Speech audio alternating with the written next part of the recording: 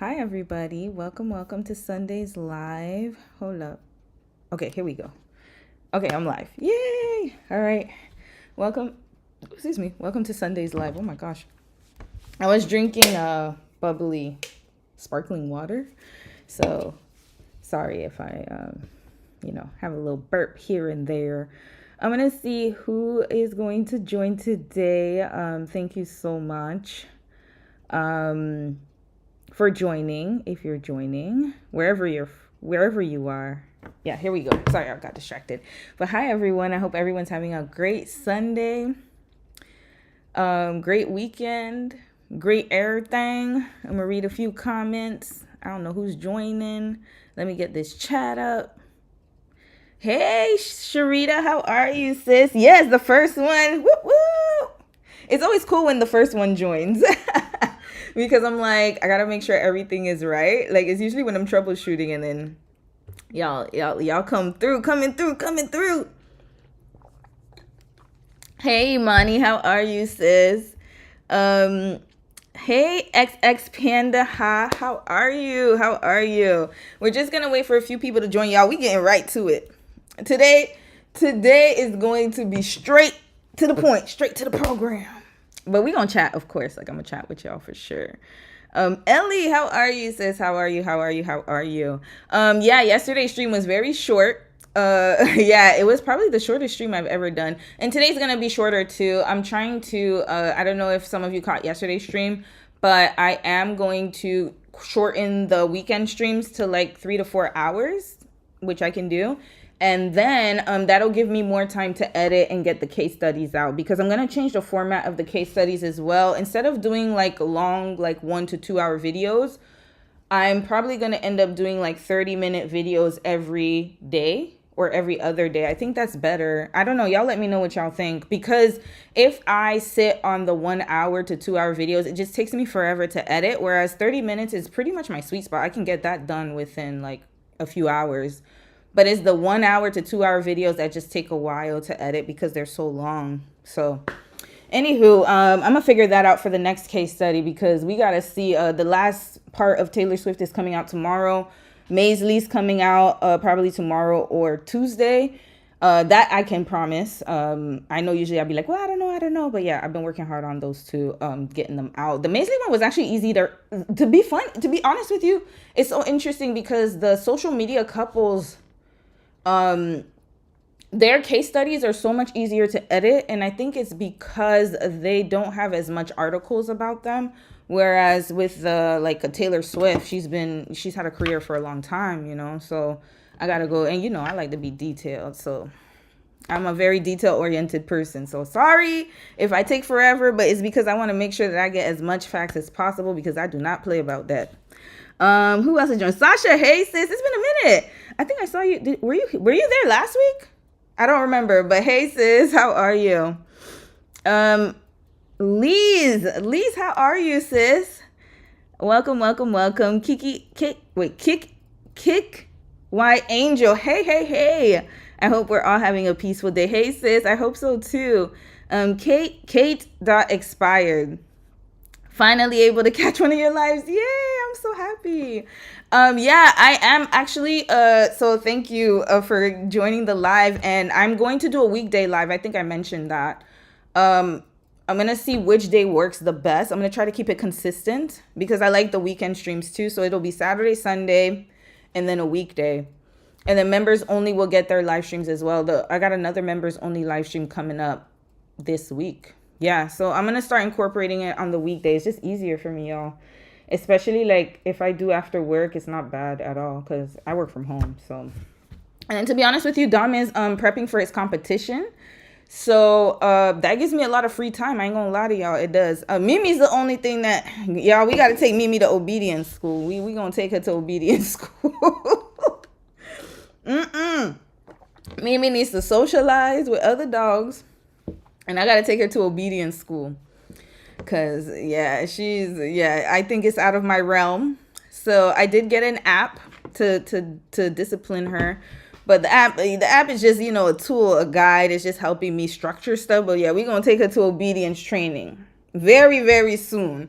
And she's going, and we're going to stick her behind in daycare soon as well. Yeah, she got to go. She got to go at least once a week. She got to go. She got to go. Once or twice a week, we good. We good. So yeah, I have more free time. So Dom doesn't come home until like 8-9 o'clock after he does his because he goes to work and then goes to the gym and preps for competition. So I have time actually, so that's really good. And I want to focus on what I'm doing here, and we got to get money to buy the house. So got to get the funds up. He's getting his funds up, I'm getting mine up. We just doing what we got to do. So whatever's easier for you, we're ready. Thank you, Sasha. Yeah, it's just easier that way. And then that way, like, Sundays we can still have our streams, just not as long, and then you get an extra day, so then that way it can balance out. Dilly Ellie, hey sis, how are you? Karma, hey sis, how are you? You said, nah, I was missing last week. You see, I be knowing, because I was like, yeah, I didn't see you last week. But that's okay. I love when you guys pop up. You don't feel like you have to come all the time, by the way, guys. Like, I know people got lives and you're busy. Yeah, so I totally understand. I know life be lifing, man. Life be lifing. Name Maz, he said, hi, Romy. How is the apartment issue going? I'm so happy you asked. So let me tell y'all, testimony Sunday, just for 5 minutes, and we getting right to the nitty gritty, because I'm trying to wrap this up in 4 hours. It's almost 2 o'clock here. 3, 4, 5, 6. So 6 my time, which will be 9 your time. We gonna wrap it up, y'all. So let me tell you how this works. The enemy works hard, but the Lord works harder. And the Lord gave me the character of how can I say this? I've always been like this since I was young. I am definitely a debater. Y'all already know. I love to debate. I love to argue. Do not feel offended if I don't agree with your point. That's just how I am. I am the type of person who's going to try to get to the pros, the cons. I can be on both sides. I can see different things. I'm just that type of person. I've been like that since I was younger. I'm the contrarian. I'm the one who's always going to speak up when nobody else is going to speak up. That's just my character. I've been like that since I was a kid. So it's not something that I developed. I'm not going to lie. I think it was just genetically in me from a young age. But the funny thing is I found a man, I should say a man found me, who is similar to me. Dom and I are very, very similar when it comes to that. So once we got that email from them, because I'm telling you, it was a threat.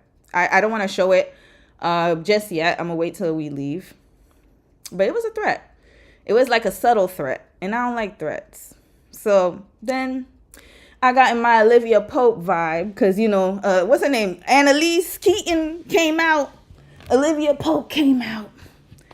I try not to bring that out, but I'm just the type of person, y'all know how I'm detail oriented. I like to do things that way. I like to look at the paperwork, because one thing I would tell y'all is if you're dealing with people in a country such as North America, you need to know your paperwork law. You need to know your laws. I always say that to you guys, and I really hope that you guys take heed to that. If there's anything that you've ever heard me say in my live streams, please know your laws, know your rights.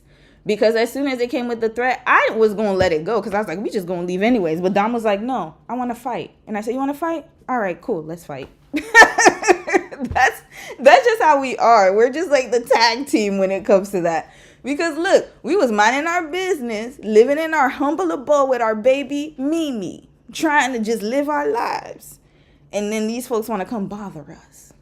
And I understand, like, I could take accountability if it's something like, you're making loud noise with music, or you're banging pots like on the floor, you're running, that kind of stuff I understand. But they're talking about me like vacuuming, washing the dishes, the dishwasher, doing our laundry, normal household duties, right?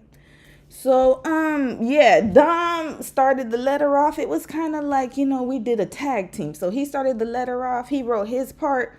I wrote the legal aspect. I went down every single bylaw of the city regarding noise and noise control. I went to the rental board's legal website, and I got all of the bylaws for that and all the laws, the sections. I wrote out all the sections, and I wrote why their position was wrong, and it doesn't hold up in court. And if they force us and if they force my hand to go complain to the rental and tenants board, they're not going to like it, because I will not stop. I don't stop. Once I start something, I'm not going to stop. I'm going to finish it, especially when it comes to that. So yeah, he wrote his piece. I wrote my piece. We sent it off. And then all of a sudden, the tune changed. Oh, like, it wasn't accusing you of anything, but we're just like, we sent it to all of our tenants. And I'm like,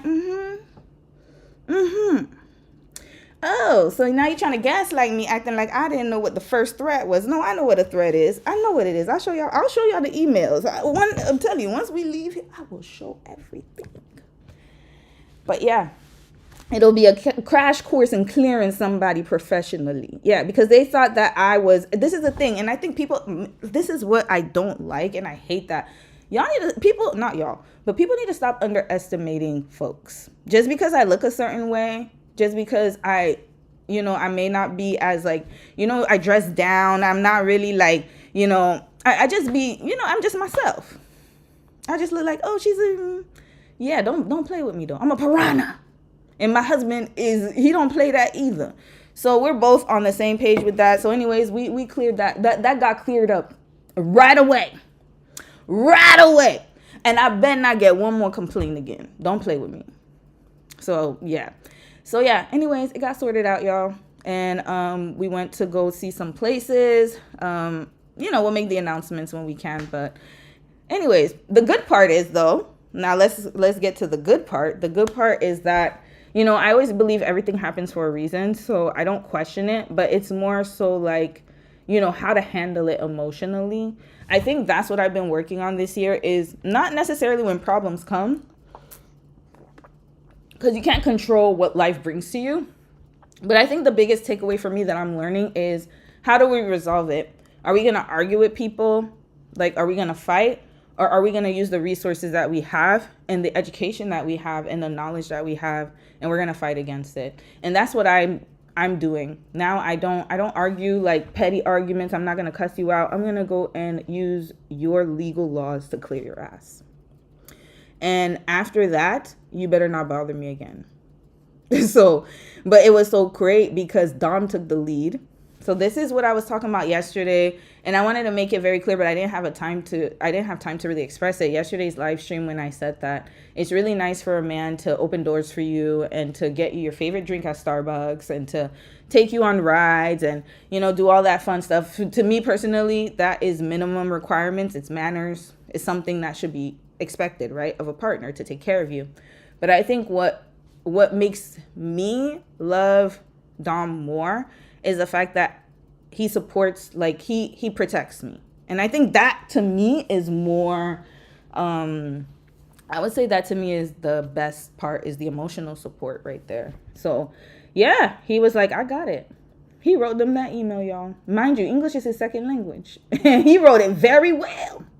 He wrote it very extremely well. And and then when he sent it, it was always his signature. He was like, me and my wife and I. And he made sure to do that. And so, you ain't gonna know. So anyways, moral of the story is everything got sorted out, y'all. It got sorted out. So thank you for asking. It got sorted out. More news to come in the next few weeks. We're still kind of working through some things, and we're definitely, and I will expose their asses. I'm not scared of that. They will get exposed. Soon as we leave here, trust and believe, them emails, I will show y'all I don't care, because they shouldn't have messed with me. All right. I'm going to read a few comments and then we really got to start. I hope y'all, I'm going to try to say the screen names. Ira Ryan, you said this was my first time joining you guys. Welcome to the chat. And by the way, guys, like, if you you don't like, I always read comments. I don't read them, like, sometimes I may miss comments, but I don't mind answering questions. Like, it's a very safe space here. And I will be booting people out if they get too rude. So don't worry about it. It's a safe space. So welcome. That's all I want to say. Hope you had a productive meeting. Yes, we did. Jeg0623, roll me just in time. I think I'm gonna make some popcorn. Make the popcorn, please. You're gonna need it. Prince, hey bro, how you doing, brother? Hope you're doing good. Sophie, how are you, sis? Aaliyah, how are you, sis? Shauna Michelle, hey, how are you, sis? Aaliyah, you said, like y'all, if you want to play, we can play. We'll see how it ends. There you go. I don't start stuff. And that's the thing with me. Like, I really try my best to be very impartial, be very nice, be accommodating. But when I start to see that there's definitely some type of situation going on where there's no investigation, there's no there's no like proper protocol being followed, it's just like, oh, we believe what the neighbor's saying. How the fuck do you know they're telling the truth? And also, to be honest with you, I'm gonna be honest with y'all, we're not in a retirement home. I gotta be honest. We got a lot of people in this building that, and I don't want to be ageist, but I got to be honest, like, we're not in a retirement home. So it's like, if you are sensitive to sound, and it may not even be an older person, I don't know who it is under me, but if you're that sensitive to sound, you need to go live either in a very quiet, controlled environment or get your own house. Because if you're living with other people, noise is expected. You can't expect people not to do their damn laundry. Red flag. And also, if there's noise, if you can hear me doing my laundry, then that's a structural problem. That's a building code problem. That ain't got nothing to do with me because I did not install my laundry machine. So yeah, so once we cleared their asses with that, they had no choice but to say, oh yeah, you can use your unit how you feel. Yeah, damn right. I pay that much rent. I better be comfortable here. But guess what? You wanted to start the problem. Oh, we gonna end it real quick. Until my tenancy, y'all better not. Until the end of my tenancy, y'all better not bother me either. Marie James, how are you, sis? You said, I've had a landlord like that before. Made complaints about what boiled down to normal living noises and food smells from the kitchen. Yeah, and that's the thing. Like, they don't even know. And this is a problem with a lot of property management companies. They don't even know the laws of the city. So they're enforcing laws that are unrealistic in a living environment, especially when you're living in a multi-unit dwelling. So if you have children, for example, and they're crying, they're allowed to cry. Like, now, do they cry like all types of hours of the night? It depends on their age. They're babies, right? But if you can hear your neighbor's kid crying, there's a problem with the building structure. That ain't got nothing to do with the baby. The baby's doing what it's supposed to do. The problem is that they're using these cheap ass materials. They're not properly like constructing places anymore because the walls are not thick anymore. Because I remember, like, I lived in a building that was I think I told y'all, that was constructed in like 1990, like a few years ago, a while back in Toronto. I couldn't hear nothing, y'all. I didn't hear nobody on the side, nothing. Only sometimes I would hear chairs moving from the our top neighbor. But other than that, they had kids. I never heard the kids. And there was no carpet. It was all hardwood flooring. So that just shows you how thick the walls were, and it was very soundproof. You don't really hear people that much, right? But if you're able to hear your neighbor's baby crying that loudly, that means that that's a building problem. And then they want to blame you, talking about, oh, why did it make them cry? No, why didn't you build the building properly? You want to be cheap. And they blaming people, trying to make people live like they're like freaking in a jail or something. Like, oh, lights out at 7. You can't move. Even though you're paying like almost $2,400 for rent. Red flag. I pay too damn much to not be able to be the tiptoeing around my damn house. I could do the laundry when I damn well please. I could go and vacuum how I damn well please in this house.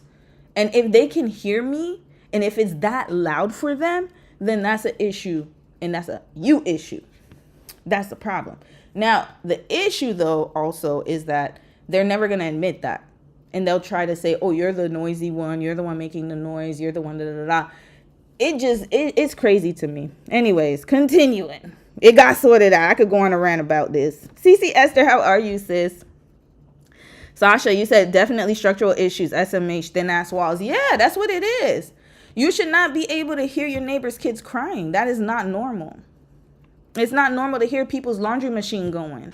It's not normal to be smelling people's food all up in the hallways. So that's what I'm saying. Like, it's an issue. Like, it's structural.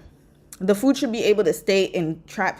I don't know. But the food might be different. You just got to open your windows because some people don't like to open their windows and turn on their fans. So that is also a problem. But to be honest with you, you shouldn't be smelling it. I got to be honest. So they got to take their L for that. Jag, you said I was gonna say that because when I lived in apartments, I never heard people vacuuming. Yeah, you shouldn't be able to. So that means your apartment was built properly. It's up to building code standard. But the problem is these people want to build them really fast, and then they're too cheap. The material's too cheap. We had to go to a different place to do laundry though. Yeah, but still, like, even if you don't do laundry in your apartment, you still shouldn't be able to hear people's kids pitter-pattering around. Like, I don't know. Like, for me, I never hear that. So it's just really strange to me. Yeah, it's just really strange. But yeah, we got to sort it out, y'all. Stay tuned. All right, let's get to our story, y'all. Just when I thought that we were done with Christy and Desmond, this is like I think we might have to do regular updates on these folks because they are turning out to be the messiest couple that I've encountered. And I thought they would be different because they're religious. But they're not. They're not. They're worse than ever, y'all. And I don't know what happened with them but in this marriage. But for a couple to be that messy, I don't know what's going on here. And it's not from Christy's end. It's from that raggedy ass husband of hers. So let's get to the update. So we're going to start off with that. And then we're going to continue Ace's update. Just give me a second. We're going to continue Ace's update.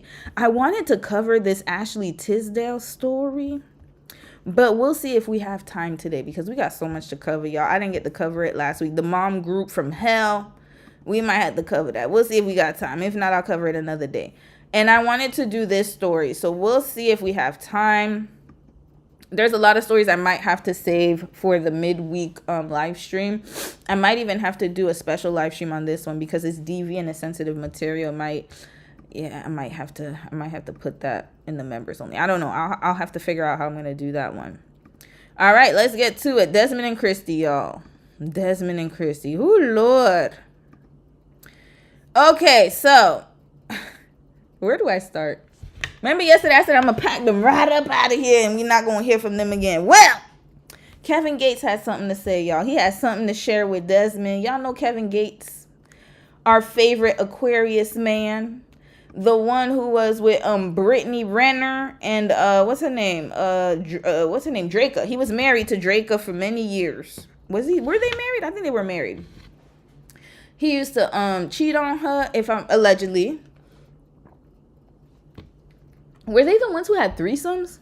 I don't remember. This man is wild, y'all. He's a special case of a man. And he decided to hop his behind on the internet to support Desmond. So we're going to hear what he has to say. Now, Prince, I know you're one of my only male subscribers. And you're the male voice in here. So we're going to hear what you got to say. And everybody else, we're going to hear what y'all got to say too. But I'm very interested to hear this because this is going to be a mess, y'all. Kevin Gates is the last person that you should want to support you. If Kevin Gates is supporting you, that's when you know you went wrong in life. Red flag. But we're going to listen to what this brother had to say. I'm not going to interrupt him, y'all. Let's listen to what he had to say. Hey, Desmond Scott, I just want to say I salute you, brother. And I'm praying for you. You nice looking. You fly. You're intelligent. And you know how to cook. It's no woman on God's earth that wouldn't want you. So just ignore the hate, because right now you about to go way up in the air. Now use the hate that you're receiving right now for your motivation to prepare you for what the internet talking about. Them just miserable people. Say you wasn't happy. You did something to make you happy. The only thing I wouldn't have did was apologize. They'd have asked me, Kevin, what you got? I want to slung that. What up? That's what I wouldn't did. I'm doing all the cooking, all the cleaning. No black man should leave the home without his straight like that. Oh, excuse me. Y'all have a beautiful day. I love you guys like play cousins.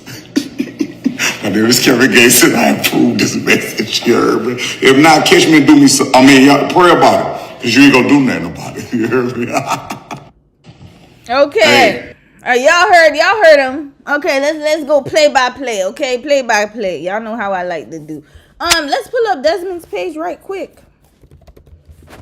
Where is it? Okay, I have some more information about the little girl who fell through the porthole. Okay. Ooh, Y'all gotta prepare me for some of these videos that be popping up on TikTok. Okay, we got his page up. Okay, we're not gonna spend too much time on this. I just wanted to give an update because Kevin Gates really was talking out the side of his neck with his yuck mouth. Had the audacity to talk with all that yuck mouth to salute Desmond. Okay, let's do it line by line. Desmond Scott, I just want to say I salute you, brother, and I'm praying for you. You nice looking, you fly, you're intelligent, and you know how to cook. Okay, you nice looking, you fly, you're intelligent, and you know how to cook. Where's the flyness, guys? Please let me know. What is fly about a man with a beard?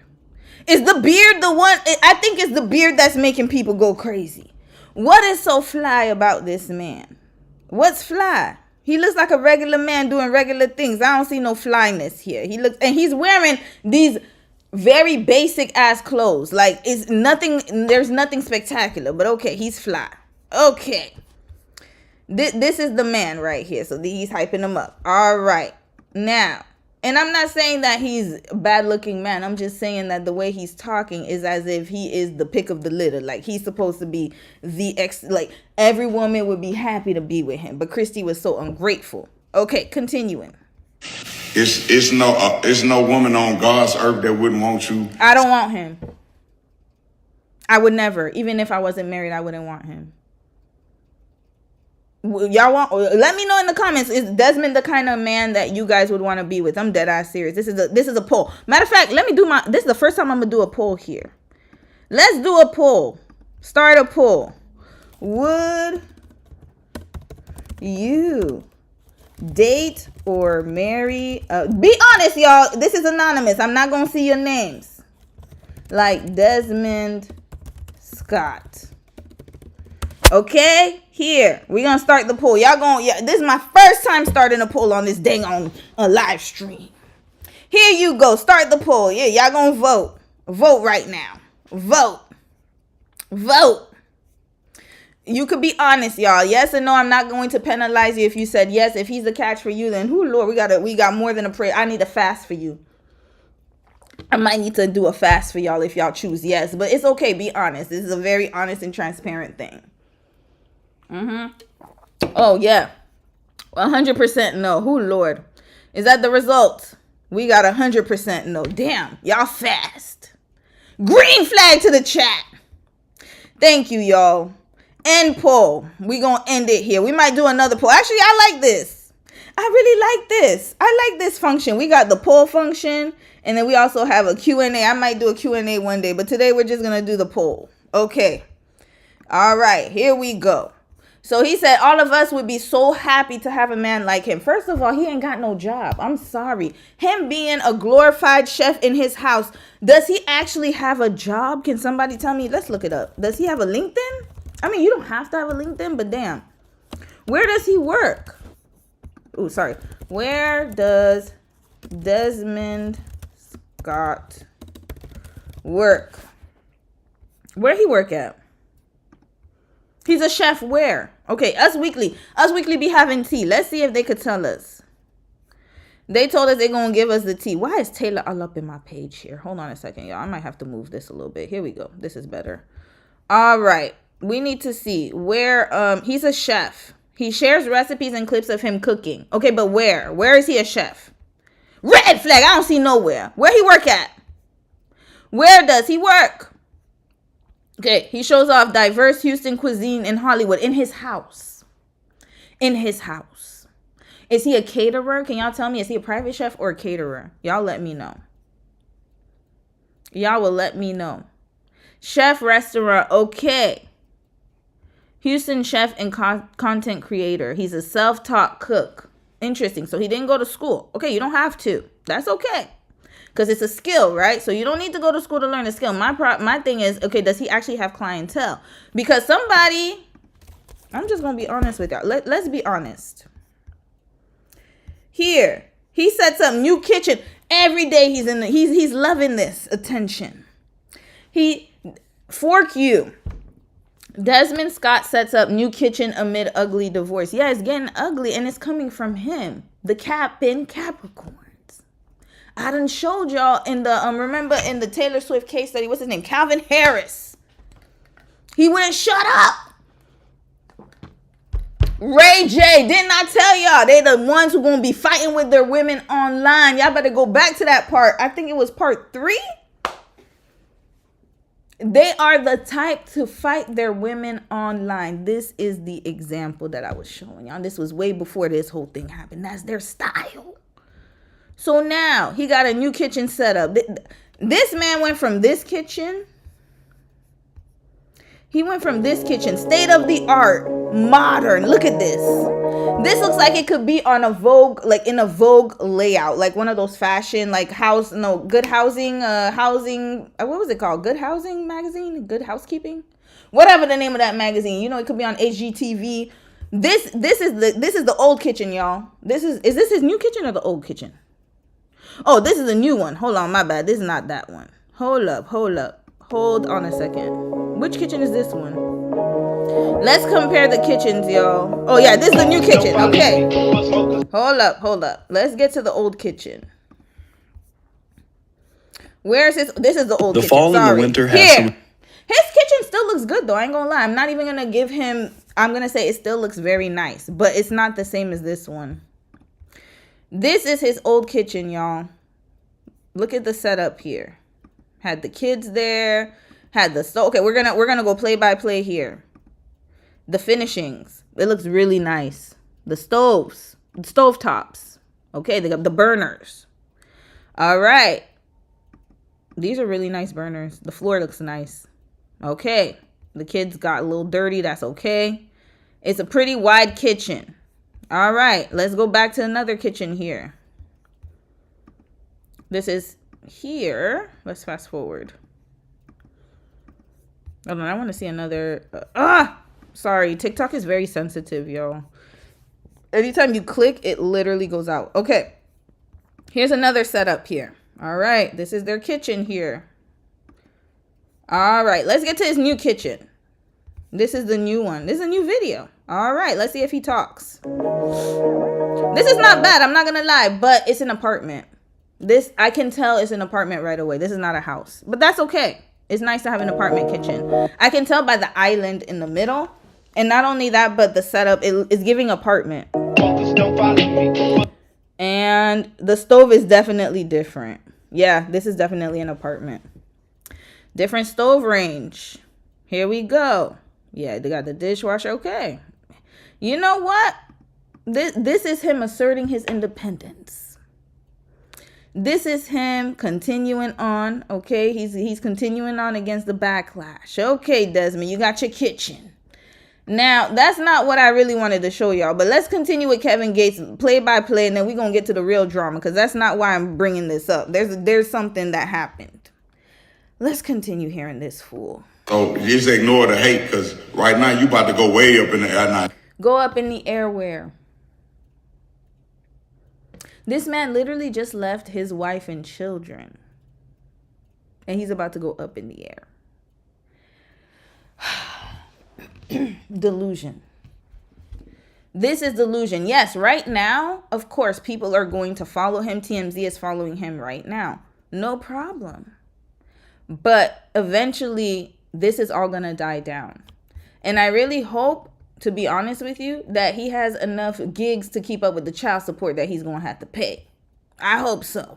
Continuing. That's the only up we want to see is child support payments. Green flag. That's the only up we need to see. Because men are not shaming men enough. Look at him congratulating him for leaving his family. Just like you did. Just like you did. Okay. And even if, like I said yesterday, if he really wanted to make a clean break, no problem. But it's the way he's going about it. He is disrespecting the mother of his children and the wife that he had for a long time. They've been together since they were teenagers. The least you could do is keep your dick in your pants. At least until the divorce is over. You couldn't even do that. Red flag. And then look at this buffoon right here. He is literally co-signing on this.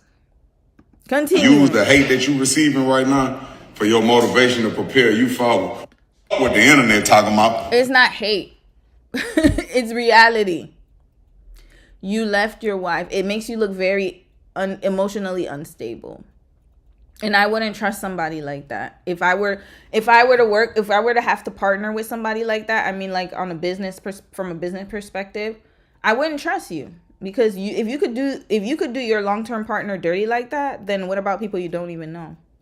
She is the closest person to you, and you did her like that. So I could not trust somebody's character in that way. No, I don't think she did anything that deserves what she's getting right now. The disrespect that she's receiving, I promise you, she has not done anything to deserve that much. Whatever she did was nothing compared to what he's doing right now. But yeah, here we go. Them just miserable people. Say you wasn't happy. You did something to make you happy. The only thing I wouldn't have did was apologize. Okay, so you went no accountability. Red flag. No accountability. I wouldn't apologize because you gonna do you. And then they want to cry and listen. This is my problem.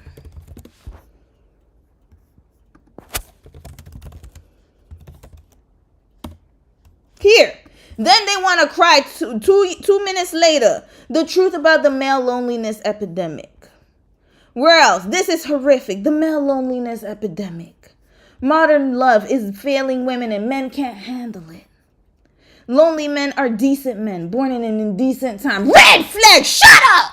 You want to listen to people like Kevin Gates. This is exactly why y'all having the male loneliness epidemic. Because why on God's green earth would a woman give you all that she gave you? She gave you 2 children. A generational legacy. She held you down for how many years? Even if she's annoying sometimes. I did find her antics a bit annoying. But damn, you could handle it. It's not that bad. You could just tell her to stop. Okay, let's look at. You could be a leader of the household and be like, hey, I want to take our family in another direction. I'm pretty sure she would have listened. I promise you. I don't think Christy doesn't seem like the most unreasonable person in the world. They could have taken their family in another direction, but he doesn't know how to lead. I could already tell. He's a quitter. He's not a leader. And he's a little boy cosplaying as a man. This is the problem. So she had to lead the family. She had to do what she knew how to do, how to make money. That's how she knew how to make money. And then look at her. And then and then the difference, Kevin, what you're not realizing is that you have a talent. You're a rapper. You've been a rapper for a long time. People buy your albums. You go on tour. You are a breadwinner, even though you're a foolish one. And I don't know what the hell you look like with all them damn tattoos on your face. But damn, you got money. I'll give you that. This man was living off of his wife. Majority of the time, to be honest with you. She was the breadwinner. I gotta be honest. So there's a big difference. Okay. Big difference. Yeah, to ask me, Kevin, what you got? I want to slung that. What up? That's what I want. So all you got is dick. Again. And then they wonder why this is happening. They're wondering why this is happening. I don't understand how this is even a question of why this is happening. All you have to offer a woman is dick. Yeah. I'm doing all the cooking, all the cleaning. No black man should leave the home without his. First of all, he's doing all the cooking and all the cleaning because he's not bringing in the bread. Red flag! The positions are reversed, Kevin! You want to suck his dick? Is that what it is? That's okay. I mean, if that's what you want to do, that's what you want to do. But please, if Christy, think about it this way. Christy's the one going on the brand deals, going to the brand, getting the brand deals, going traveling, having to do the commercials, setting up the cameras to do the videos, doing all of the work. I saw her do it. All he had to do was show up and say, oh, Christy, no. That was his job. She was the one doing all the other work in the background. And then you want her on top of that to cook and clean. But okay, he did it. But you want her to suck his penis for that. When he's just contributing to the household. Hell, if you can't contribute monetarily, at least cook and clean. For the kids that I gave you. You couldn't even do that. Red flag. All red flags all around. This man is a doofus, y'all.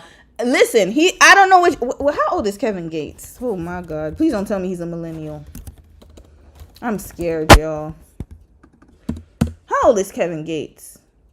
Y'all, he was born the same month and year as me. Lord! Oh, no!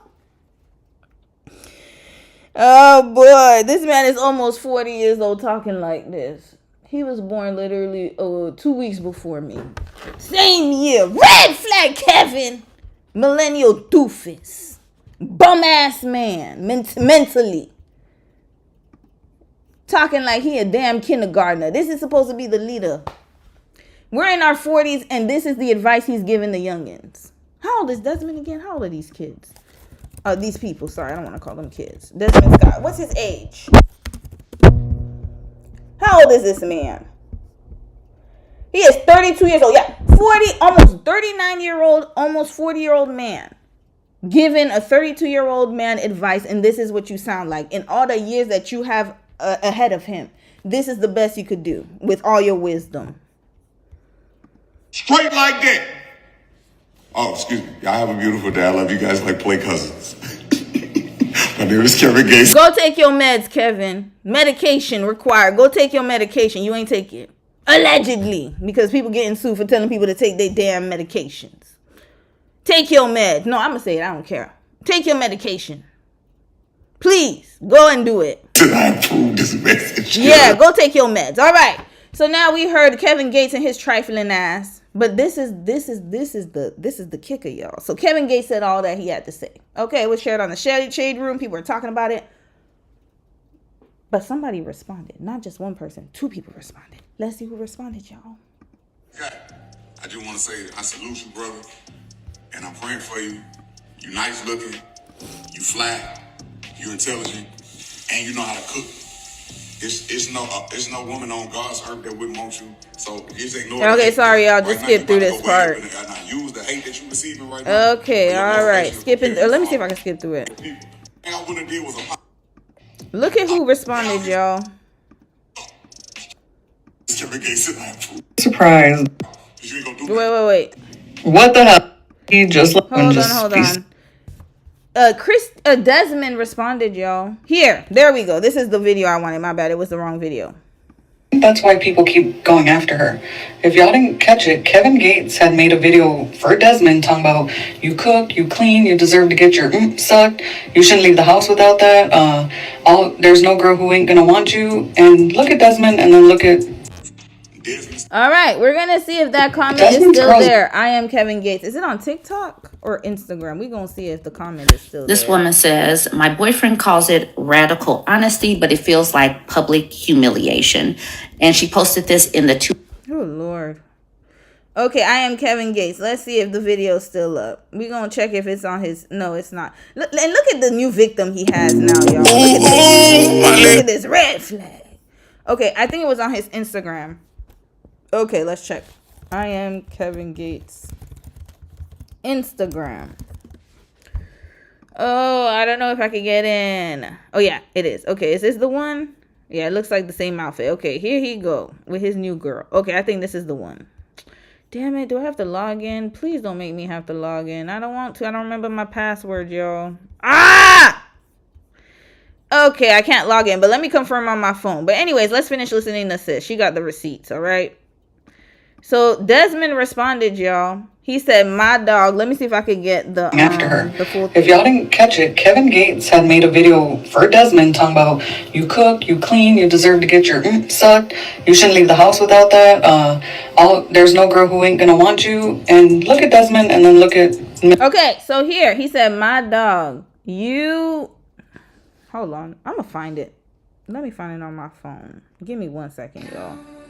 1 second. I am Kevin Gates. Okay. Let's see. Okay, this is the one. All right, it is on Instagram. Yes, it's right here, y'all. Unfortunately, I can't put it on my laptop. I gotta get the password, and I don't feel like looking for it. He wrote, my dog. Laughing emoji, laughing emoji. That's Desmond that wrote that, y'all. Desmond Scott, red flag. You almost got crazy on me at the end. Much love, my brother. He pinned it. And then Marissa wrote, let's see if her comment is there. Her comment, baby Mary, baby BBY.MARII. She put the prayer hand there. Miss Marissa. And y'all want me to think that this was just an impromptu makeout session? Like they just met each other that night? You see, this they trying to fool us here. Hold up. What's her name? Baby Mary, BBY.MARII.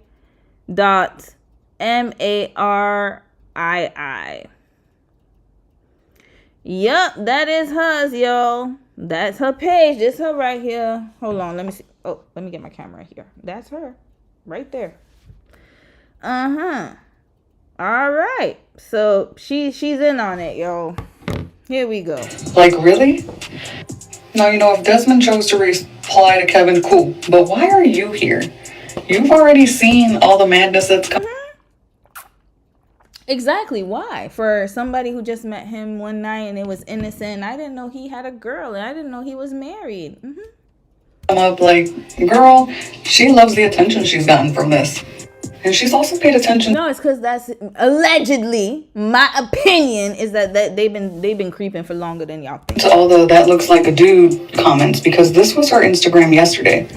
And then later that night, she pinned this one so that y'all could see she's all woman. Now, if you wanted to see what all Kevin was saying, I posted it. Just go to the video. But clearly she's enjoying this and she's going to soak up the attention it's given her so far. I hope Chrissy doesn't end up saying anything. Don't address nothing, girl. Just keep pressing forward like you have. And just so y'all know, when he released his statement, later that night was that tonsil hockey session he was having with Marissa. I think he wanted to be seen. Yeah. So he could be with her. So he could be where he wanted to be. I'm gonna read a few comments, y'all. Very, very sad. This is. Imagine she gave this man the best years of her life, y'all. From the time that I think they met at 14, if I'm not mistaken, as teenagers. They are in their early 30s. All those years didn't mean anything to him. The disrespectful miscreant. Look at him. Look at this Capricorn. Red flag. All right. I'm going to read a few comments. Devonda, hey sis, how are you? Rose, how are you, sis? Jewel, how are you, sis? All right. Prince, Mary, how are you, sis? You said, not gonna lie, those fronts are fire. Hey, I didn't say they were bad. I just said he got yuck mouth. He don't look like he brushed his teeth. That's to me, my opinion. He be talking, he talk like his breath is hot. Not the camcorder. They have a roster. They're not new. Just next up to be in the limelight. There you go. There's always a roster, y'all. Yeah, he responded. That's why I decided to give this update. If it was just Kevin Gates talking, I wouldn't care. I wouldn't have even wasted y'all damn time with that. But it's the fact that he responded. It's still, the comment's still there. He didn't take it down. Not only that, but he decided to give his kitchen tour. Hold on, where is it? This video was posted 5 hours ago, y'all. 5 hours ago. Yeah. So he's making a statement. This is his new statement. Okay, no. We don't need the copyright. But yeah, him growing. So he's trying to take his chef career to the next level. So he's gonna stay on the internet. That's his statement. Is that he's going to move on. Be with the new chick, whoever it is. It's probably Marissa. That's what I'm assuming. And he's gonna take care of her and provide for her. But he couldn't do that for this woman who gave him the 2 kids and the social media clout. The reason why he's able to do what he does. The reason why he has 1.6 million followers. So anyways, the takeaway is, because we're going to wrap them right up. I guess I'll give updates as they come along, because this is already getting messy, y'all. It's only been 2 weeks. How long has it been? Only 1 to 2 weeks since they announced that they were getting a divorce? Like a week or 2? And he did all this. So it just goes to show you that sometimes being loyal is not enough. This is being loyal. Be loyal to yourself first. I'm being honest, guys. Like, I got to be honest. Be loyal to you first. Because if you're loyal to yourself first, then every decision you make afterwards, it will be okay. Thankfully, though, one thing I will say is I'm happy that she had her own money and she's able to do everything on her own. And I'm really happy about that, because there's so many situations that, like, these type of situations that happen and the woman is left destitute, or she's like struggling. She has to find a lot of help from family and friends. And it's not a way to go, you know, having to scrounge around for money. Like, I think I really am grateful that she has her own career and that she's able to hold herself financially. And she has a good, it looks like she has a good village around her too. But at the same time, it's like, yo, all them years. So, like I said, be loyal to yourself first. I don't care what nobody says at this point. So call me selfish. Yeah, thank you. Make that my middle name. I will be selfish till I die. And I will be selfless to who I want to be selfless to. But first, I got to be loyal to me first. And then I could be loyal to you after. But me first. I'm sorry. And I know you got to put your, like, don't get me wrong. Like, yes, there are some times where you have to put others before you. I want to make that very clear, but be very selective about those times that you do it. And make sure that that person is also being selfless. Like, it's a reciprocal thing. It's not just you making all the sacrifices and he's just coasting along. Because what he wouldn't do with you, and that's I know it's a cliche statement, but y'all, I promise you, it rings true even now. He will use you and use your resources to give it to the next. That's what he did. As soon as he got his come up, he picked the perfect timing. Okay, now it's time for me to branch out. So unfortunately, Christy was a starter wife, and I feel so sorry for her. She didn't deserve to learn that lesson, but hell, it happens to a lot of us. On the shade room, what you said, sis, hold up. He is disgusting, like a high school desk with all that ink on his face. On the shade room, Romy. Yeah, it's on the shade room. See, TikTok agreed with us about the lady has a strong jaw. Listen, I was trying to be nice, okay? Because I know some people have some strong features. You know, I get it. But she's a woman. She just has a, you know, some people have very pronounced jaw lines. Being loyal is never enough, unfortunately. Never.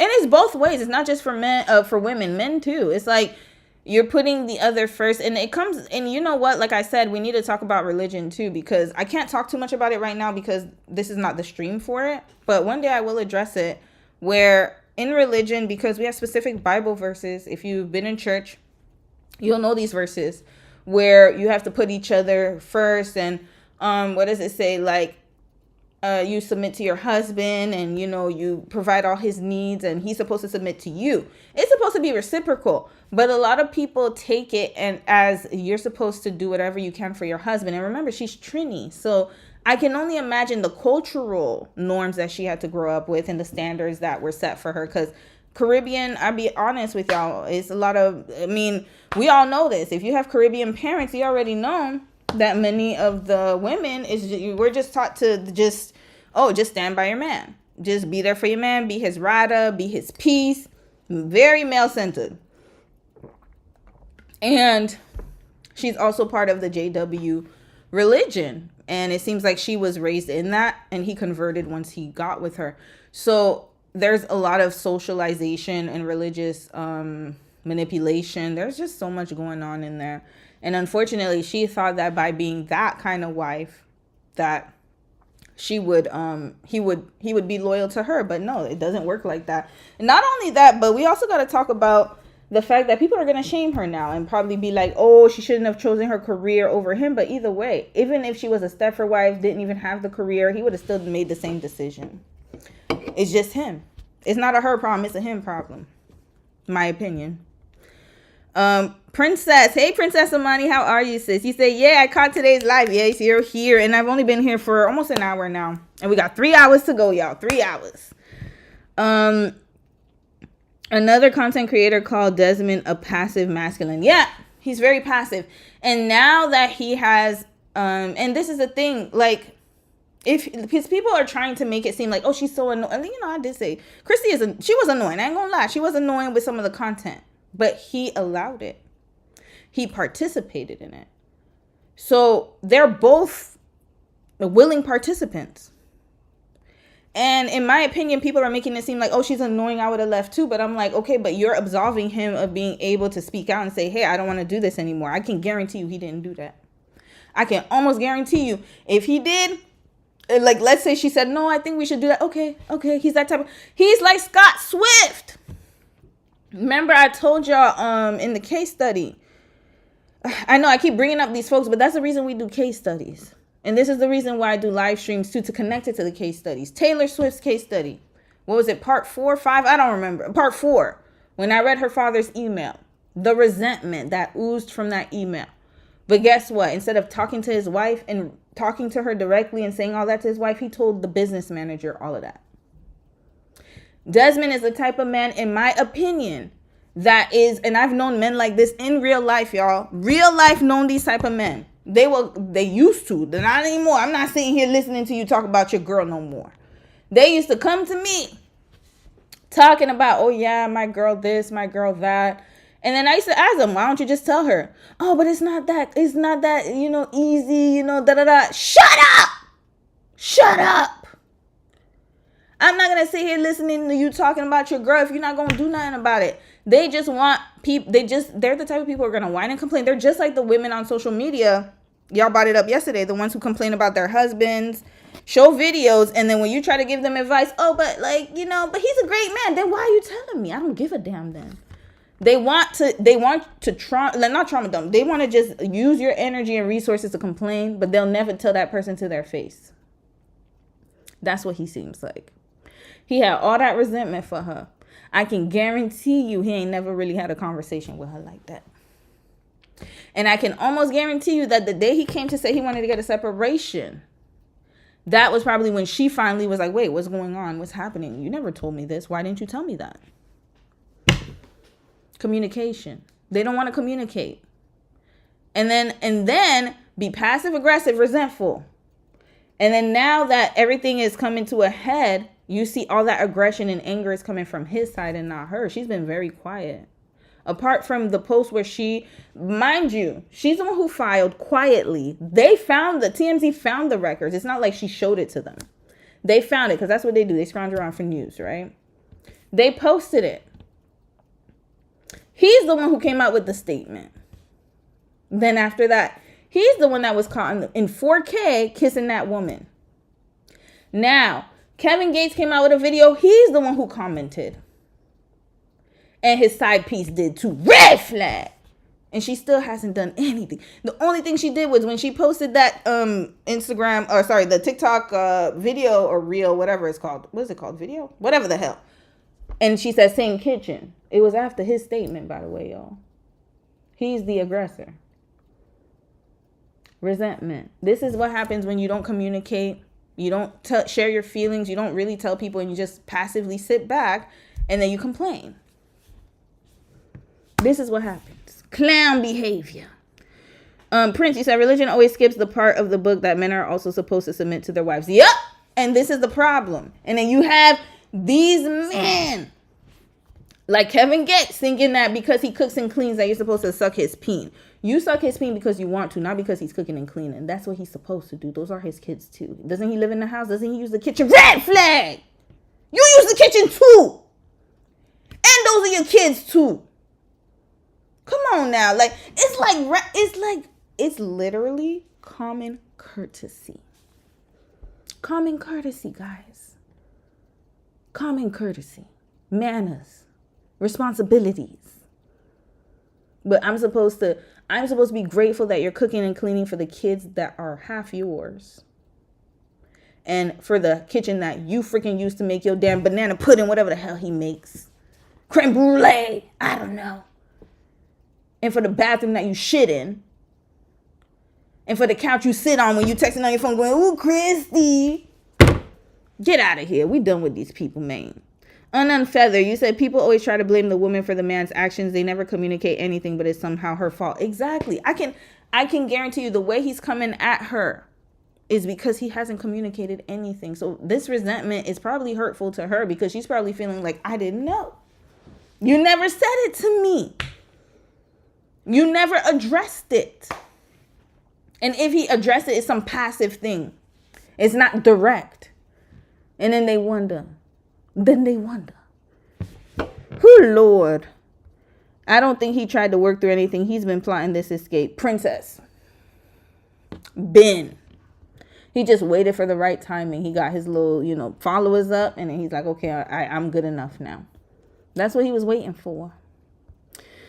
Who Lord. All right, good luck. I feel bad for Christy, y'all. I really feel bad for her. I know I said she was a bit annoying last time, but that's okay. You know what, sis? I'm writing for her. I feel bad for her because she doesn't deserve that, y'all. She really doesn't. She doesn't.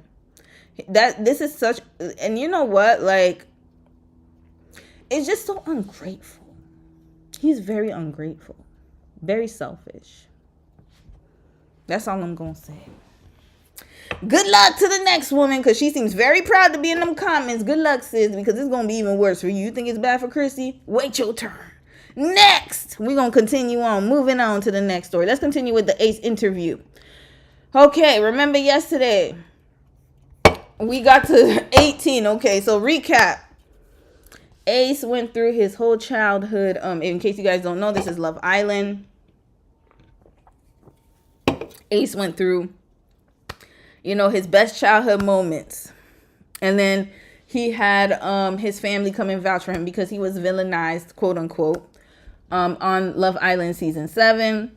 He was known as the villain, and he feels like it's not a fair assessment on his character. He has so many other character traits that people are not looking at. And this is a redemption tour. And you know what? I respect him for it. However, this tour was very theatrical. I went over his rapping skills. Ooh, Lord.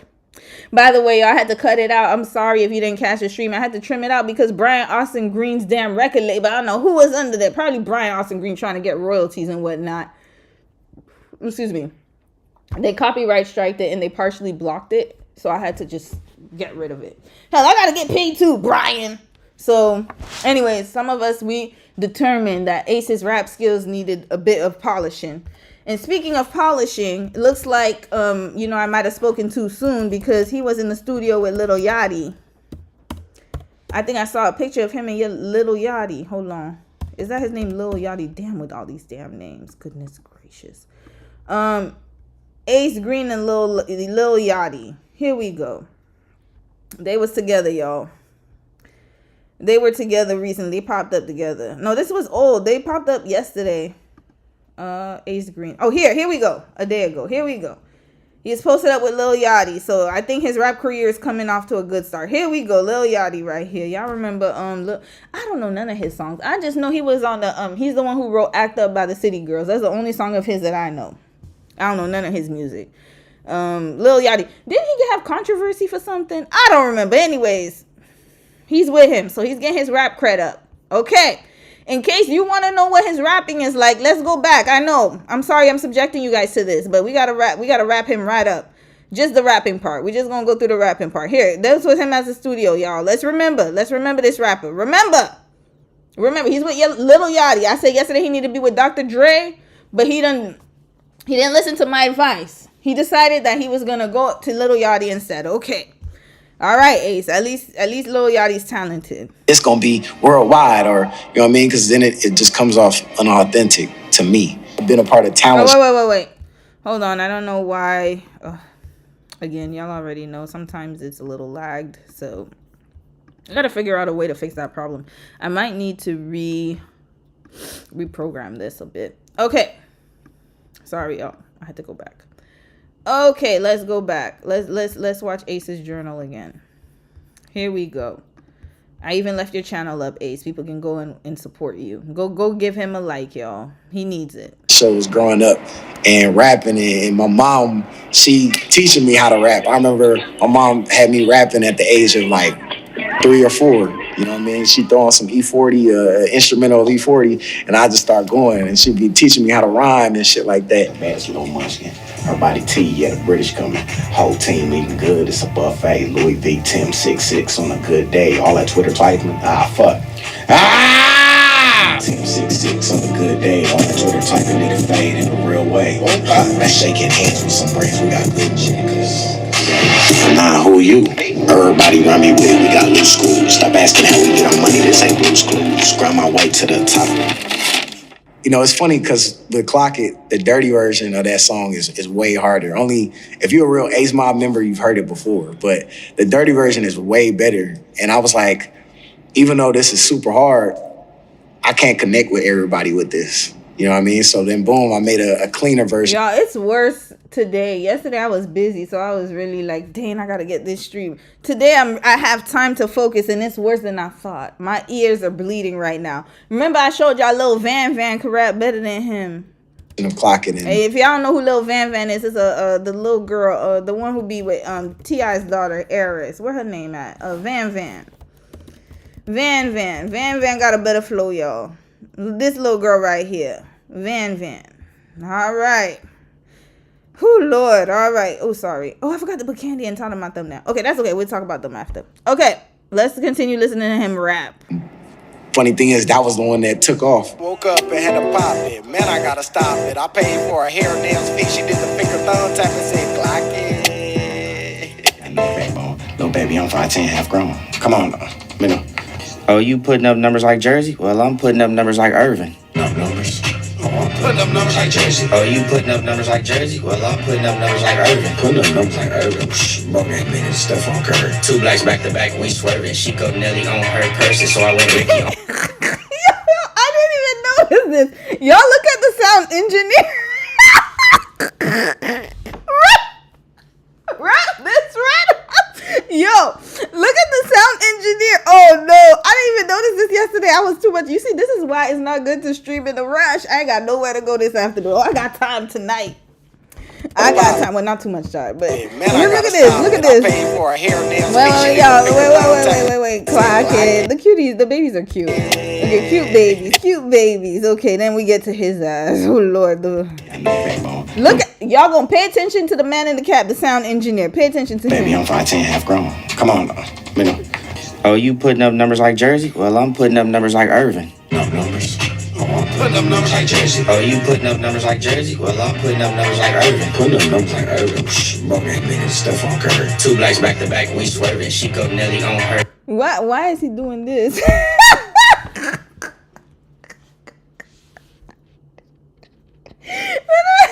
person, so I went Ricky on her feet, make a basic. Get so nervous. My girl, You see, at first he was vibing with it. He like, oh, this sounding good, and after it's like, oh. shitting on your girl now. Yeah. You tired, huh? I'm tired of him too. Bitch went Hermes on Birkin, Chanel on feet. You know she working. Look at him trying to bob. Yeah, no. Lamborghini Mercy, Cody Maverick, bitch on surface. The beat is hard. Niggas That's clowns it. up in the circus. It's Ace and TB, bitch went Hermes on Birkin, Chanel on feet. You know she working. This that 2012. I feel like yeah, Lamborghini Mercy, Cody Maverick, bitch on surface. You niggas clowns up in the circus. It's Ace and TB in this bitch. We back and forth like verses. Where it's simple on the hoodie, and then it's like he's gonna spray paint on the hoods itself. Y'all want to know them hoodies? How much the hoodies cost? All right, here. So we saw Ace and Lil Yachty here. Okay, they were posted in ATL. All right, now let's check out the hoodies he talking about. What's it? Ace Mob? Ace Mobla? Oh, at Mob LA. Sorry. Okay. This his eyes, guys. So this is the shirt's design. His eyes, the Ace of Spades, I guess, the cards, the what was it called? The spade card, whatever that is, upside down, whatever the hell. He got a little. What is that? Is that NBA? No, NBL, Major Baseball League. Yeah, NBL. Sorry. And then he got Ace Mob here. This is a T-shirt at $70. Okay, that's a small. Okay. How about large? Okay, large is $70. That's not bad. But what is it made out of? Is it cotton? What is it? Okay, he got T-shirts, but he got a hoodie that's like $400. Where's that hoodie? There was a hoodie that's supposed to be $400, I heard. Oh, this is the one. Okay. So he has an Ace Mob hoodie, y'all, for $445. Now, I'm not going to stop this young brother from his hustle because I'm sure somebody's going to buy it. I am sure somebody's going to buy it. 100%. But my question is, what is it made out of? Gold? What is so special about this hoodie? It just has Ace Mob and a graffiti here. And you selling it for $445 a hoodie. And then this one is Heart of Thorns hoodie 100. And you know what? I can't knock his hustle. Somebody's going to buy it. I promise you that. But personally speaking, I don't believe that this is worth $445 in my opinion. But if he believes that, then hell, that's what he believes. So like it pops out a little bit more. That's what I need. I need to find somebody who can design some shit. I approve it on an airbrush type of vibe or like an Ace Mob type of vibe. Like when you hear mob, you think of a mafia or like casino Ace and all that type of shit. So along those type of lines, that just is for our merch and preferably on some airbrush shit. Stream with Drewski. A stream? Yeah. Airbrushed, y'all, $445. Just mind you, it's not even stitched. Airbrushed.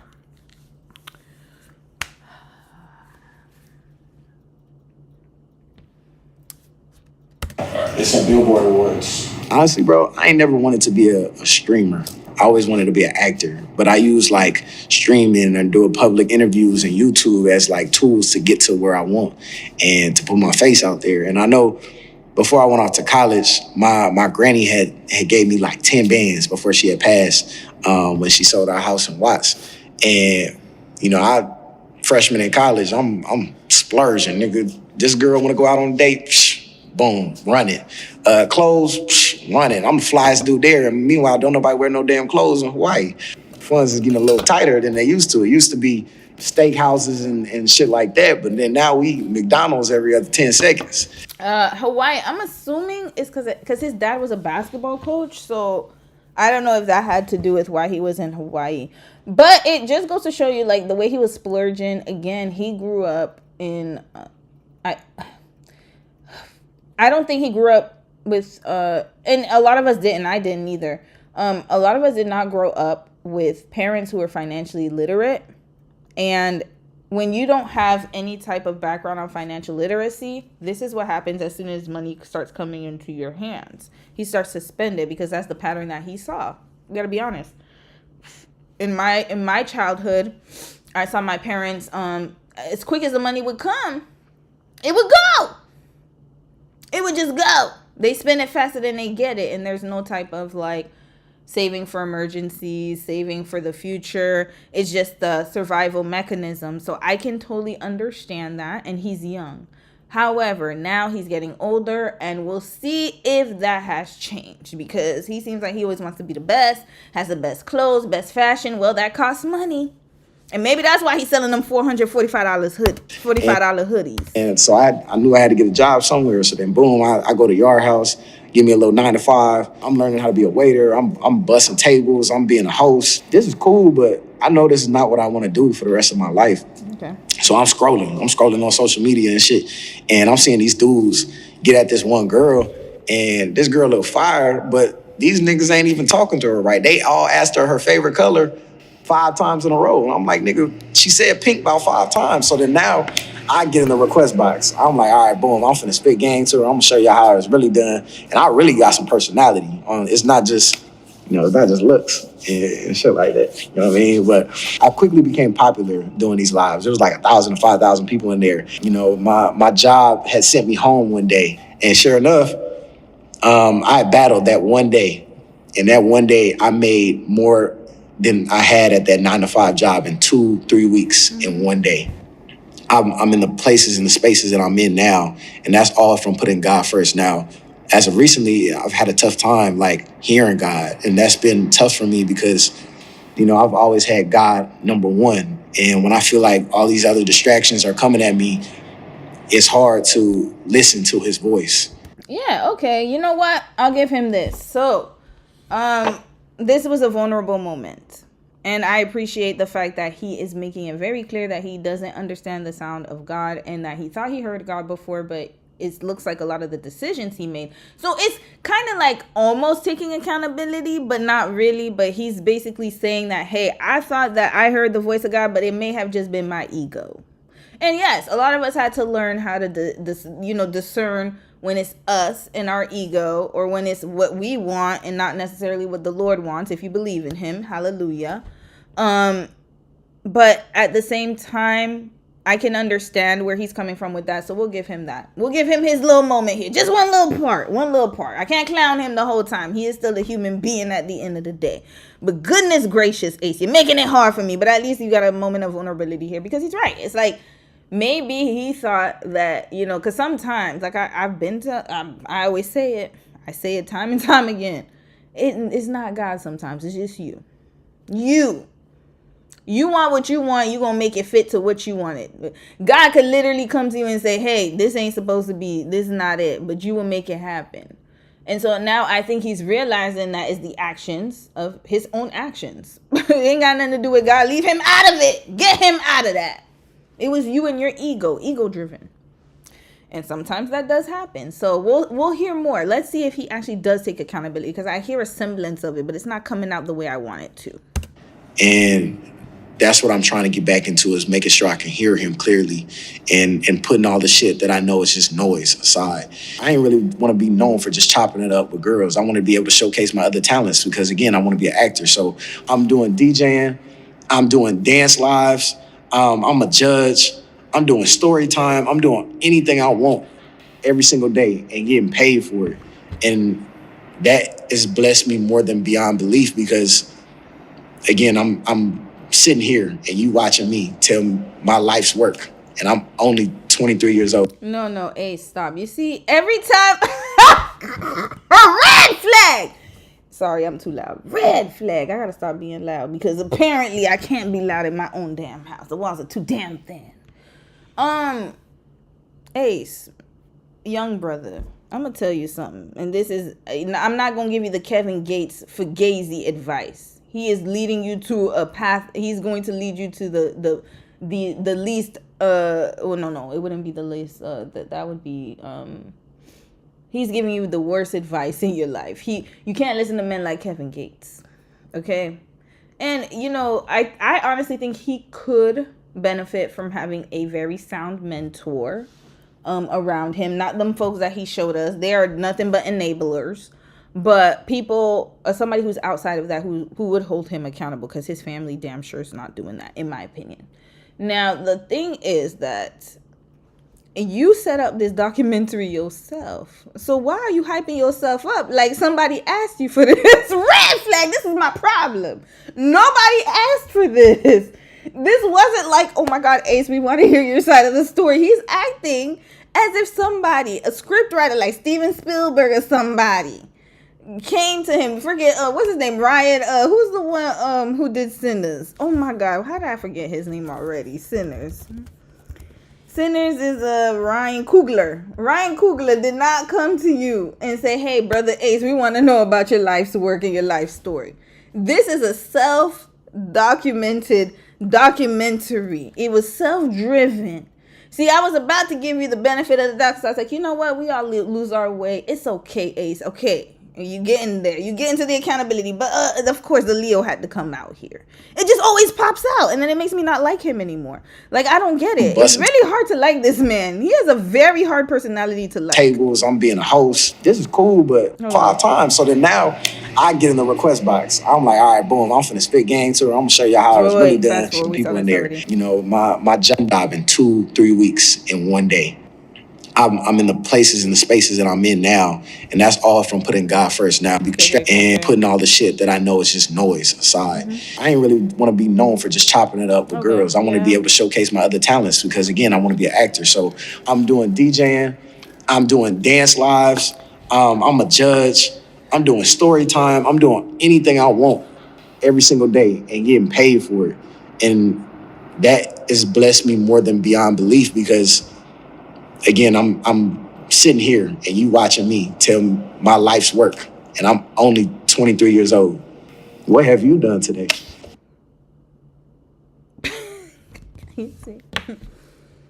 This is why people can't like you. This is why, Ace. This is why. Forget about the Love Island stuff. We done moved on past that. If people are still harboring Love Island things, then I don't know what to tell y'all. I don't care what happened in that damn villa. It is what it is. Things happen. Things change. It's after. It's been months, and you still don't get it. What have you done today? I did a whole lot. Mind your damn business. You see here on your documentary, you see, this is the problem I have with him. He's on his soapbox, and that's why people have a problem with liking you.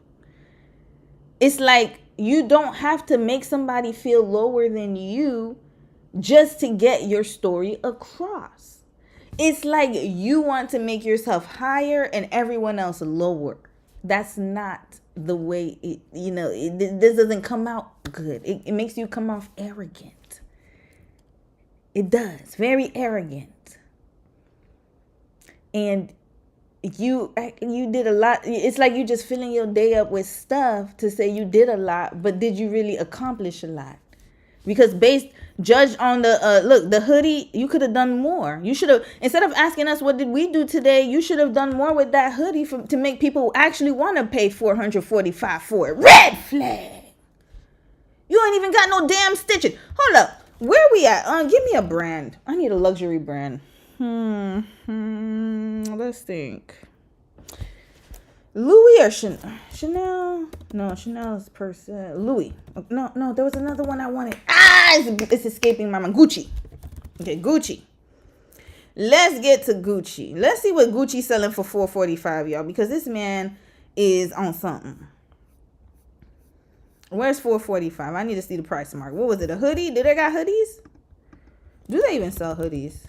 Let me put hoodie.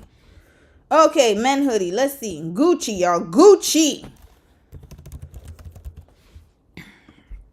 All right. How much is their hoodie? Oh, their hoodies are expensive.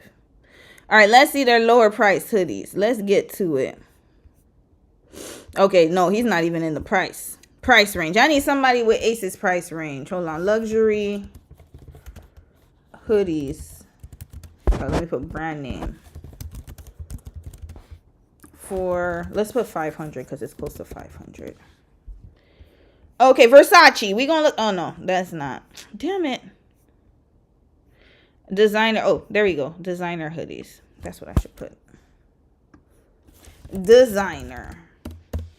Okay. All right, there we go. We gonna get it. Ralph Lauren. Okay, Ralph Lauren.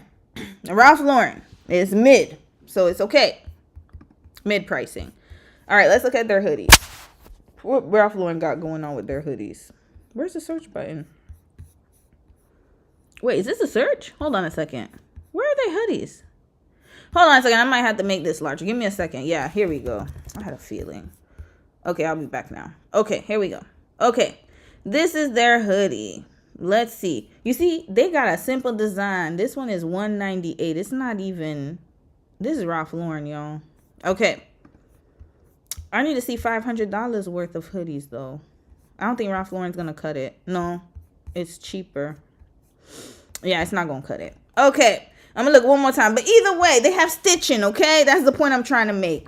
They have stitching. Let me see. Saxon won't let me get in because I'm Canadian. Damn it.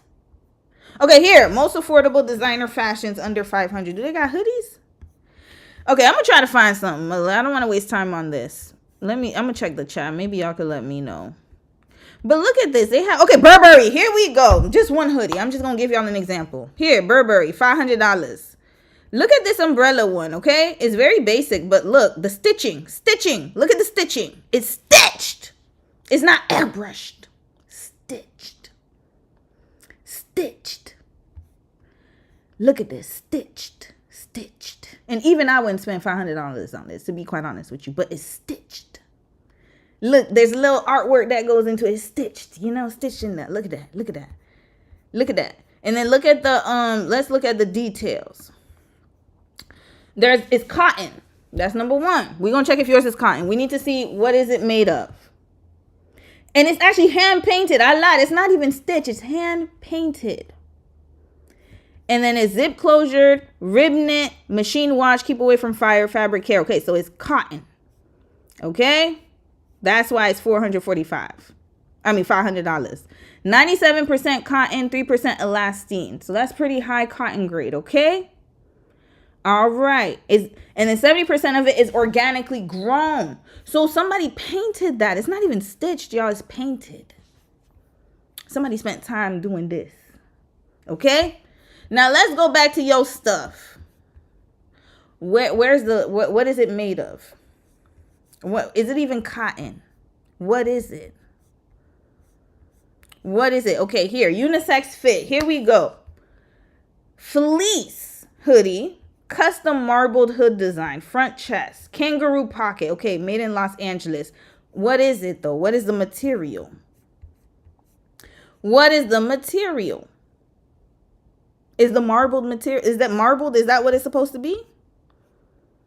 There's a difference, okay? So instead of asking us what did we do today, you ain't do enough with your hoodie. So stop asking us. How about that? How about that? I should ask you, why didn't you spend more time on your hoodie? Because instead of asking me, sitting there and asking me what I did all day, you need to go and get on your job. This is what you were supposed to be doing, like this. And then it could be worth the $500. But of course, like I said, somebody's going to buy it. It just ain't going to be me.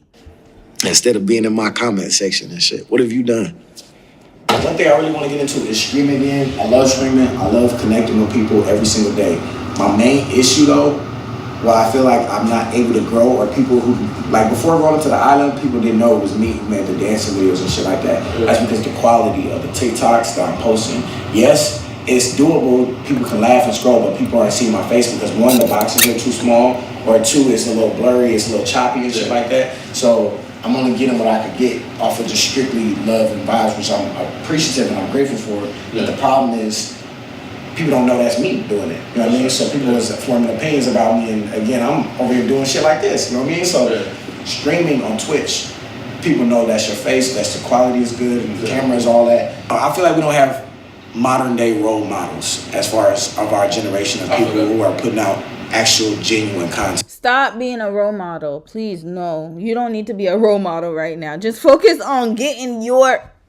This is his problem. He always wants people to look up to him. Why? Oh, is it because he's short? Okay, you know what? Maybe Prince, you still here, brother. You gonna let me know from your male perspective, because I need... Dom's not here today. Is it a short man thing? I don't know if you're short. If you are, let me know. But you don't have to disclose it. You know, I know some people get sensitive about that. But my question is this. Why does he always want people to look up to him? Is it because he's short? I'm dead ass. I'm not even trying to be funny, y'all. I'm really not trying to be funny. I'm trying to see the psychological connection here, because every time he does something, it's like somebody has to respect him, look up to him. I don't see why he has to ask for that. I feel like it's earned. Like, people will respect you naturally if you're just naturally a person who earns respect. Like, you know, people respect who they want to respect, right? And some people just exude that. But it's almost as if he's asking people to like him, and I don't know why. It's a people-pleasing thing. It's really strange to me. But it's like, people need role models. Okay, but now you want to be the role model, even though you said that, you know, you don't like people in your comments. It's like very contradictory. So in my mind, I'm thinking it's because he may be lacking in the height department. And so he's trying to make people look up to him, because he can't be tall. You can't, unless he gets a limb extension surgery or something. So I'm assuming that he just wants people to respect him because maybe people they underestimate him. Is that what I don't get it. Like, I don't know. I feel like it's a psychological thing, because on the one hand, he doesn't like, what he said, the narratives about him, and, you know, he doesn't like people in his comment sections, all this stuff, right? He's very sensitive to criticism, which is okay. I understand that. He comes from the church environment. It's very expected. But then the problem is that he also wants to be a role model, and he wants to curate this kind of good guy image. And it's almost like, it's very strange. Anyways, I'm going to read y'all comments after this. Let's keep going, y'all. I want to be a part of that change as far as the only person who's doing that type of shit, you know what I mean? So look, my page, then we got Ace Mob LA as far as the clothing, then we got to have one as far as like records, as far as songs. Just find more people who make really dope skits. Sorry, I can collab. The YMCA Give Back was dope because I think for a lot of families and kids, they got to really see Ace up close and personal. And also they got to see just the fun-loving guy he is. Right. And then just a lot of people say they're going to give back to the community and do this and that. But Ace didn't waste no time when he came back, you know, from filming. He got right to work. So I just love everything he's doing. Yes. Glory Church in Los Angeles, California. # Watts Up. Shout out Glory Church for letting us use their space. It's going to be a really dope event, dope turnout. I'm really, really excited. You know, working with my community is something that really means a lot to me. And being that it means a lot to me, I want to be able to continue doing shit like that, whether it's my birthday, during the holidays, a random day. I really want to be able to connect with people. I feel like that's been my life's work, is connecting with people. I've always wondered this, and again, like, this is my opinion, so I welcome differences of opinions always with every topic, but especially with this one. My question is, would you still be doing the same? And it's not just for Ace, it's for other people too, because I've noticed this, like, whenever they do the drives and stuff like that, there always has to be a camera there to show how good people are and how benevolent they are. I'm wondering, though, if the cameras weren't there, would you still do it? Because there's a difference there. I remember Nipsey Hussle, rest in peace to that brother. He used to do that without cameras. People filmed him doing it. He didn't actually have camera crews there. He just did it himself. And people didn't even know when he would be in the community. He would just pop up, do it. And then people would film him and be like, oh, Nipsey was here, da, da, da. You know who else used to do that? Young Dolph. So you wouldn't know he was there until people started filming him. And then people posted him on Instagram or whatever. And on social media, they would try to be low-key about it. And again, like, I think that sometimes, because I remember I was one of my high school friends, not a close friend, but like acquaintance, kind of somebody you knew in high school, but you don't really talk to now. They used to do that. Like, every time they would like talk to like people who were homeless, they would actually bring a camera out and put out money and show it. And it was like very performative to me. And it's interesting that happened, because after a while he stopped doing that. And that's what I'm saying. It's like, then he moved on to something else. And actually he got locked up for PPP. But anyways, that's another story for another day. My point though is that when and this is another conversation, like when I'm seeing Ace do that, because they said he did it right outside, like when he got out of the island. And I'm thinking, was it just to clean your image? Like, is that what it is? Because you say you want to be a role model. You said that you want to be the good guy, like, quote unquote. He didn't say that, but that's exactly what he wants to be known as. And I think that when he was on the island, he thought people were going to perceive him that way, but he didn't realize that his personality was shitty on camera. That's just what it is. And this whole time that they've been out of the island, he's been trying to clean up his image to be something that he aspires to be, but I don't necessarily believe that this is who he is. That's just my opinion. I think that he wants to be that person. He has a pinnacle in his mind of a person he wants to be, but that's not naturally him. And this is where the disconnect comes from, because when you're naturally yourself, there's no question about it. People don't question your motives because you're just you. There are some people who are extremely just so nice. I know some people who actually volunteer. They're so nice, very helpful. You can tell that's their personality. You can see it. You can just see it. You can sense it. But with him, and again, I'm not saying that because I'm judging him off of Love Island, because I don't give a damn what happened in the villa. Like I said, I moved on from that. It's more so like, why this? Like, why do you think that is going to make people see you in a different light because you donate and give turkeys for Thanksgiving, or you give to people?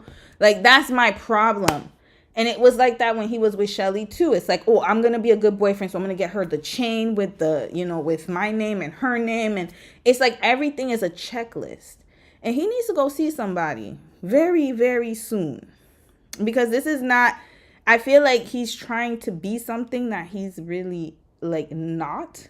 It's not really him. And I don't know why I get that sense. It's like, it's something he wants to aspire to be, or he sees other people doing, but it's not necessarily what he really is. And that's why it comes off as like you're disassociating him from it. It's just really weird to me. Anyways, I'm going to continue. Oh, Lord, this 22-year-old, Lord. When you look at people such as Tupac, you look at people such as Kendrick, Nipsey, and what all three of those have in common is that they build community first. Yeah, but they did it naturally. I'm glad he brought those people up. Kendrick, same thing. Tupac, same thing. I've never questioned Tupac's authenticity because Tupac was always himself. You knew who Pac was. It was like, even if you didn't know who he was personally on a personal level, like you just know, like, I've never seen Tupac be performative. Like, I never got that vibe from him. I never got that vibe from Kendrick. And I just told y'all about Nipsey Hussle. Nipsey, same thing. Like, I never got the performative vibe from him. I really felt like he really did love his city. I mean, he literally died in his city. He died that day because he was going up there. He showed up. Like, he always just shows up without security, without whatever, just back in his hood. And so Again, he's trying to be like those people, but it's not natural. That's the problem. So it comes off a little... And they connect. And they use their gifts to shine light on others. And that's what I plan to do, is use my gifts to shine light on, the world. I wanted to connect with my people in LA first and be able to reach out to different states, then different countries, and maybe different planets, because the sky's the limit for me. He reminds me of DDG. He gives me DDG vibes. DDG is literally the same way. They're very similar to me. Is he Mr. Beast? So you be giving the kids Fortnite. $300. It's like a real car payment. In a few minutes, when I call you, we're going to contribute to your tour drive. Help you guys out.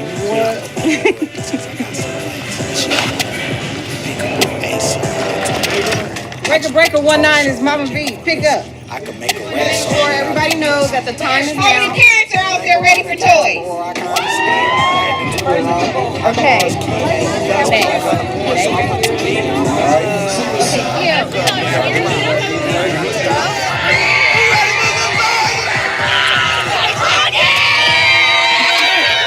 If you all here, y'all are part of the Ace Mob, I want to say shout out to y'all. Thank y'all for coming out today. Yeah, we want some more. Some more. I make something out of nothing if the budget low. I get the party rock. Okay, this is a nice event. Everybody on the floor. I'm Mr. Bounce Out of you. I'm gonna go. Lord, okay. Where are my two Dobermans? Where is the slow-mo and the fog? Let's light this up. I'm ready. Who is this? I'm Shamaya. I'm actually the... Oh, that's the sister that was in Love Island. Okay. So he got how many siblings does he have? This is the Love Island one. Oldest out of everybody. I'm the oldest sister. Ace and I were about 15 years apart. How did you feel about your brother? Yeah, I know you babied him. I know you did. I know you babied him. I already know. When there's a big age gap between the siblings, it's more like a parental kind of type of relationship and not a sibling. So, yeah, I can already tell y'all.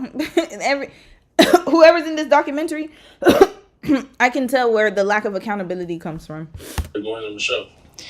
Oh, I hated it. I hated it. Absolutely. This is sick. Like, you're getting ready to swallow tongues and do all these games, and you don't even like people like that. So yeah, it was just bonkers for him to come and tell me and that he... You see? Okay, she's being honest. I appreciate the honesty, sis. So yeah, so she's like, basically what she's trying to say is, you don't like people like that. Why are you on this show? What was your motive? What was your motive? But you see, this is my problem with, and again, he's young, so we'll give him time to grow up. But my problem with him is that he doesn't keep it real. Yes, I went on there because remember, he was against Jeremiah. Now we do have to take it back to the villa, because I got to be honest. We're talking about the show now, because that's what she brought up. When he said Jeremiah was there for the wrong reasons. Nick was there he didn't say that with Nick until Nick got with Alandria, but he questions their relationship, right? He nitpicked everybody's motives but his. And notice, he doesn't like people. He's a role model, quote unquote. He goes to church all the time. He listens to God's voice. He had his own social media following. He loves to give to people, give back to the community. Why did you need Love Island?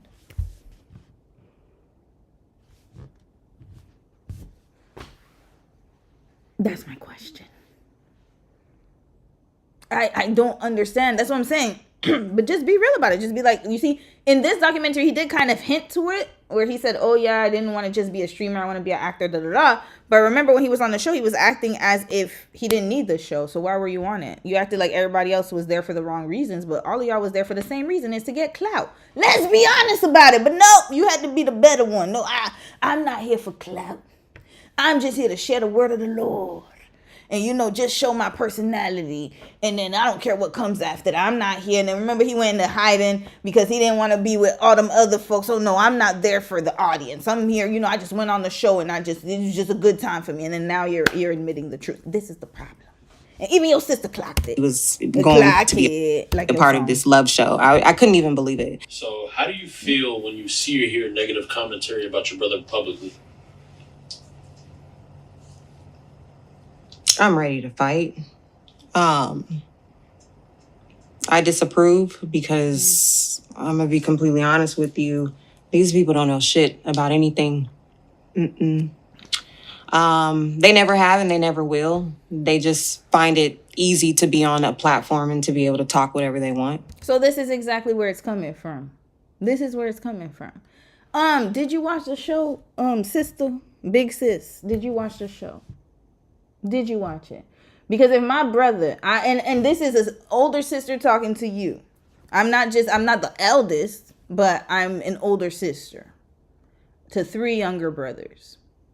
And if my youngest brother, the Libra, I know I be talking about him, my younger Libra brother, if he were to be on a show acting the way your brother did, I would just shut up. I would not come out in public and be defending him like this. He gonna have to fight his own battles because he's the one who's... This is the thing. People are reacting to how he behaved in the villa. So they're allowed... Now, are the death threats? No, absolutely. Are they... should he get that? Absolutely not. That's disgusting. The racism? No. Should he be getting all of the extra vitriol that came with this show? Absolutely not. None of them should, to be quite honest with you.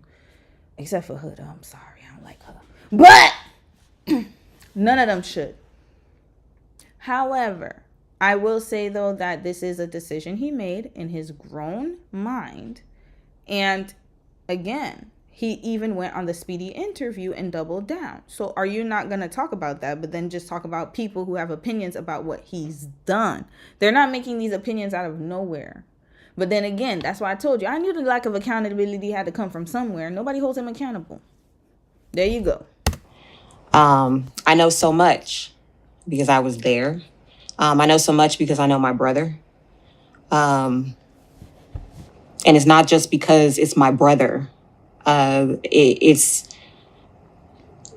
don't think you guys are ready for the truth. Okay, let me tell you something, sis. Like I said, if it was my brother's a comedian. He goes around to shows. I don't know what he be talking about. But I'm sure one day somebody's going to get upset and he's going to be plastered all over social media and he might get backlash. I don't know. That day might come because he's very reckless with his mouth. But am I going to sit here and be like, y'all don't know my brother? Y'all better get off my brother. No, damn it, he's a grown-ass man. Red flag. I don't give a damn. I'll be like, look, it is what it is. You chose it. Listen, they got a reason. You didn't see yourself. Hold on. Remember episode? I'm a break down the episode. Remember that episode when you was in the room with Nick and Taylor, and y'all was doing this little whispering? Yeah, that probably rubbed people the wrong way. Yeah, you might need to go and watch that episode back, bruh. Yeah, I think that's what they talking about. They talking about that episode. When you was all up on Hood's ass cheeks that day. Yeah, they talking about that episode, brother. Remember the Speedy interview? I think you said a few things that might have rubbed people the wrong way. You might need to go check that. But I'm never going to get on my platform. Please, why is she acting like her brother's so innocent? I don't understand that. I don't get it. You know the truth about please let us know the truth. Please. Please, tell us. Honestly, niggas have had a lot of social anxiety with this shit. And I know that's hard hearing it come from me because I've always been a very happy person my whole entire life. Even the word depression, when people would tell me I'm depressed, I'd be like, nigga, shut your bitch ass up. Don't nobody give a damn. You gonna be all right. Let's go back. Hold up. Oh, Lord. This is just a mess. They're ready for the truth. Honestly, niggas have had ready for the truth. What truth? Please let us know. You were on Love Island? Sorry, I forgot to add that. No, because Big Sis is pissing me off. As a fellow Big Sis, I do not approve of this approach. Stop coddling your younger brothers. Let them live up to the responsibilities and what they did. And yeah, of course, like I said, should he be getting the death threats? No, absolutely not. But at the same time, it's it's not coming from nowhere. Because let me tell you something. That's one thing my younger brothers know. They know what time it is with me. And with me, especially with me. You don't come to me because I'm going to be like, what did you do? Because that's why they don't come to me with their relationship problems. Because they already know. They know. Because I'm be like, okay, what did you do to her then? What happened? Oh, she did that. Okay, but how did the conversation go? As soon as I hear it, I'm like, yeah, yeah, that's a you problem. You're gonna have to fix it. You did something. I know you did. Like, it is what it is. Sometimes they may not be at fault. Sometimes they are. But in this instant, you gotta hold them down. Like, this is the thing. It doesn't help your siblings or whoever it is in your life if you're not letting them know the truth. Now, do you always have to say everything so directly? No, maybe you can say it in another way, but it's not unheard of. Now, let's listen to him again talking about depression, because that really pissed me off. I know so much because I know my brother. That's great. Yeah, you know your brother. You know a side of your brother. Let's just keep it real. There's only a side people show you. You don't know your brother for real. And I hate when people say that. Like, this whole interview, this documentary to go to read to. The production is beautiful, but I don't like what people are saying in this documentary. And the rapping too, getting on my damn nerves. You only know a side of somebody. There's so many men in jail right now. I'm pretty sure they have sisters, older sisters who are like, oh, you didn't know he was such a great guy. That's my brother, free my brother. And the whole time he done terrorized the woman, beating her ass, doing nefarious activities. And I'm not, of course, this is an extreme example. But I'm just highlighting it to say, yes, the man in your life, I'm sure he's the best golden retriever brother that ever existed. He helps people. He does whatever. That's a side of him, as you only seeing a side of him as your sibling. But the world is seeing another side of him. And his girlfriend or ex-girlfriend saw another side of him. That's why they are no longer together. So let's stop doing that in 2026. I'm tired of hearing that he's such a great guy. I wouldn't know you. That's the side of him you knew. That's it. Don't ever underestimate nobody. And I'm talking from experience. Don't underestimate your parents, whoever. Don't underestimate anything. Even my husband, I'm not underestimating nothing. Stop it. And it's not just because it's my brother. It's I don't think you guys are ready for the truth. Then write a book about it, or tell us in an interview. Damn it. Honestly, niggas have had a lot of social anxiety with this shit, and I know that's hard hearing it come from me because I've always been a very happy person my whole entire life. Like, even the word depression, like when people would tell me I'm depressed, I'd be like, nigga, shut your bitch ass up. Like, don't nobody give a damn. Like, you gonna be all right.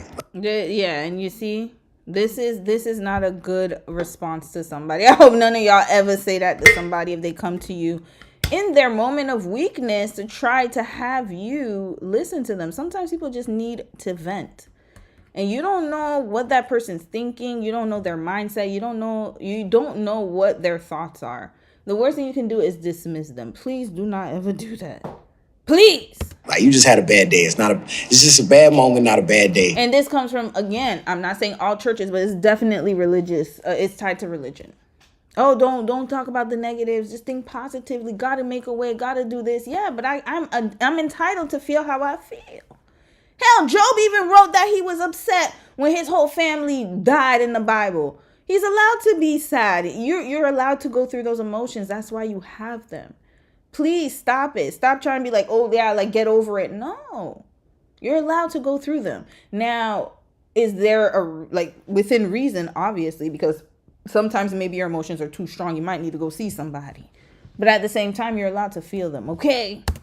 But for the first time coming out, like, I really experienced having a lot of anxiety. When people come up to me in person, they ask for a picture and shit like that, and it's a blessing. And then I know they want to talk about Love Island right then and there. Was this person really like that? Or did you really do this? And, I know they mean well, and I know it's all love, but sometimes I get a lot of social anxiety talking about it. I'm still dealing with issues I've had from the villa to this day. Self-inflicted, by the way. This is my problem. Self-inflicted. Self-inflicted. Let me tell you why this one is different from Shelly. Shelly did not deserve all of that hatred that she got outside of the villa. Very uncalled for. Alandria, very uncalled for. They did not deserve it. They didn't do anything or say anything to warrant that.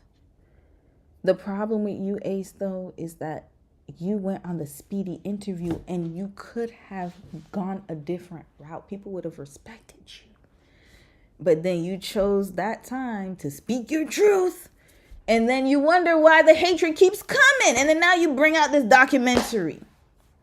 And then you wonder why it's not clicking to you. I don't get why it's not just marinating in that little head of yours. And I get it. You're 22, 23. Fine. But then your sister, your brother, whoever is older than you should be getting it and they don't. Red flag. And this is exactly why you're not learning. This is exactly why. And you're still going around victimizing yourself. No accountability. Could I have done things different? Yeah, I should have never gotten on that interview. I apologize. Where's the apology? Whether it's online hate or whether it's things I know I could have been better. Because, like, for me, I'm a perfectionist. I constantly want to make things perfect. I constantly want to fix the situation. I constantly want to do a lot of things at one moment in time. And I've noticed that things take time to heal, to process, to learn. Even talking about why I changed my name, it's a touchy subject. And why I got it tatted on my back, it's a touchy subject. And a lot of people don't understand, or is never going to be able to understand, because I choose not to talk about certain parts of my life. And y'all think everything is a joke. I feel like social media has desensitized everybody to feel like they can say whatever, and then you guys disguise it as, it's just my opinion. Ignore it. Ignore it. I had to learn that too, Ace. And I don't have the same audience you do. I'm sure it's a lot worse for you. Ignore it. I really hope none of y'all ever send me an Instagram message. I love y'all if y'all in the chat, but I will never read it. If you see your comments do not get responded to on YouTube on the videos, it's because I do it strategically. I answer the ones that come first. Everything else after that, I'm not going to see it, because I know that as many positive comments as there are, there might be some negative ones. And then me, I'm naturally liable to cuss your ass out. I know that about my personality. So I would rather go the route of just showing my love through live streams. If you ever want to talk to me on a deeper level, join the Discord. Link is there. I will respond. I may not respond right away, but I do respond. Or talk to me in a live stream. I respond to you. But if it's in the comments in the video, it's the wild, wild west. I can't filter everything. I can't control everything. And until the day I hire somebody to do that, then right now that's just what it is. Maybe you need to hire somebody, Ace. I promise you, you'll be living a peaceful life not knowing who's talking what. It'll be in the echo chamber of whatever comment section it is. You could block people too if you want to. The block button functions that way as well. This is what you got to learn. And I understand that as a content creator on a smaller, I'm a micro one, but still I understand that concept. It's like you don't, especially if you have that kind of personality where you like sometimes it's uncalled for, right? But at the same time, Ace, you can't blame people for having an opinion. That's social media. I got to be honest. People can have an opinion as long as it's not like hurtful to you or harmful. That's why I said the D threats. And as long as it's rumors, it's not, speculation and rumors, yes, that's hurtful to you because it's unsubstantiated. But at the end of the day, they can talk about a show that you were on. It's still aired. It's still there. You signed up for that. And you got to be honest. Every time I publish a case study, every time I do a live stream, I know that maybe one day there's going to be a troll in the comments. I got to be able to deal with that. But sometimes the best thing to do, especially if you're extra sensitive, like you are, Ace, and like I am, because I'm a nook and buck. I'm a nook and bucker. I'm just naturally like that. I don't know if I could ever change that part of my personality, especially if it's something like, oh, I wish you did this, that. That's different. But if it's like, why do you sound like that? Why is your voice like that? You're ugly, blah, blah, blah, whatever people say. Oh, I'm going to cuss you out.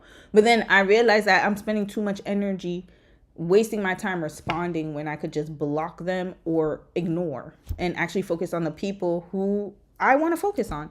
And so you're going to have to learn that, Ace, because the world is not going to shut up just because you want them to. And I'm sorry that you have to learn this lesson from the internet instead of your damn siblings who's supposed to be teaching you that, or your mother, to be quite honest with you. But hell, at least your siblings, they're around the internet age. So I can't even talk about your mama because she's older. But it's like you gotta start just having a thicker skin. You're too sensitive. And now that this documentary is out, I'm gonna check the comments. I'm pretty sure he's filtering them.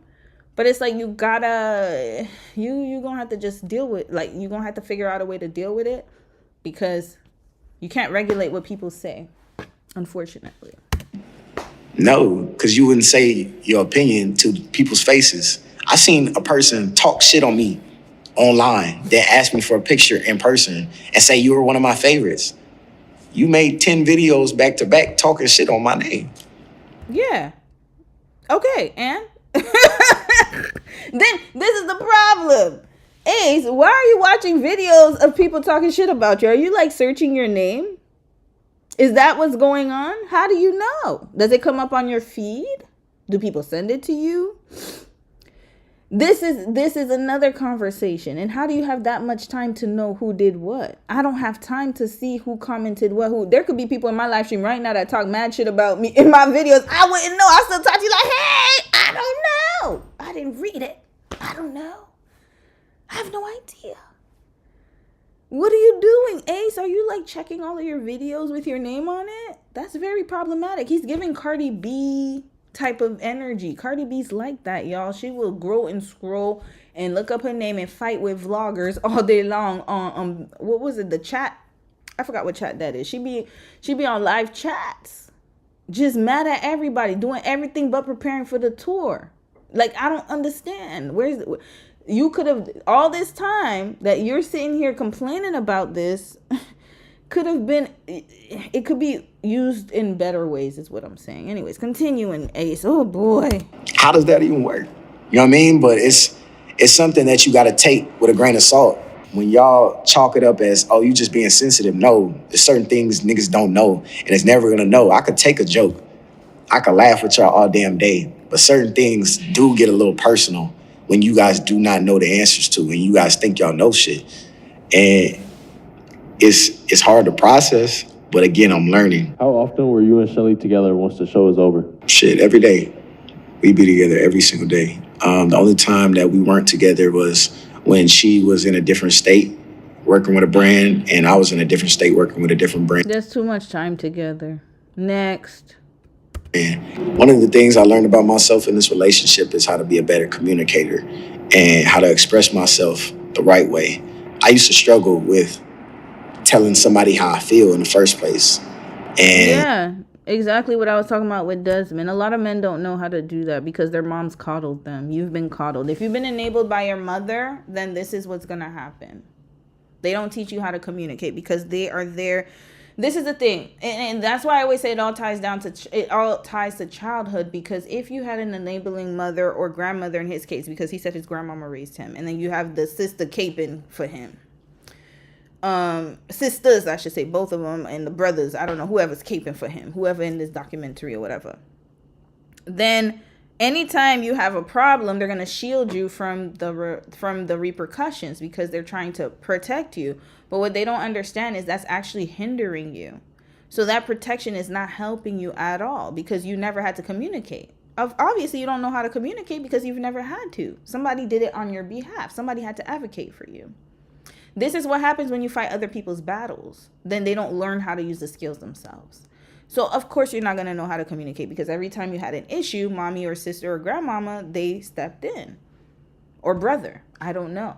But I can tell you didn't because you don't know how to communicate. If you had to deal with the problem head on yourself, trust and believe me, you would know how to communicate. You would know how to deal with different types of life decisions, life choices, life risks. Hell, my mama, I'm sorry, she did not cape for me. Like she did when I was in I think the last time was middle school. And then after that, I was on my own from high school on. Anytime I had a problem at work, I didn't call my mama. What? No. She'd be like, well, you're going to have to figure that out with your boss. I don't know. I can't go to your job. And I would never ask her anyways. I understood that at a certain point, I had to make decisions on my own. I had to learn how to communicate with my coworkers, bosses, whoever did me wrong. I had to learn how to handle those decisions on my own or those conflicts on my own. And that's just what it is. And I'm so happy and grateful that my parents, with me, I don't know, I'm the middle child, so maybe they were just focused on other kids.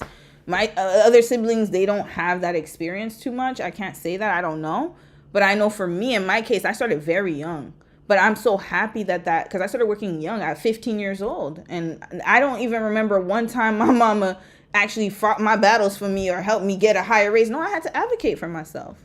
And you know what? I'm so happy that I had that experience, because now as an adult, that's why I was able to clear that damn property manager and clear their asses. I know how to do it because I've just learned how to communicate that way. And so all of that to say that you have to learn. And if people keep advocating for you, and not saying that advocating for someone is bad when they're in a moment of weakness, but the problem is you can't constantly shield that person from the responsibilities of their actions. And so, unfortunately, now you know how to communicate in your first ever relationship. And I get it, because not everybody is taught that skill. But at the same time, you do have to realize that, you know, Shelly shouldn't have been the one to teach you that. That's a problem too. And if you recognize that right now, and hindsight is 2020, now you know, I would highly recommend you go to a therapist and you learn and figure it out on your own, instead of hoping that the next relationship you get into, that woman will also teach you different things. Like, you need to learn those skills on your own. I'm just being honest. I feel like this past summer I learned how to actually tell somebody how I feel. Now, my time with Shelly, it was learning how to tell her how I feel the right way and not coming at things so heavy. So if I have a problem with something, I'm not coming at things already on 10. It's explaining the proper way. And that is something I will say I took from this relationship that I definitely want to be better at moving forward.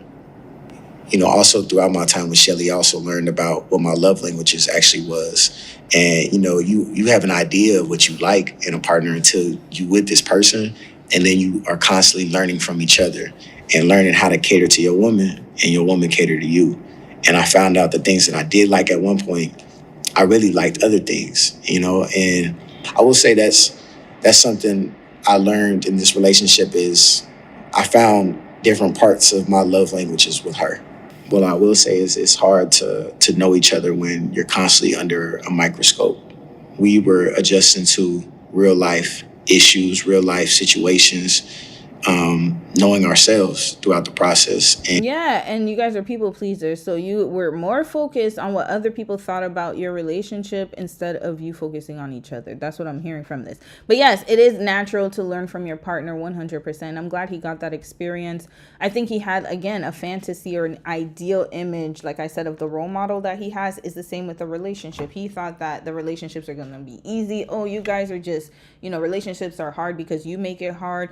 I'm going to do this, and she's never going to be like, she's going to just love everything that I do. And what he doesn't understand is that daily life is daily life. There are some habits you have that people do not like.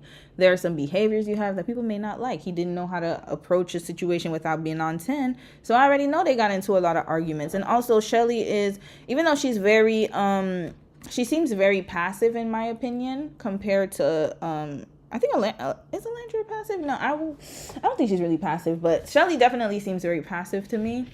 But when it came down to it, I think that she had to assume the role of being the teacher because he was younger than her. And she definitely, I'm glad that she is able to be with somebody. I don't see her with somebody who's younger than her, in my opinion. With somebody who's passive, you need somebody who's older than you, or somebody who has more experience, or somebody who can lead you.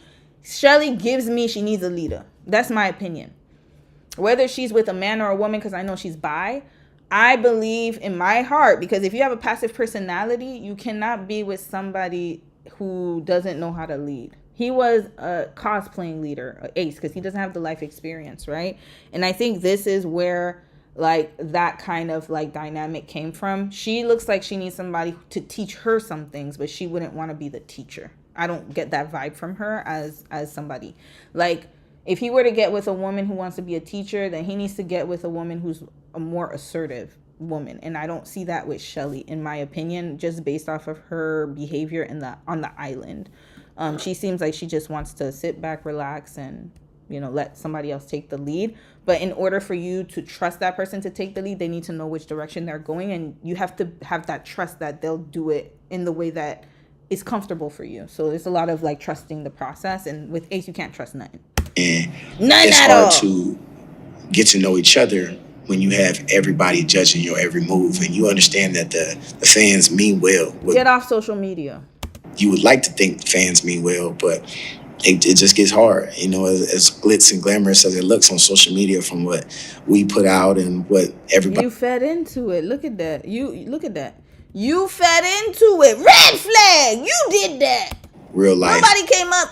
It's not like you and Shelly was on the island chilling and somebody came and took pictures of y'all. That's different. You bought you had a whole production. Is it still on his TikTok? I think he probably took it down. Ace, please don't piss me off. Oh, what happened to this mommy? What happened? Oh no, and her son looked just like her. Okay, I'm gonna watch this after. Okay, we're gonna wrap him up after this. Ace, where's the trip? Do you still have that? He took the trip down. Oh, he took it down. Okay, he took it down. Ace and Shelly vacation. I'm sure somebody screen captured it. Hell, I have it in one of my live streams that Ace and Shelly Shelly's vacation. This is you. You from the time y'all got to the airport. Ain't that y'all? That's not you. That's not you. That's not Shelly. That's not y'all. Okay, this is a fan. Okay, this is different. This is a supporter. But that's you. That was you and Shelly. You filmed this. Hold up. Here. This is you. You filmed this. The when I'm in a circle. Yeah, you filmed that. That's not y'all. Hold on, let's keep going. You filmed this. The Disneyland. This is Shelly looking gorgeous as hell. Here. This is you. This is you too. The Shalace necklace. You fed into it. Red flag, stop it. You fed into it. Stop. This doesn't make sense to me. Why? Because there are some celebrities. Okay, I'm going to give y'all an example. Justin Timberlake and I'm just picking somebody off the top of my head. Justin Timberlake and Jessica Biel. Have y'all heard of them? Do I know anything that's going on with these folks? Nope. I don't see nothing going on with them two. They've been married for a long time. Justin Timberlake and Jessica Biel. Here. I don't even know what their kids look like. Oh, damn. They breaking up? Okay. Oh, I did not expect that. What happened? He has Lyme disease? I didn't know that. Justin Timberlake is probably not a good example. He's an Aquarius man too. Oh Lord. Okay. Well, anyways, they were private, y'all. They were private. I didn't know nothing about these folks. Oh, wrong example. Oh Lord, I shouldn't have used these people. Okay. Anyways, you know what? I need to rethink my examples. But there are a lot of couples out there who are celebrity couples, and you're not gonna get no information from them. Not y'all laughing at me. I just chose them out of thin air. Damn. Can men give me a break? I need a break. I can't even choose Justin Timberlake. I can't even choose him.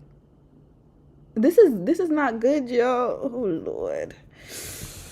Oh boy. Okay. Anyways, let's continue. This is not about them. Point is, there are a lot of couples out there who keep their relationships private, and celebrity couples at that. They're very low key. You don't hear nothing about what's going on. Everything's under wraps. You don't even know what their kids look like. Like, they are out of the spotlight, and that's for good reason, is because they're not bringing that energy to them. Matter of fact, they moved. I believe Justin and Jessica, they actually don't even live in LA. They live somewhere outside of LA. I don't know where they live, but point is that Ace, you could make it happen. But look, you fed into the Shalace propaganda, and unfortunately Shalace didn't work out, and now you're blaming your supporters. This is my problem. Why are you blaming the people? You the one who came up with the Shalace. Didn't you have the Shalace necklace? Look at this, y'all. Had a whole camera crew. Look at that. They look at that. Who filmed that, Ace? Who did? Who filmed this? I'm waiting to the proposal, y'all. Wait to the girlfriend announcement here. Hold up. They went horseback riding. Did all that. Hold on. Let's fast forward, because hold up. I ain't got time for all this. Where's the girlfriend? Yeah, here. This is what I wanted. This is where I'm going with this. Look.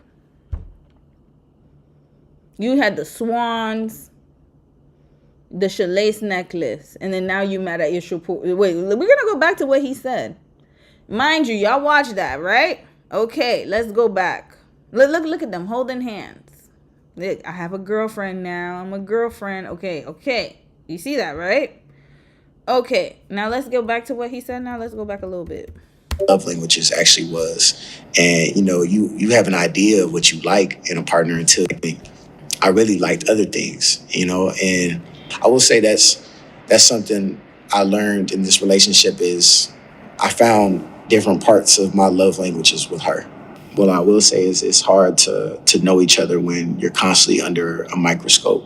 We were adjusting to real life issues, real life situations, knowing ourselves throughout the process. And it's hard to get to know each other when you have everybody judging your every move and you understand that the fans mean well. What you would like to think fans mean well, but it just gets hard, you know, as glitz and glamorous as it looks on social media from what we put out and what everybody else is putting out into the world. No, you put it out. They would have nothing. And this is why when Nick and Alandra went private, people started speculating and coming up with all of these theories. And I'm happy Nick and Alandra did that because now there's nothing to go off of. They're just going off of speculation and thin air. That's why they went off grid. My fellow air sister, air sign. I mean, Shelly's an air sign too. But I feel like Libras are another. No, she's a Virgo. I lied. She's an earth sign. So, my fellow air sign sister, Alandra, she understood. You take it off. Take it off. Y'all ain't gonna see nothing about me and Dom. I did that for a reason. And not only that, but I don't like social media like that. So that's one of the main reasons, to be quite honest with you. I don't mind posting him. But it's just, I just don't get on social media. I don't have time. It's too much. But my point is, if you don't want to attract the attention, then you don't post. Or you post, I don't know, you'll figure it out. But again, performance. It's hard. My name is Alex, and Ace is my brother. Another one. Here we go, Alex. Okay. How many siblings he got? When you see or hear negative commentary about your brother publicly? I don't think it's anything new to him, really, because he's always been an entertainer since he was really young. So the only thing that changed after he went on that show was just the amount of people that was speaking about him. And that's a small thing to a giant, really. When he's a light as bright as he is, most people are going to want to say something, whether it's positive or negative. Fine. Okay, you know what? I'm sorry, brother. I'm sorry. I'm sorry I got upset with you because there's too many siblings enabling him. But yes, I love his answer. Notice how he's just like, hey, it is what it is. This is what you signed up for now. Is, you know, it ain't nothing. Just, it is what it is. Notice his response. And then notice this. If I told you guys the truth about my little brother. To him, really, because he's always been an entertainer since he was really young. So very good. The amount of people that was speaking about him. Thank you. Finally, and that's a small thing to a giant, really. When he's a light as bright as he is, most people are going to want to say something, whether it's positive or negative. I think he gets all the hate because he's his authentic self, right? And, you know, you're going to have enemies when you have success. If they're not talking about you, then you ain't doing nothing. You know what I mean? The reason I don't believe he should be getting the hate is because people don't know him. They only know him on the social media. They only know him, you know, what. Did you watch the show, Uncle? All I got is one question for you and sister. Did y'all watch the show, like full show, episode 1 to whatever, episode 25, whatever they had? Please watch the show, because none of them watch the show. That's why they're talking like this. And it's so crazy to me because I'm like, watch every episode. Because you must not be watching the same show that we watched. Red flag, watch the damn show and then come back. Damn on how people y'all need to do, you know what you need to do, Ace? Your next video, have a watch party. Start with episode 1 of Love Island, go all the way and be like, oh, damn. Oh, yeah, remember we was in the room? Oh, that's probably why they thought that. Yeah, why don't y'all do that? Do a whole analyzing of that. Okay? Do an analysis. Because if people are starting to come at, for example, if I have a live stream and all of a sudden I'm getting all these hate comments, something come, I must have did something. Something's happening here. Either mistaken identity or I must have said something to piss some people off. So I got to go back to my case and be like, what did I say to make these people mad? There has to be a reason. Because they don't just come up in here in droves just to come hate on you. It's very rare. So obviously, if they're coming in droves, there's an issue here. Watch the damn show, And things. I don't think the average person understands what it's like to have over 5 million people, 10 million people, 20 million people judge your relationship. And I know it's easy for y'all to say, well, you went on a dating show, so that gives us the right to judge you. And yeah, it gives you the right. But I want you to understand we are also still human in the process. I'm still a human. She's still a human. People love to have opinions. That's the one thing. That's the one thing anybody will have. So I know what this is about, y'all. I figured it out because I'm trying to figure out what is the point of this documentary. Is there a reason? Is there a reason? And now I figured it out, y'all. The reason is because Shelly announced on page 6 that they broke up. This is why this is damage control here. People can have their opinions about. So this whole documentary is because he broke up with Shelly.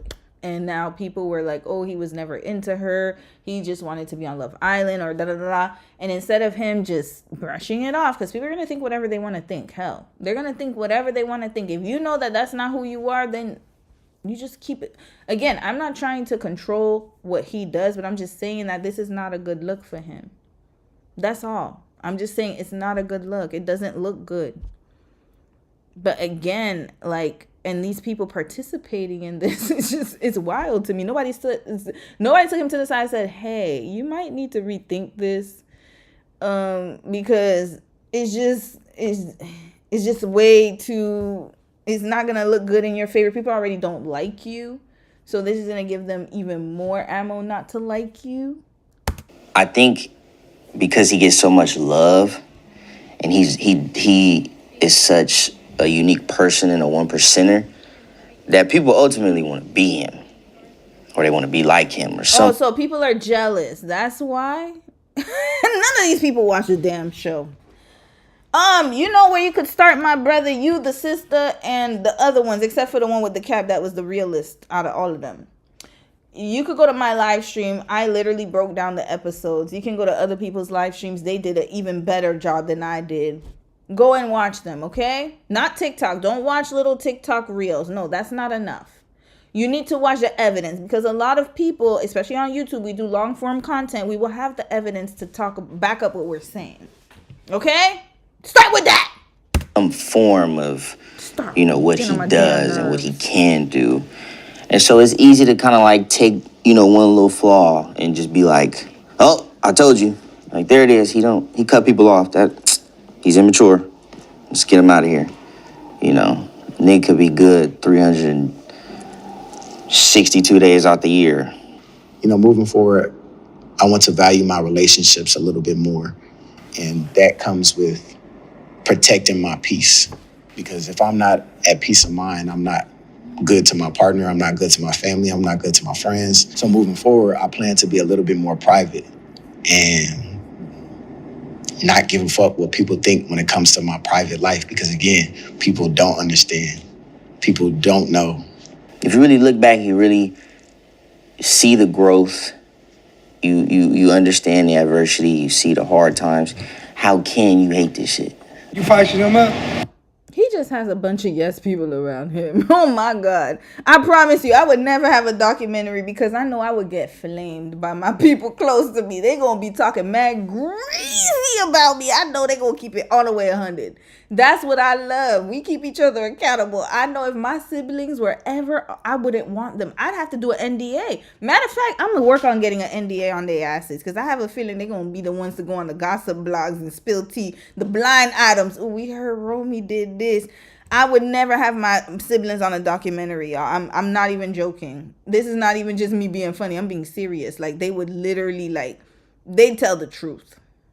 They'd be really, they'd be like, oh no, this would be an awful documentary. But this is the problem. He has too many yes people around him. Well, you guys don't understand the adversity. Do we have to? We just wanted to watch the show in peace. That's what we're just watching the show.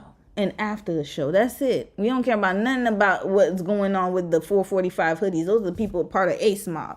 But remember, there's people who are not part of Ace Mob. Just like people who watch Roam with Romy. There are some people who don't like Romy. And that's fine. If you don't like me, I don't give a damn. I really don't care. Right? Do whatever videos you want. You're welcome to do that. I don't give a damn. My point is that you're always going to have antis. Hell, Beyonce got to deal with it. Rihanna got to deal with it. Even your local CEO has to deal with it. You know how much hate mail they get from customers? Why is your ketchup so bland?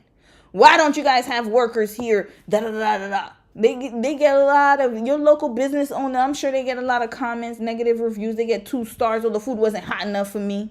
DoorDash, hell, even the Uber Eats drivers get a lot of bad comments. Oh, he rang my doorbell too much, or oh, he left the food out in the car. It's part of life. Ace, have you ever worked in customer service? You know what? You need a customer service job. That'll straighten you right up. That'll give you the thicker skin that you need to move on. Go work for Amazon, UPS, or one of them companies. Go do that for like a good year, and then come back and report to me and let me know how it feels to work customer service. I worked customer service for many years. Trust and believe me, nobody could say could hurt me. I promise you, I've learned the art of listening to people rant and rave. And then in the end of it, oh, I like talking to you. Thank you so much for helping me. Then it cuss me out in the beginning of the phone call and the end of the phone call. Then, well, it's not you. I'm sorry. I didn't mean to do that. That happens. It's life. Don't nobody work as hard as me. Here we go with the, you see, just, okay, I'm going to stop here. It's about to end. Just when you, like, we're thinking, okay, if you're a watcher of the documentary and you're not like me where I'm actually going line by line. If you're watching this, you're probably like, oh yeah, I feel so bad. Oh, his friend's right. Maybe we should stop. And then now look. See the growth. You understand the adversity. You see the hard times. How can you hate this shit? You fighting him up? Now look. Don't nobody work as hard as me. At all. Hey, you scared of elevators? Don't nobody work as hard as him. He's been antagonizing people this whole damn interview. First of all, he called us bums for responding to Love Island. He didn't call us bums, but practically he said, what were you doing with your life? What you doing? You talking about me? What you doing? And then now he said nobody works harder than him. Nobody has flyer fits than him. And then he's going to be a role model. Okay. All right. You scared?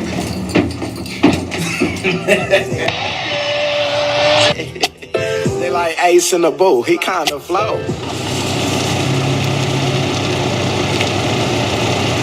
What's up, man? What's your name? Ben. Ben, nice to meet you. Pleasure.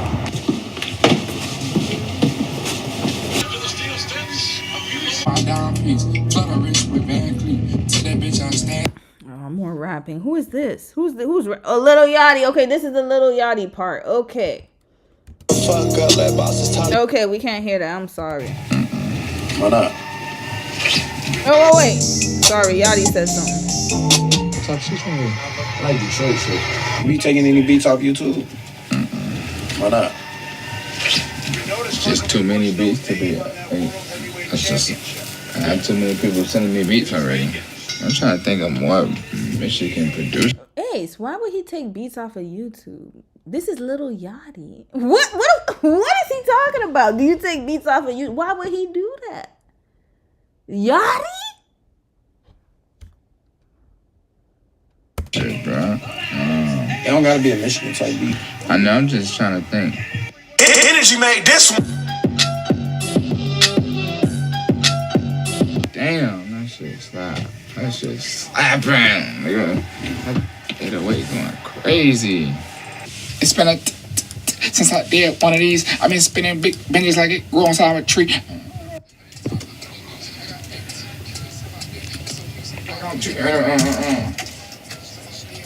This shit like a leash. Why is this shit down? I don't know. Which time? I don't know. New watch time.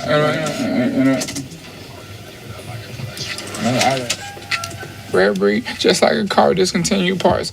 Look at that. You know what? I'm too old for this. This is really mumble rapping. What is he saying? Brand Burberry. What is he saying? All he's doing is moaning. Oh, I know he's trying to come up with lyrics, but my goodness. Hey, all these wheels in the front, think I got roommates. She said she love this one spot, but I do full days. The jury ain't on nothing, dog, like school lunch breaks. Okay, this is why he thinks he's successful. He sounds just like Ace. Oh my God. All right, you done found your twin. Here we go. Come on, bro. So I spent on old shit like a microwave. Bitch, don't call me babe, but you can say you miss me. I paid a stripper rent once and she tried to kiss me. She cook a mean ass salmon, but her pussy fishy. I spent on old shit again, I'm getting dizzy. I am tired as a motherfucker. It's 3 o'clock in the morning and that's what y'all came up with? Y'all done sat there for the whole day. You asked us what we did with our day. We ain't do this nonsense. Red flag! This ain't... Oh my God, hold up. No. Sorry, y'all. Oh no. Don't worry, we're gonna speed through other stories. Hold up. Tupac in the studio. Hold up. No, we gotta... No. I know it's not comparable. I know it's uncomparable. I understand.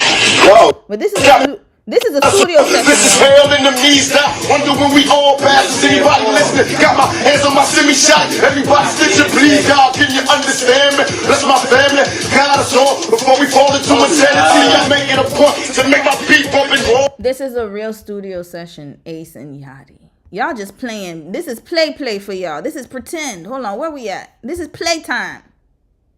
Y'all spent all that damn time. That's what you came up with? Rare breed, just like a car with discontinued parts. For that. Hey, all these wheels in the front, think I got roommates. She said she love this one spot, but I do full days. The jury ain't on nothing, dog, like school lunch breaks.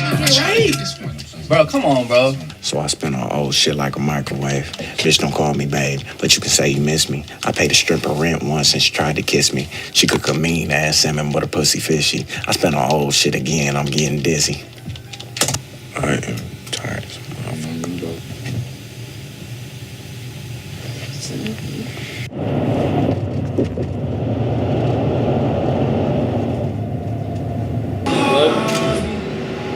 You know, growing up in Watts, you bound to be three things: a gangster, a rapper, or a hooper. And for me, I definitely wanted to be a rapper, a hooper, an actor, a person who's able to connect with everybody around the world, a businessman. Always wanted these things growing up. And it was important for me to make it in different communities. Now, growing up in Watts, yes, I'm growing up around all these influences, but I'm also going to school in the suburbs. And being that I'm going to school in suburbs, I'm learning from two different worlds. I'm learning how to be a little bit better in business and fix how I speak in certain areas and shit like that. And then also, I'm coming home to culture. I'm coming home to family. And those are the things that I've always wanted to incorporate. Very proud of my grandsons. They are getting ready to go to school to Hawaii. They're gonna do the darn thing. What's good, y'all? So my brother is graduating college, and it sucks because I'm not gonna be able to be at his graduation because I'm gonna be on a show. So I flew him and his girlfriend out from the University of Hawaii because I really, really wanted to do something special for them. I can still see, by the way. No, you can't. All right, don't have. All right. I think that was the brother that was on the. Go. Okay, that's it. Music. I'm rapping in my community. Friends around me and all the things that mean the most to me. Whether I'm hooping in a celebrity game or a get. Okay, Ace, we wish you well. I'm tired. I'm gonna read a few comments. We moving on, y'all. We moving on. I can't anymore. My brain hurts. Okay, I'm gonna read a few comments, y'all. Devonda, you said, I'm tired of unhealed people using their trauma to hurt others who didn't deserve this poor treatment. I agree. Agreed. No, name nobody. Oh, you wrote something here. You said, the thing is, Shelly announced the breakup. Days later, backtrack and implied they're back together. Now Ace is releasing this. A mess. I think that he called her.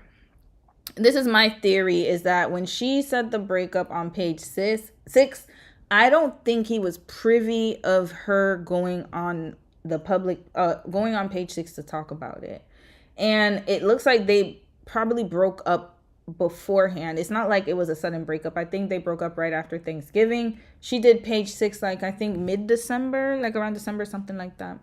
And now he's coming out with this documentary as Damage Control because he got a lot of hate comments, or a lot of comments probably blaming him because they're probably like, oh yeah, like we knew it wouldn't work because you seem like you were performative on the show. That's what I'm assuming.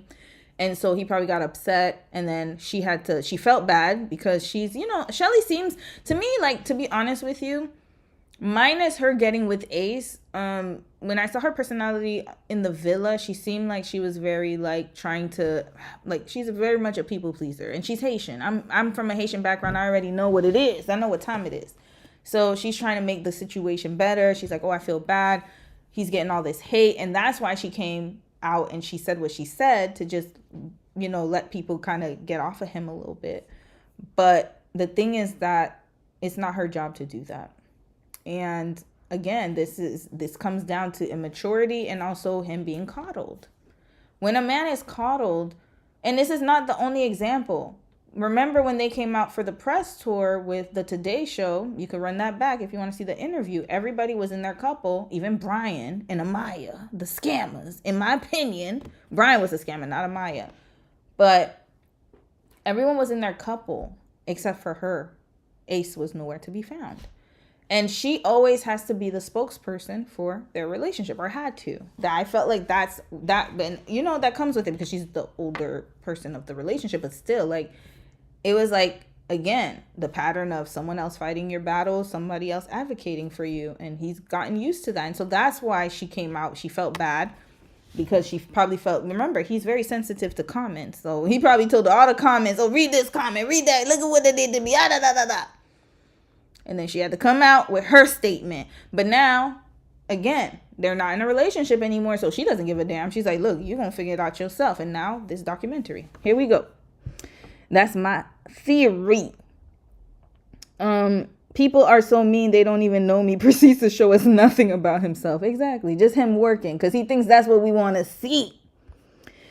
He believes that's what we want to see. Rams Kale, welcome to the chat. You said, every time I see this man, I hear Miami Don Senor Scarface in my ear sing the Ice Chico, they never lie. You ain't never told a lie there.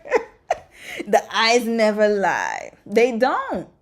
You can tell. That's why, you know, hey, it is what it is. He thinks that people are just having negative opinions. And I get it. You know, it can get kind of annoying if somebody always constantly talks about you. Like, let's say a content creator talks about you like all week. I get it. But there's a reason. Trust and believe me. They're not just, trust and believe me. There's a reason. There's a reason. Not a community service video. Y'all, he gave us a lot though. I'll give it to him. He gave us the family testimonials.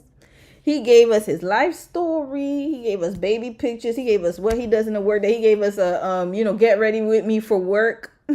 He gave us a studio session. He gave us a turkey drive. I don't know what drive he was doing, a dance drive. He gave us a lot in this 30-minute documentary. I must give him that. He did. He says I couldn't watch another second either, but I had to let it go. Mary, you said my nibbling took me to see Tyler the Creator and Little Yachty open for him. My nibbling was knocked out until Tyler came on stage. I was gagged. I don't know who's supporting this. I mean, look, I don't know. He has an audience, but not me. I don't understand Little Yachty, what he be talking about. He sounds like he talking nonsense, but people like him. Devonda, you said I'm glad Meg had shots at him during his. Oh, she did? Ooh, which verse was that? Hold up. I know that song line by line. Hold up. Which part was Little Yachty part? I know she was talking about Drake, Nicki. I remember my favorite line is posted up in another N-word's hood like a bad bee. I love that song. That's one of my favorite diss songs. She cleared a lot of people with that song. Which part was about Lil Yachty? I need to listen to it again. What was the verse? Yeah, Jocelyn Hernandez did a better job in the studio. Snow Sweats. Oh, you know what? Let's look at Jocelyn Hernandez. That's my girl. Hold up. Jocelyn Hernandez studio. Let's find out. Studio session. I remember when she was in the studio when Jessica Dime came to her. That was a funny ass scene. Okay, let's hear. Yeah, no, not with Molly. I don't want to see that. Okay, here. We do not Tell them how long you been doing this. substances. How long you been doing this, Josh? Saying I Let's love fast fucking forward. dollars. I be fucking with boss. Let's go. Let's Play go, that. Jocelyn. I give you what I want. Shout out to the niggas that's real swag. Shout out to my nigga McMill. Doing it real big. Hot. Riding around getting it. Future my niggas to chain all night. Fucking with the gang. The streets. Wait, this must not be the one. Sis, which one is it? Which studio session we talking about? Not that one. Not that one. Okay, we'll find another one. But Jocelyn, actually, she can rap. I must admit, she can she can rap and fight. You know what? Let's leave it on here while I read a few more comments. Oh Lord, he looks leaned out. Is he though? I didn't know that. I don't know what lean is he leaned out? Y'all let me know. Princess Amani, you said Shelly did for him what he should have done for Nick, but allegedly he was told to stay silent. Yep, exactly. Exactly. He was not told to stay silent. He just didn't want to talk. That's it. Because now, all of a sudden, he's able to talk, huh? The gag order has been lifted. Is that the NDA is gone now? He could talk. He just did. Excuses. All I hear from him, excuses, and he still hasn't taken accountability. Maybe one day. Maybe one day. All right, let's start off. Hey, Elle, how are you, sis? Why is she sweating? I don't know. All right, let's move on, yo. I don't know. Oh man, that was a crazy. Yeah, that wasn't that one, yo. You see, I done made 2 mistakes with the J's. No more J names from now on. Justin Timberlake, I done made a mistake, and Jocelyn Hernandez. No more J names from now on. Ace, we wrapping you right up. All right, so thank you, sis. Who I think it was Queen, aka Devonda, sis. You sent me this video. Let's watch it. So the reason I had Alandra on my thumbnail is because she was on the same show as Ace, as you guys know. And her star has been rising, y'all. And so the same things that people were criticizing her for, again, criticizing her for keeping her relationship private, criticizing her for, doing all the brand deals and all of the brand kind of, people are nitpicking like, oh, like she does too much brand deals. Why is she at the Golden Globes? Why is she? That's why. That's why. You can tell when people do not understand they don't understand the art of putting yourself out there and to accept opportunities and brand deals. Brand has a lot to do, and especially like the more that you're working with brands, the more that your image is out there and the more people want to work with you more, because it's like building a resume. It's kind of like a job, right? So like if you're working on multiple projects, the more projects that you work on, the more that people are gonna know who you are and the more that you're gonna enter into other rooms. It's networking. And I don't think that a lot of people understand the art of networking because, it works in the real world, but also in the celebrity world and in that, media, in the social media space, any type of media. You need to network. You cannot just be on an island by yourself. Ace, now you're understanding that, but you didn't understand that before. But anyways, we're going to move on from Ace. We're talking about Alandra here. A lot of people who have criticism and negative criticism about Alandra, yes, it has to do with her being a dark-skinned Black woman, 100%. But also is that they don't understand networking. I can tell they don't have jobs. And this is how the parasocial kind of relationships happen. Because if you actually had a job and you knew what networking was like, then you would have nothing to say about how Alandra is approaching her brands. Yes, she needs to work with a lot of brands. Why? Because they don't know who she is. They just knew her off a reality show. And this is why she's able to go from being a Love Island alum to now having her own name. Now it's Alandra Carthen. It's not Alandra Carthen from Love Island. It's just Alandra Carthen. So it went from Alandra Carthen. It went from Alandra from Love Island to Alandra and Nick. So Nick Alandria. And then now it's Alandra Carthen. So if anyone needs to learn from Alandria and what she's been doing, it would be the others. That's what they all need to learn. But unfortunately, everybody has their own like PR agency or whoever's working with them, their management teams, and I get it. But I think of all the Love Islanders, I believe that she's doing it the best, in my opinion. Because she's getting way more brand deals, way more recognition, in my opinion, than everyone else. Like, however you may feel about it, it's irrelevant because the proof is in the pudding. The proof is in the pudding. And now Shelly's starting to get more brand deals. Why? Because she finally got rid of Ace. He was anchoring her, and I've been said that. She was doing very well on her own, and then Ace came, her stock dropped when they were voting on the island because of what was going on with her. Remember when they did the popularity contest and she was in the bottom and she couldn't figure it out? Now she knows. I think she watched the show and she was like, oh yeah. She probably had an argument with him, watched the show, and then she realized real quick. But anyways, let's watch this video, y'all. So this is titled Alandria Heated Rivalry and Golden Globes Backlash Explained. Don't blame Shar. Let's watch this, sister. Let's talk about Alandria Heated Rivalry and the audacity to try, because apparently ambition is still controversial. And more importantly... Hold on. We have to... I don't know why it does this, but let's refresh. Let's refresh our window. I think I spent too much time on Ace, and so it started lagging again. Okay, let's do this. Here we go. Okay, let's get this started. All right, yeah. All right, let's watch her video. My bad. Let's go back. Okay, here we go. Let's analyze why we hate people for trying, but praise them once they've officially made it. So for context, I recently read a Substack article by Alyssa Dergadis that talked about how women are often mocked for ambition and then praised for the same audacity once they become uber or super successful. And I wanted to apply this theory of how we ridicule earnest women and ambitious women, people who often self-promote themselves in order to get ahead in life, and sort of then wait until they actually make it to be like, oh, you're an icon. So first... Wait, hold on. Let me let sister cook a little bit, but let me go. I got to refill my water. I'll be right back. I might have to use the restroom too. Okay, I'll be right back. Let's let this play, and I'll come right back with my commentary. Give me 1 second. I'll let this play, though. I wanted to talk about Alandria Carthan's appearance at the recent Golden Globes, it breaking the internet, and sort of how this applies to this theory about how we wait when women are trying to sort of ridicule them, and then when they finally make it, it's like, wow, you're an icon. So like I said, Alandria made her official Golden Globes debut in custom Christian Siriano. She looked fabulous as always, and she's one of the first and few Love Island stars, I believe, to access these huge rooms like the CFDAs, and just all these different fashion moments, and walking for Sergio Hudson, I believe, at New York Fashion Week.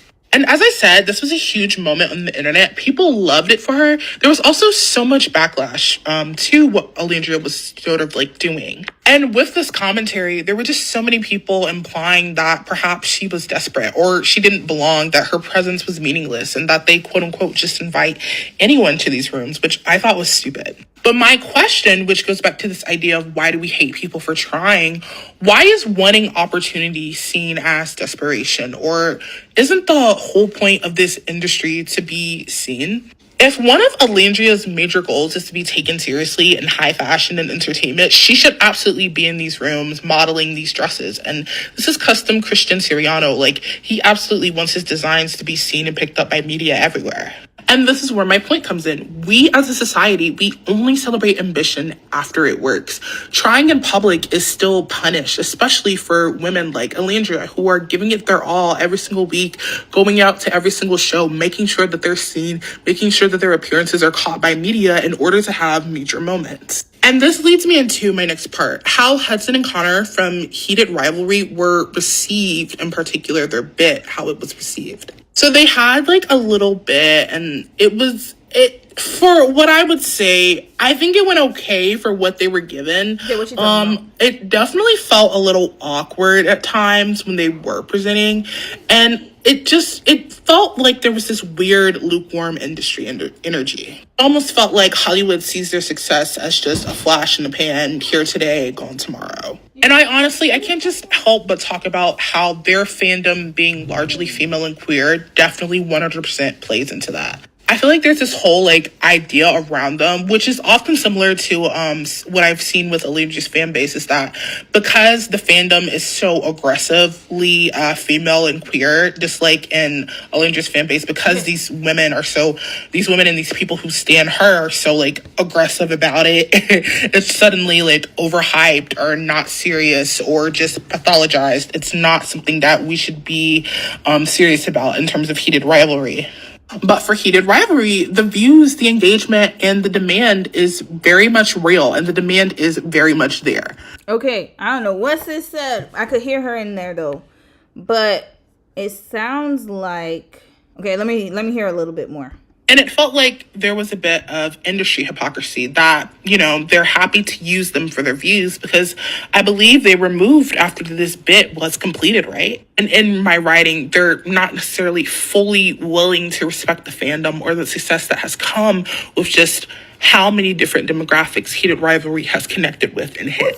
And so my final take in all of this is that ambition shouldn't be seen as desperation and that fandom shouldn't be seen as a joke because it's actually very serious. And the obvious real issue is the discomfort with women and queer people taking up space and deciding what is in demand, what is popular, what should be popping, as opposed to traditional industry standards that try to tell us what we should be digesting or what should be popular, what should be the main thing that people are consuming and what audiences are consuming. And for my final line, I want to say that the audacity to try for women and people who are loved by women, people who have largely female fandoms, the audacity to try isn't and shouldn't be the problem.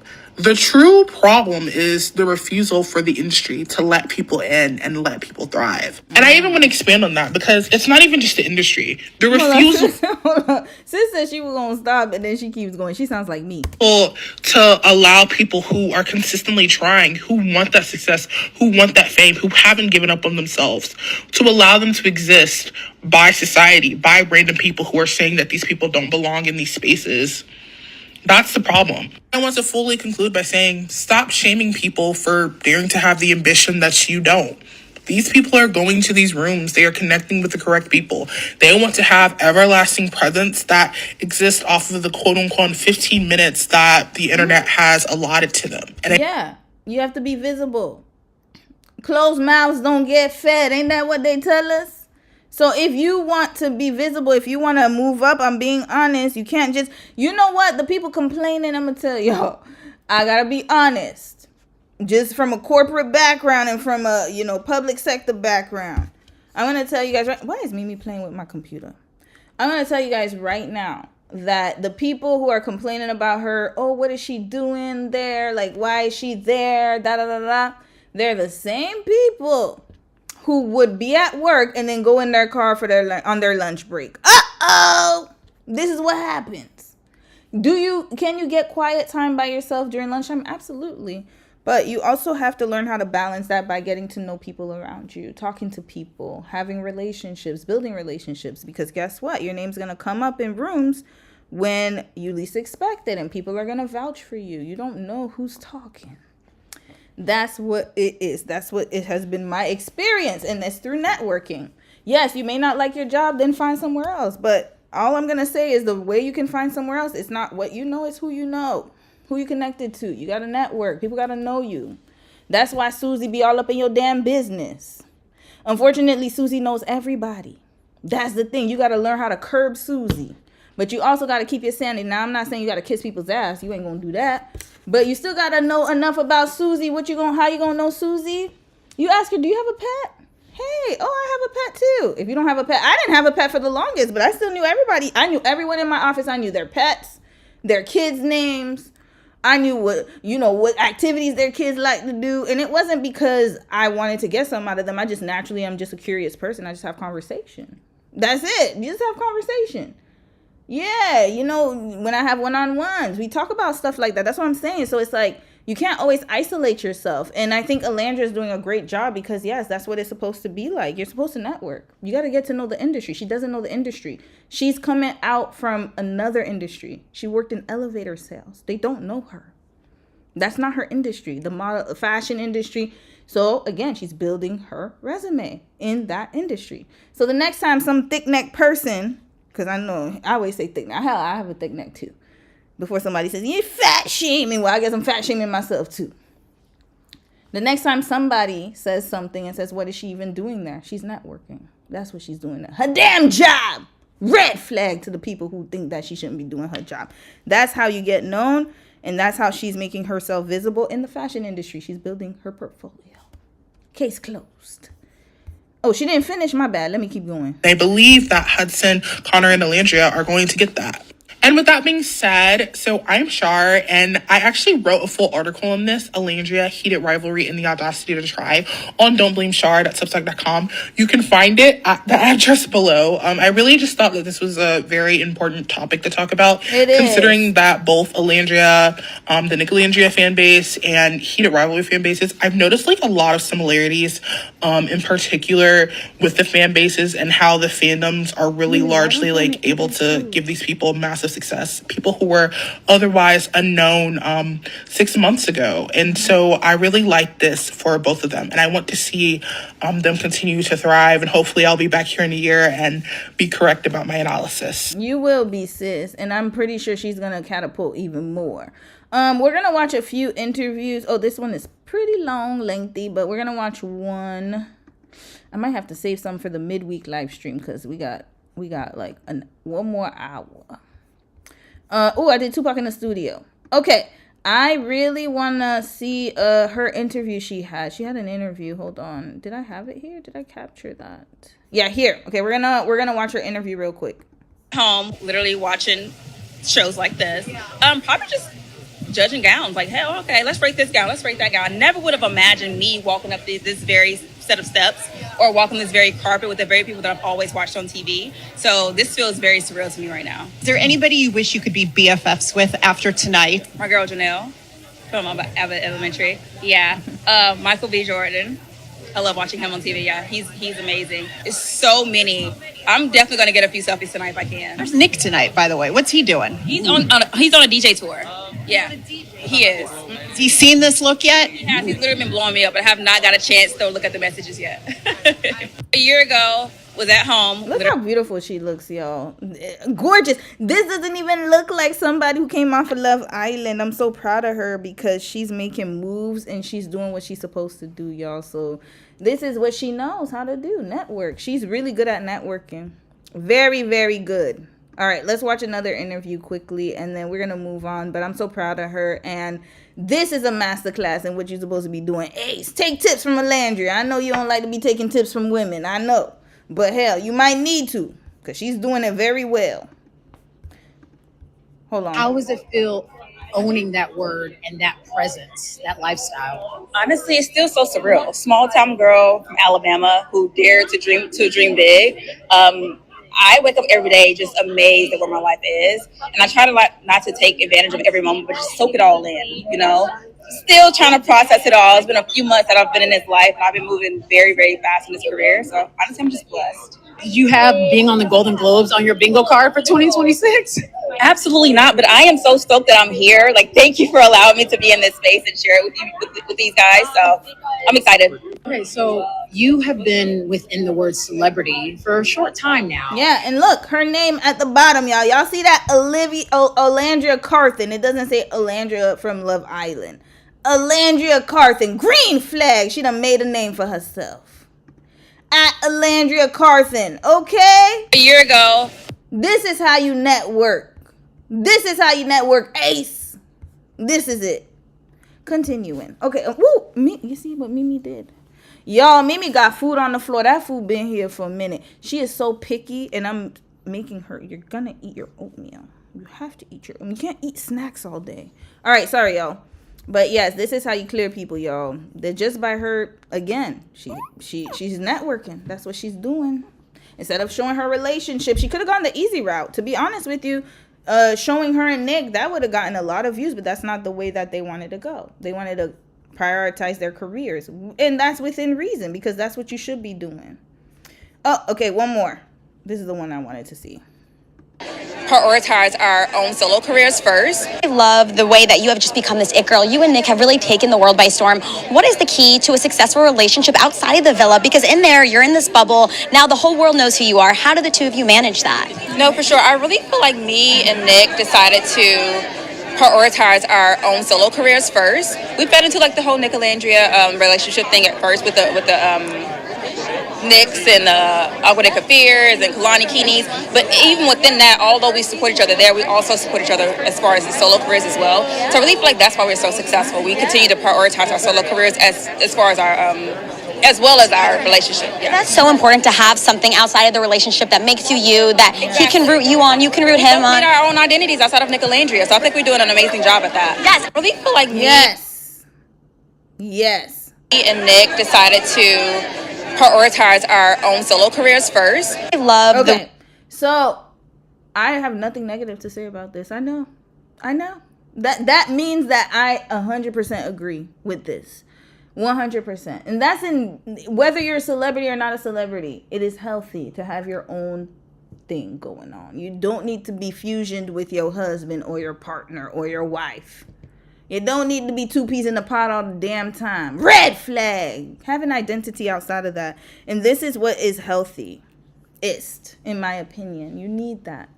You need that. So I think what she's doing is spot on. 100,000,000%. I agree with it. You don't need to have your relationship be the top, because like I said, she could have gone the easy route. She could have just used her relationship, TJ and Iris. She could have just used her relationship and done the deals off of that and kept doing Nicolandrian things. But, you know, I think it came to a point where she realized that, hey, I need to branch out on my own. Yes, it was great. Yes, Nick and I are an amazing couple. But again, I think once she started, like, it didn't take long for her to make that decision. I think once she saw the fanfare and all of the, you know, messages and stuff, she decided to just exit stage left. She was like, okay, you know what? Let's just focus on ourselves. And to be honest with you, I think Nick was the one who wanted to do the Nicolandria thing more than her. I noticed from the beginning she's always been the more reserved one of the couple. And now I think he's starting to realize that, hey, it's actually better I have my own thing going. How do I know? I know that from experience, y'all. As somebody who's with a man who's used to doing things together, like that's what he was taught. I don't know if it's necessarily a Pisces thing, but I do know that it's a culture thing for him. They're used to doing everything together, especially in Korean culture. We're gonna get to that, or we're gonna get to the Korean video soon. So yeah, in Korean culture, you're used to doing things together, and I had to tell him, like, hey, I love you, but I need my space. This ain't gonna work out. I can't be doing everything with you. That's just a bit much for me.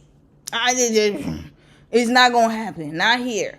And I think now he understands that and he appreciates it. And I'm like, yeah, it's so much better. Like, he does his bodybuilding, his business ventures, and I do my stuff. And we come together when we need to, or, you know, when we spend time together, we still love each other. But the thing is, it's healthy to have that, separation. Now, one thing I will say though that I did struggle with is the connection, because it's like when you're living two lives, and also when you're working full time and you're doing side things, that's the part that you need to tend to, is you do need to tend to the emotional connection more. And so yeah, we've been working on that, and I struggled with that a lot. Yeah, I did struggle with that because it's hard to work and balance everything. But then once I started prioritizing things better, thank you, shout out to the medication. Y'all know ADHD meds work wonders, and shout out to the therapy. It's been helping me more with prioritizing time and also just making sure that I'm keeping my schedule consistent. So yeah, anyways, point is that she's on the right track, and I wish her and Nick nothing but the best. I think she's doing a great job, and I'm always going to be behind Alandria and Shelly. Clark too. I love Clark too. I love a lot of them. I just think Alandria and Shelly definitely have a special place in my heart. They did a lot, y'all, and they really put themselves out there, and I'm really proud of them. I'm really, really proud of them. All right, I'm gonna read a few comments. We moving on, y'all. Moving on. Mary, you said my Pisces ex-friend was like that, would call me to come over and help him with folding his laundry. Yeah. Okay, so it is a Pisces thing. They love, oh man, like you gotta be chalant with a Pisces, y'all. But there's a balance too, and I noticed that because she's also an air sign. She's not an Aquarius, but she's a Gemini, and I know with air signs, like, except for the Libras, I don't know how they made it to the air signs, to be honest with you. I don't know how. But Gemini and Aquarius were very similar in that way, where we need our space. We definitely need our space. I know more so for me than anything. I'm used to having my own space. I love it. It's how I can get my creative juices going, and also just, you know, kind of like, I love being by myself sometimes. I love being in tune by myself, to myself. I love being able to connect with myself. I love dating myself. I'm being honest with y'all. I love being with when I have time, especially with Mimi now. Any little break I get, I'm like, Dom will come home and be like, oh, it's okay, honey, you can go, da-da-da. And I'm out the door quick. I'm like, poof. I love, I don't think I'm gonna be the type of parent who's gonna miss my kid like that. I love Mimi, but I love my me time too. I don't be missing her like that. I'll be like, well, I'm gone. I'm doing my little thing. And then I come back and of course I hug her and I'm like, oh, you're so cute. But yeah, I love my alone time. Love it, love it, love it. She is mature enough to understand that honest to state it, which means she has good EQ. Yep, Rosa, she does. She does. She absolutely does. 100%. Prince, you said everyone in my life is some level of codependent. It's crazy to live that way. It is. It's too crazy. I think that, you need, in order for a relationship to thrive, in my opinion, and what I've seen from couples who are successful, you gotta have your own independence. You can't always be together. It is very unhealthy. And that's what Ace was doing with Shelly. Remember, he said they were together every day except when they were working, but that can be a bit much. He said, except when they had to travel for brand deals. That's a lot, y'all. That's a lot. That's a lot. As an air sign, we don't claim Libra, Rose. We don't. Because they are very, I could see some semblances with Libras. Like, Libras do tell it like it is. They don't lie. But they are a little too... Anyways, I'm talking as a daughter of a Libra woman. They're way different. But they are to be fair, they are kind of independent. Because I would say my mom, she likes being independent. But the thing is, that's only because, how can I say it? She's not like me where she demands it. You get what I mean? The thing with Libras is they gonna let you walk all over them a little bit. And then they gonna say something. But me, you ain't gonna walk over me. It's gonna be said right from the beginning. I don't like that. No, I don't like when you text me all the time. You might need to back off a little bit. Yeah, I'm gonna be very direct and honest. Actually, matter of fact, that's what caused a lot of our arguments. I was way too direct. And I realized that, especially as somebody who has a neurodiverse brain, and sometimes I need to emotionally regulate before I talk, because I'm just gonna be talking. I'm going to talk, man. I'm going to say whatever's on my mind. And that might not be the best thing in a relationship, but we've gotten there. Yeah. All right. One more comment and then I got to move on. Demanda, you said now people are like, Nick is bad for her brand. Be clapping back. Nick said he's a millionaire nurse. I saw that. He's frustrated. He's tired, but I agree. I think that, I said it before. And I'll say it again. Nick needs to grow up. Same thing with Ace. They're both very young. I think Nick is 24, if I'm not mistaken, maybe 25. Alandra's almost 28. Also, Alandra's working corporate. She knows how to be PR down. If you've worked in the corporate environment, trust me, PR is your middle name. You know how to talk to people. You know how to code switch.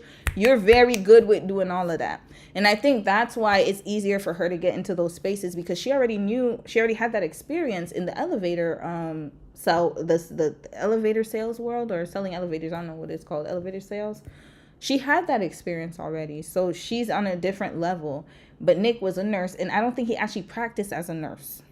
So he just went to school and he passed the exam. I don't even think I know he did travel nursing, but I don't think he's worked in a nursing environment for that long, in my opinion.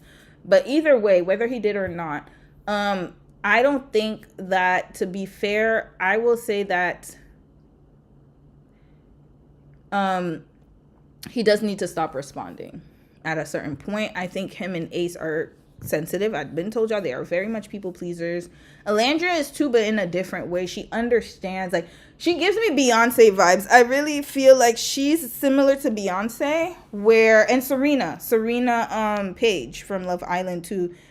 They're very similar, where you're not going to see Serena commenting. You're not going to see Serena clapping back.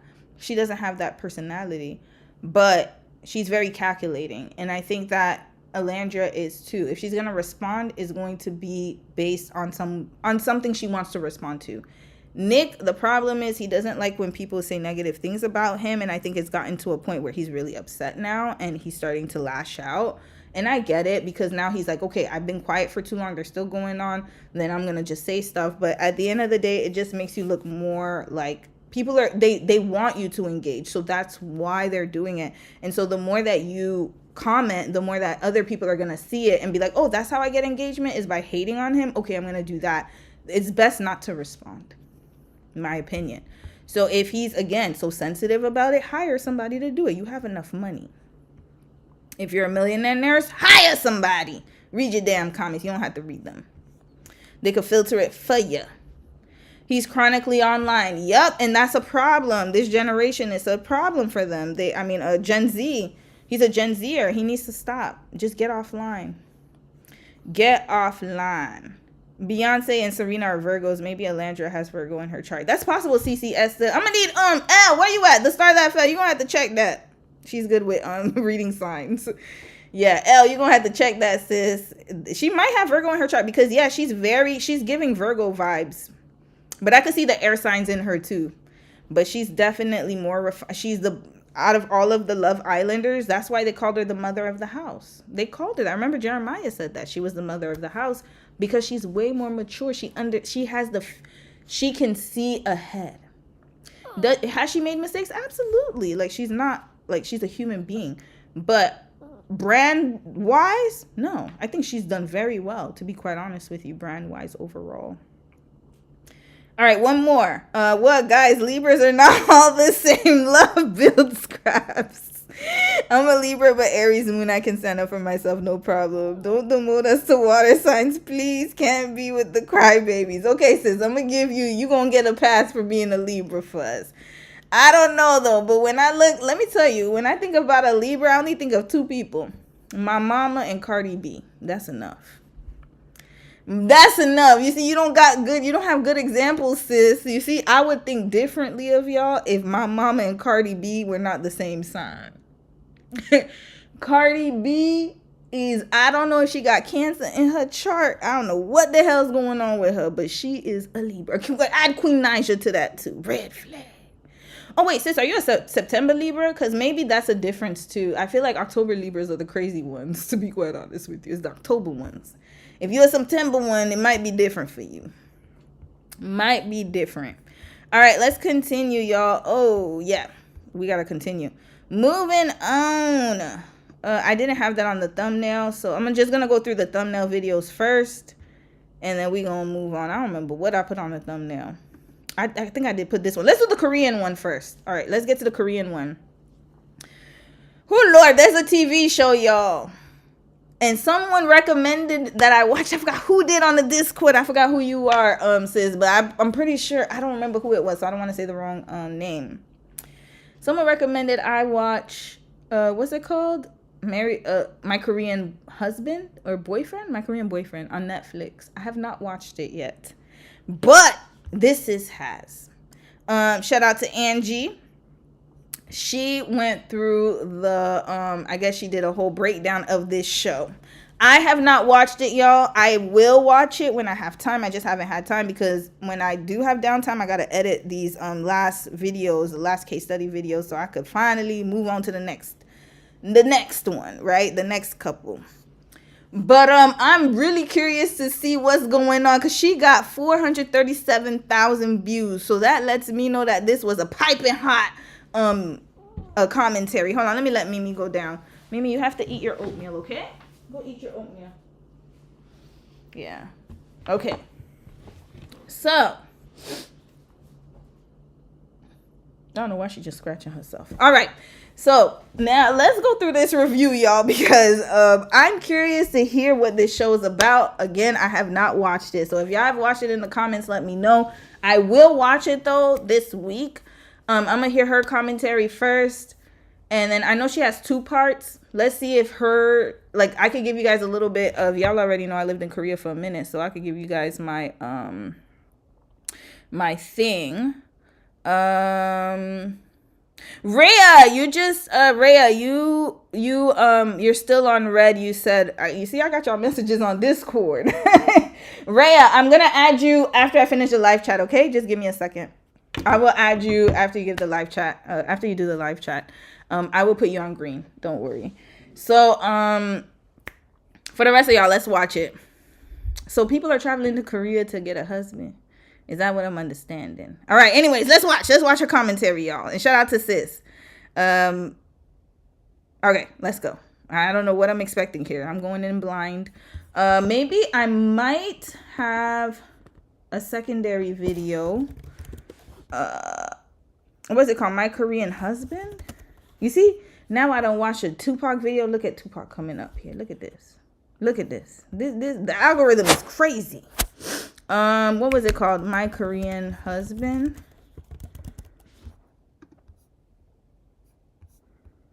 What's it called? My Korean Boyfriend or Husband? Hold on, Netflix. My Korean Boyfriend, my bad. I kept saying My Korean Husband. My Korean Boyfriend. My Korean Husband is this YouTube channel. Okay. My Korean Boyfriend. Okay, here we go.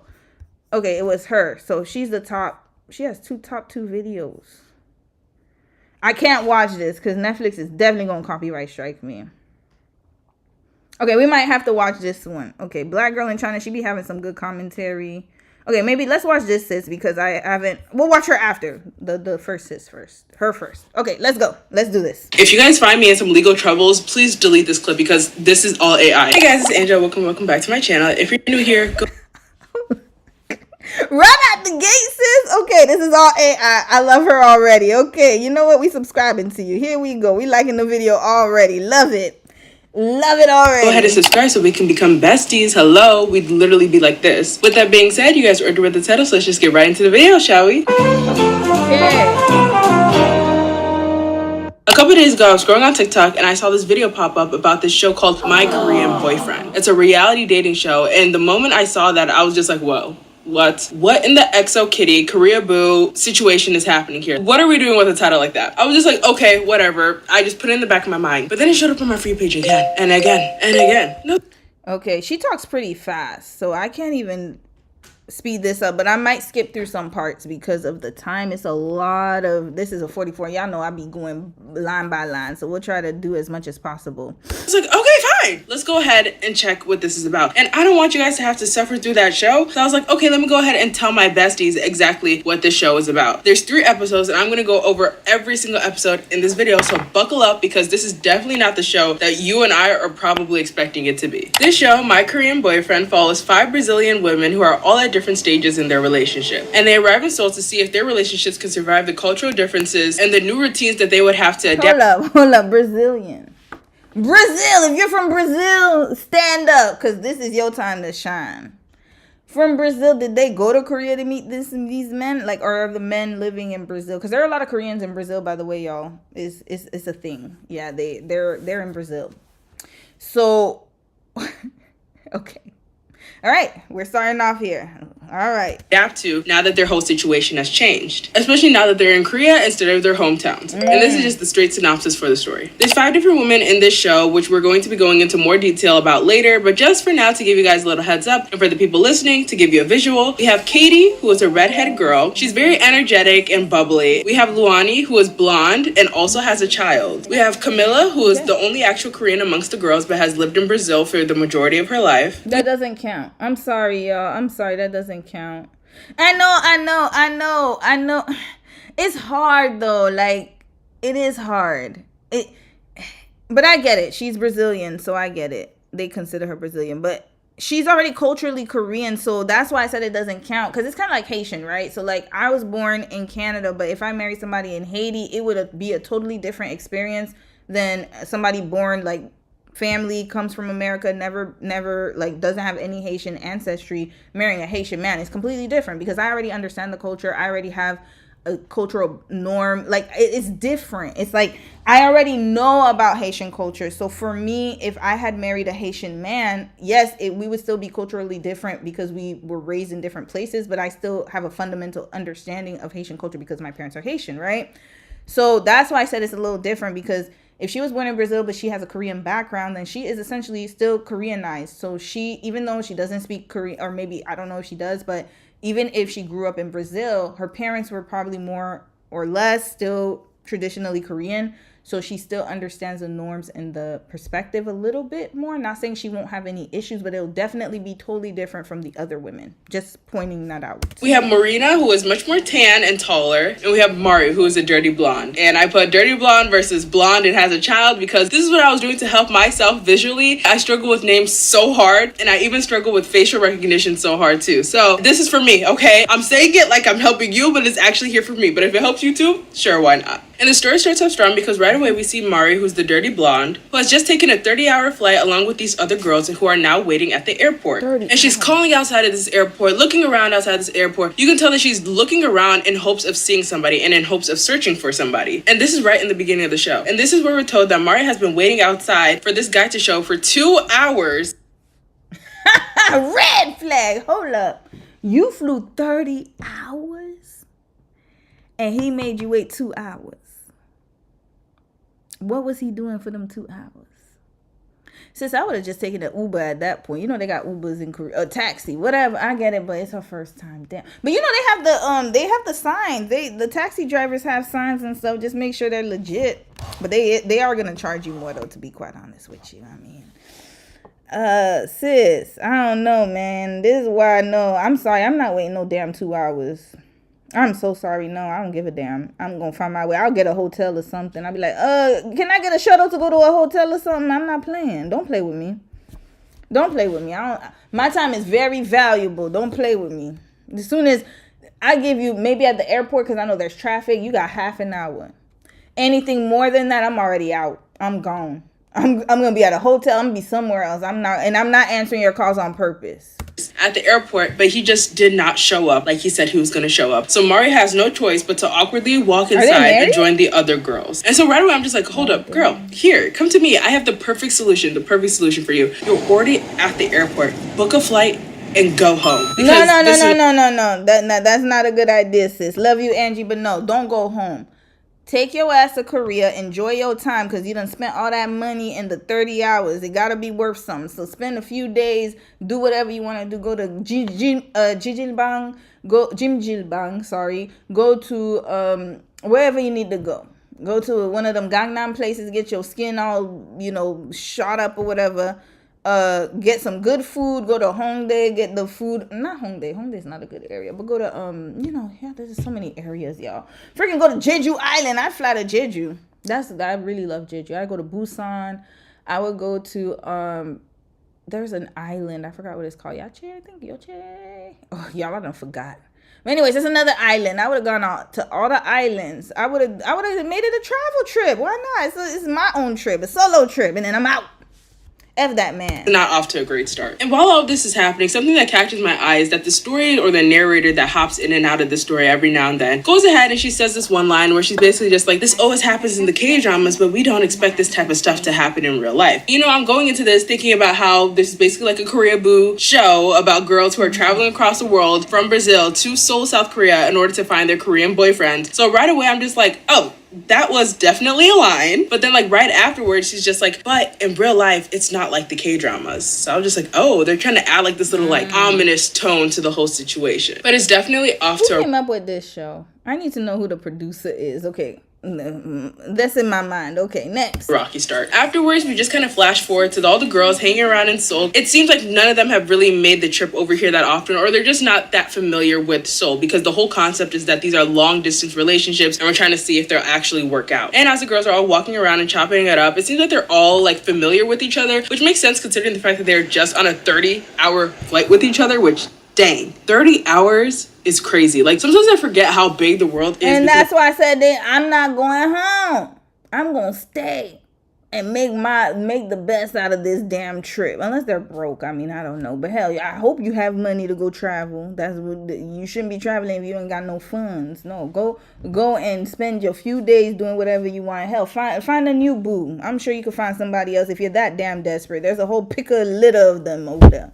You're going to have more options than that bum that left you for 2 hours at the damn airport. Red flag. I feel like since transportation has gotten so much faster, it feels like the world is a lot smaller. But the fact that you're going on a plane and you're moving as fast as planes do, and it still takes you over 30 hours, almost a day and a half of just pure flying in order to get to the second location. I'm just like, dang, Talk about long distance for real. But at this point, they're finally giving us some context for the story because I went in blind. I didn't even listen to the TikToks that I saw because I thought it was stupid. Because I was just like, what the fuck? I didn't really know what was happening. I just jumped right into the story. So we're finally starting to get context as to what's happening. And they're saying that these 5 girls are going to be staying in a house together for a month so they can basically just kind of feel out the relationships that they have and see if their relationships will actually succeed here in Korea. So at this point, they finally start to reveal each of the girls' situations. First, we have Katie, who, quote, swears on her cat's lives that she's living in a real-life K-drama. Her story goes like this. She came to Korea like a year and a half ago, specifically to Busan. She went ahead and used the bathroom, and after she got out, she noticed that there was a guy waiting for her. And he was dressed in green from head to toe, a military man. And he was waiting for her to get out of the bathroom because he wanted to ask for her socials because he thought that she was really cute and he wanted to get to know her. So they've been talking ever since and have been in a long distance relationship. And this all happens in 2023. So I think I said a year, so it was actually 2 years ago at this point that they had been long distance and had not seen each other. And again, Katie has like dark red, burgundy hair, and she's very energetic and high energy. In contrast to that, we next get introduced to Luani, and she starts talking about her. But why 2 years though? What was going on in those 2 years? If you don't have, like I said, long distance is very difficult. So I can only imagine 2 years of not being able to see your person. That's a long ass time. So what was the situation? Was she a student? She didn't have enough money? Why couldn't he fly out there? Like something strange here. Relationship. I recap these stories in a way where I'm telling you my thought process at the time when I'm watching it, but like I just had to interrupt this and say that like I do not like Luani's man. In fact, I have a pure passion and hatred for her man, which we will be getting into later, but I just wanted to let you know because there's no point in time that I trust myself. Oh wait, he was in the military, my bad. I missed that part.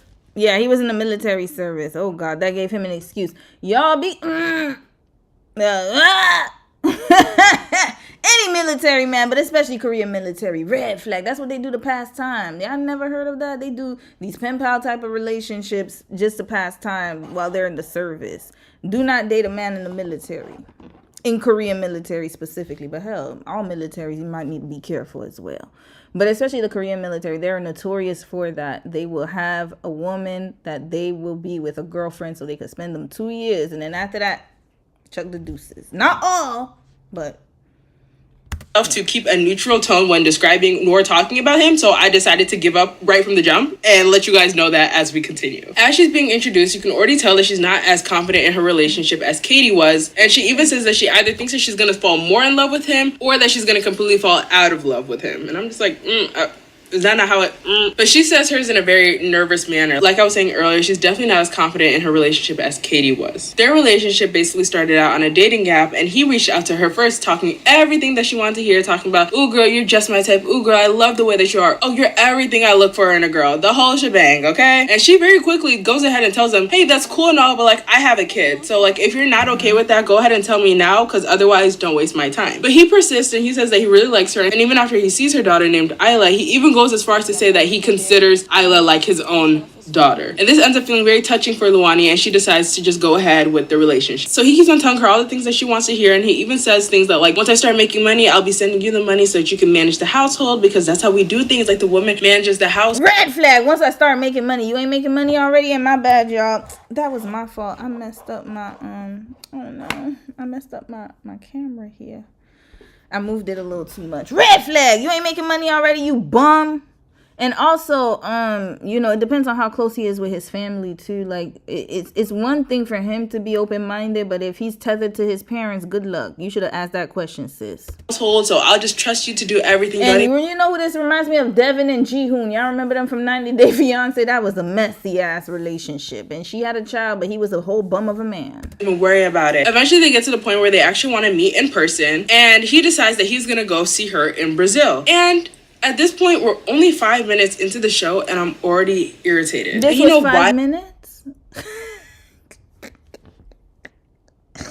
Oh, Lord. Jesus, take the wheel. Oh, my God. I need to watch this show. 5 minutes. I'm already irritated. When the time comes for him to go see Luani in Brazil, he basically is just like, hey, so something came up, and I'm not going to be able to... He's a bum. First of all, sis, he said, once I make money, I'll be able to send it to you. That already should let you know he ain't got no damn money. Once somebody said, once I do this, once I get a business, you ain't got no business. Once I get a job, you ain't got no job. Once I get this money, you ain't got that money. Red flag, he ain't got it. see you in Brazil, so you should come to Korea to come see me instead. And I know that you don't really have the money to be able to come here and afford the plane ticket, so I have this really, really good idea. So 2 broke people. Okay. And then she has a child that actually needs the money. Please do not tell me you want to go outside, Mimi? Or are you waiting for your dad? Mimi, come. She's probably waiting for her daddy, y'all. She has said whenever he goes and works out. Okay, anyways, my thought process. So both of them don't have money. Sis, I bet not hear that you took from your daughter to go be with this bummy ass man. Okay, go to all your friends and ask your friends for money, and then you can use that money to come see me. Isn't that like the perfect plan? And he's like, trust me, I'll pay you back. Like, don't even worry about it. Not the I'll pay. Red! Okay, she's desperate, y'all. I'm so sorry. Oh, she's desperate. She's too desperate. You know, I think it's not all. Okay, I gotta preface this because I don't need single mothers coming for me. Not all single mothers, but I'm talking about single mothers who prioritize relationships over their children. She's going to be that type of mom. Because the fact that you would borrow money from your friends to go meet with a bum ass man, if you're going to borrow money from your friends, at least let me hear that you didn't go on that flight and you decided to give it to your child. That's different. I would actually love that. But if you borrow money from your friends to go on a flight and he said he's going to pay them people back and you know he a bum ass man and you met him online so you have not seen him, this is stupidity. So I'm sorry, you know, some people are like, well, we have to have more compassion. No, I'm sorry. Like at this point, it's stupid. Because if there's a child involved, I'm going to be way more stricter with that.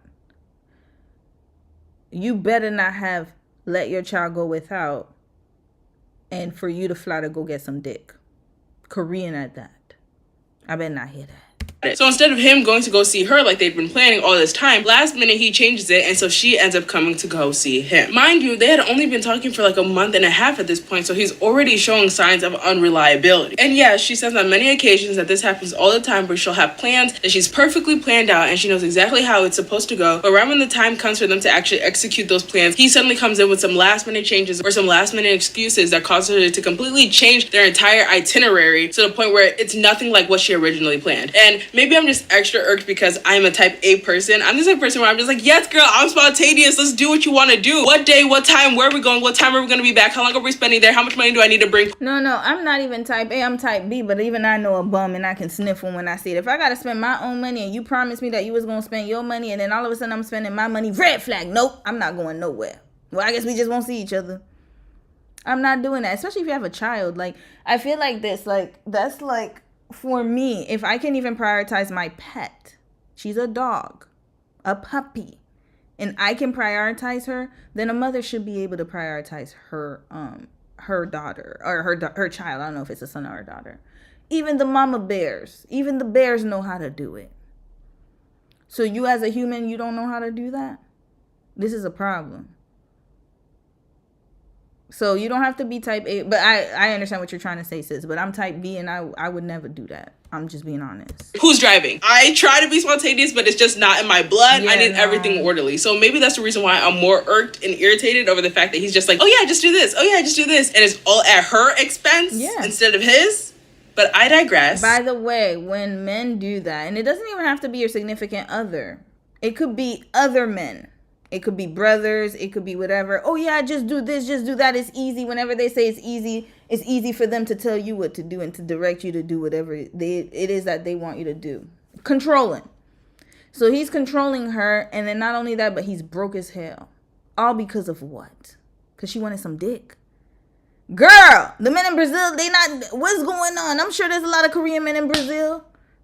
I don't understand. What is it? What it's not clicking to me. I don't get it. If you're going to go to Korea, go.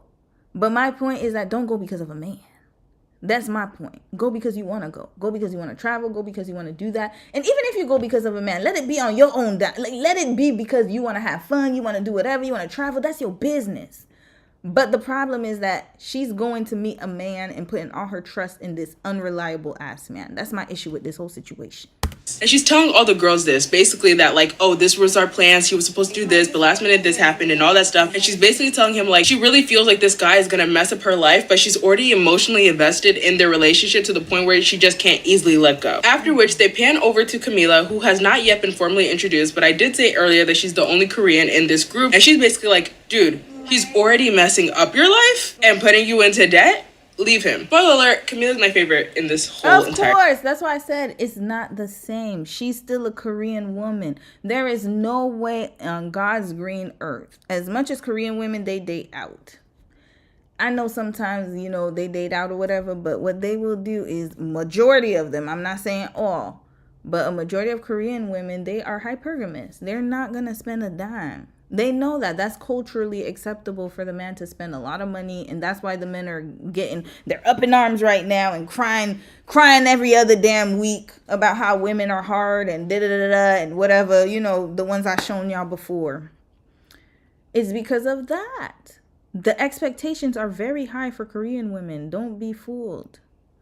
So she understands from a Korean perspective, they should all be listening to her, actually. She knows that this is a red flag. This is red flag behavior. It's not normal for a Korean man to do that. He would not do that to a Korean woman. So you should not accept it. He's a bum. That's what she said. Show. But at this point, I kind of sit up because this is not how I expected the show to be. Remember, I was telling you guys earlier that I didn't have any expectations for the show going in, and I truly thought that it was going to be like a Korea Boo XO Kitty type story going on here. Granted, I also have never watched XO Kitty because I also feel like it's a Korea Boo story. So maybe I need to stop judging books by their covers, but I'm like somewhat locked in now because I'm starting to quickly realize that this is not this show that I thought it was going to be. I thought it was going to be like a show of like delusional women coming over here expecting a K-drama story just because these guys are Korean. But I'm starting to realize that despite the little narrators' little comments, they're actually showing like these realistic relationships that are happening here and these women trying to go through this relationship. Because what do you expect naming a show My Korean Boyfriend? Oh, come on. You know exactly what you're doing all that. Why did you do that? Yeah, I'm gonna blame you. Because like I'm never wrong, so I'm gonna blame you. Anyways, afterwards, we cut to a scene with Mari, who was the girl with dirty blonde hair who was stood up at the airport, and she's basically now in a separate room, and she wants to get in contact with her man, who we now know is named Danny. As she's getting ready to call him, we basically hear like her inter monologue, which is like her side interviews about how she was feeling at that moment. And she's like, bitch, I traveled across the world to see you, and you didn't even show up. You're not gonna have me on TV looking stupid. And I'm just like, period. Because yeah, you do look a little, it's not your fault, but like it does make you look bad, you know, to be expecting this guy and he just doesn't show up. And yeah, it shouldn't be that like you're the one who looks bad, but that's embarrassing. Imagine you're talking about this guy that you're flying across the country 30 hours to go see. He's supposed to pick you up at the airport. You're telling everybody he's supposed to pick you up at the airport. You guys wait there for 2 hours for this guy to pick you up and he just doesn't show up at all. So yeah, it's embarrassing. We're not gonna lie. Are we gonna sit here and lie and say that that's not embarrassing? That's embarrassing. So she grabs her phone, she calls him, her ring, ring, ring, ring, ring, ring, ring, ring, ring, voicemail. Hell no. Red flag. Is he married? He probably got another woman. He got another woman or he's married. Ain't no damn way. Ain't no damn way. Ring, ring, ring. Sis, I done told you should have left him after the half an hour. Let me tell you, if somebody's late, they're supposed to be calling you. Just FYI. You should not be calling them. Where you at? Where you at? No, they should be calling you. Hey, I'm going to be late. Da, da, da. If I don't get that phone call, I'm gone. You're not going to see me in the same location. I'm out of here. I'll be like, oh, half an hour. Okay, we waited long enough. Let's go. Mm-hmm. If he's there, well, he showed up late. Too bad. Sorry. That's strike. But then if he's not responding at all, that's a violation. You gone. That's not even a strike. There's no reason. And he not even picking up his calls. Why are you the one calling? That's the problem I have. This guy does not pick up the phone. We then move over to another scene with all the girls chatting it up and talking. I'm sorry, in the room. That's not funny, but damn. And we basically cut to Katie, who was the redheaded girl who was just like, guys, on my cat's lives, I'm living in a K-drama. And she gets a text from her man, who we now know is named Jack. And he basically says in the text, like, hey, I'm gonna pick you up tomorrow so we can go on a date. And Katie goes ahead and she shows the messages to all the girls, and all the girls are just like giggling and laughing and kicking their feet like, oh my gosh, oh my gosh. And all I can think of is the fact that the person who sees the text first is Mari, and you just show this text talking about how your man's gonna pick you up and her man left her ghosted at the airport. I feel bad for her. I do. No, because she wanted to be like, my man's not like her man. He ain't dusty like her. Sis, you just shut up. You see, that's what I'm saying. Like, trying to, it was for her to feel better. Like, oh, thank God my man's not like that. Sis, your man is just like that. It's just gonna be a different one. Just best believe it. Best believe it. He's not as awful as hers, but don't ever, like I said, why are we like her man is the pick of the litter. Oh my God. Okay. Remember, you don't know him. You've been long distance. You should shut it. You don't know him at all. I feel bad. Like, I would have like a sour feeling, not towards Katie, but like towards my own relationship. No, it should be towards Katie. She did it on purpose. I'm sorry. I know she did it because she knows. She knew that girl was, stressing out over her man calling in. She took the break. Oh, he called me. She did that on purpose to show that her man is different. They're all birds, okay? Birds of a feather. Just on different levels of male-identified, male-centered craziness. I know girls like that. Trust me. I know a lot of girls like that. They will do that. Trust and believe me.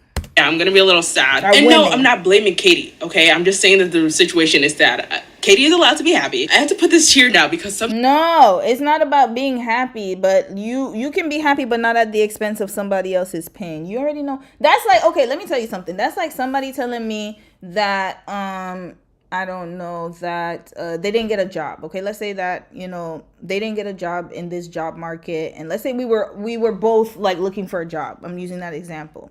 We're both looking for jobs. She doesn't get a job. She tells me that at that moment, I didn't get the opportunity. And then I took the moment to be like, 10 minutes later, I console her. I'm like, it's okay, da-da-da.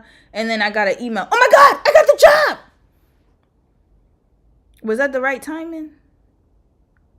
Not saying that people can't be happy for you, but it's the wrong timing. Like, this girl done poured her heart out to all of y'all. The least you could do is shut your damn mouth, accept your text and, private, and be happy yourself. Sometimes it's just not the right moment. Do you guys not know how to read the room? I guess not. Sometimes some of my besties be in the comments making up stuff I never even said. And I'm like, whoa, bestie, I never said that. Never said that. Let me be clear. I'm not saying that Katie's not allowed to be happy that her man is going to pick her up for this date. I said it. Not at that point in time. It was the wrong timing. I said it. My opinion. I'm sorry. It was not the right time. I don't like that. That is weird behavior. It's strange. It's not the right timing.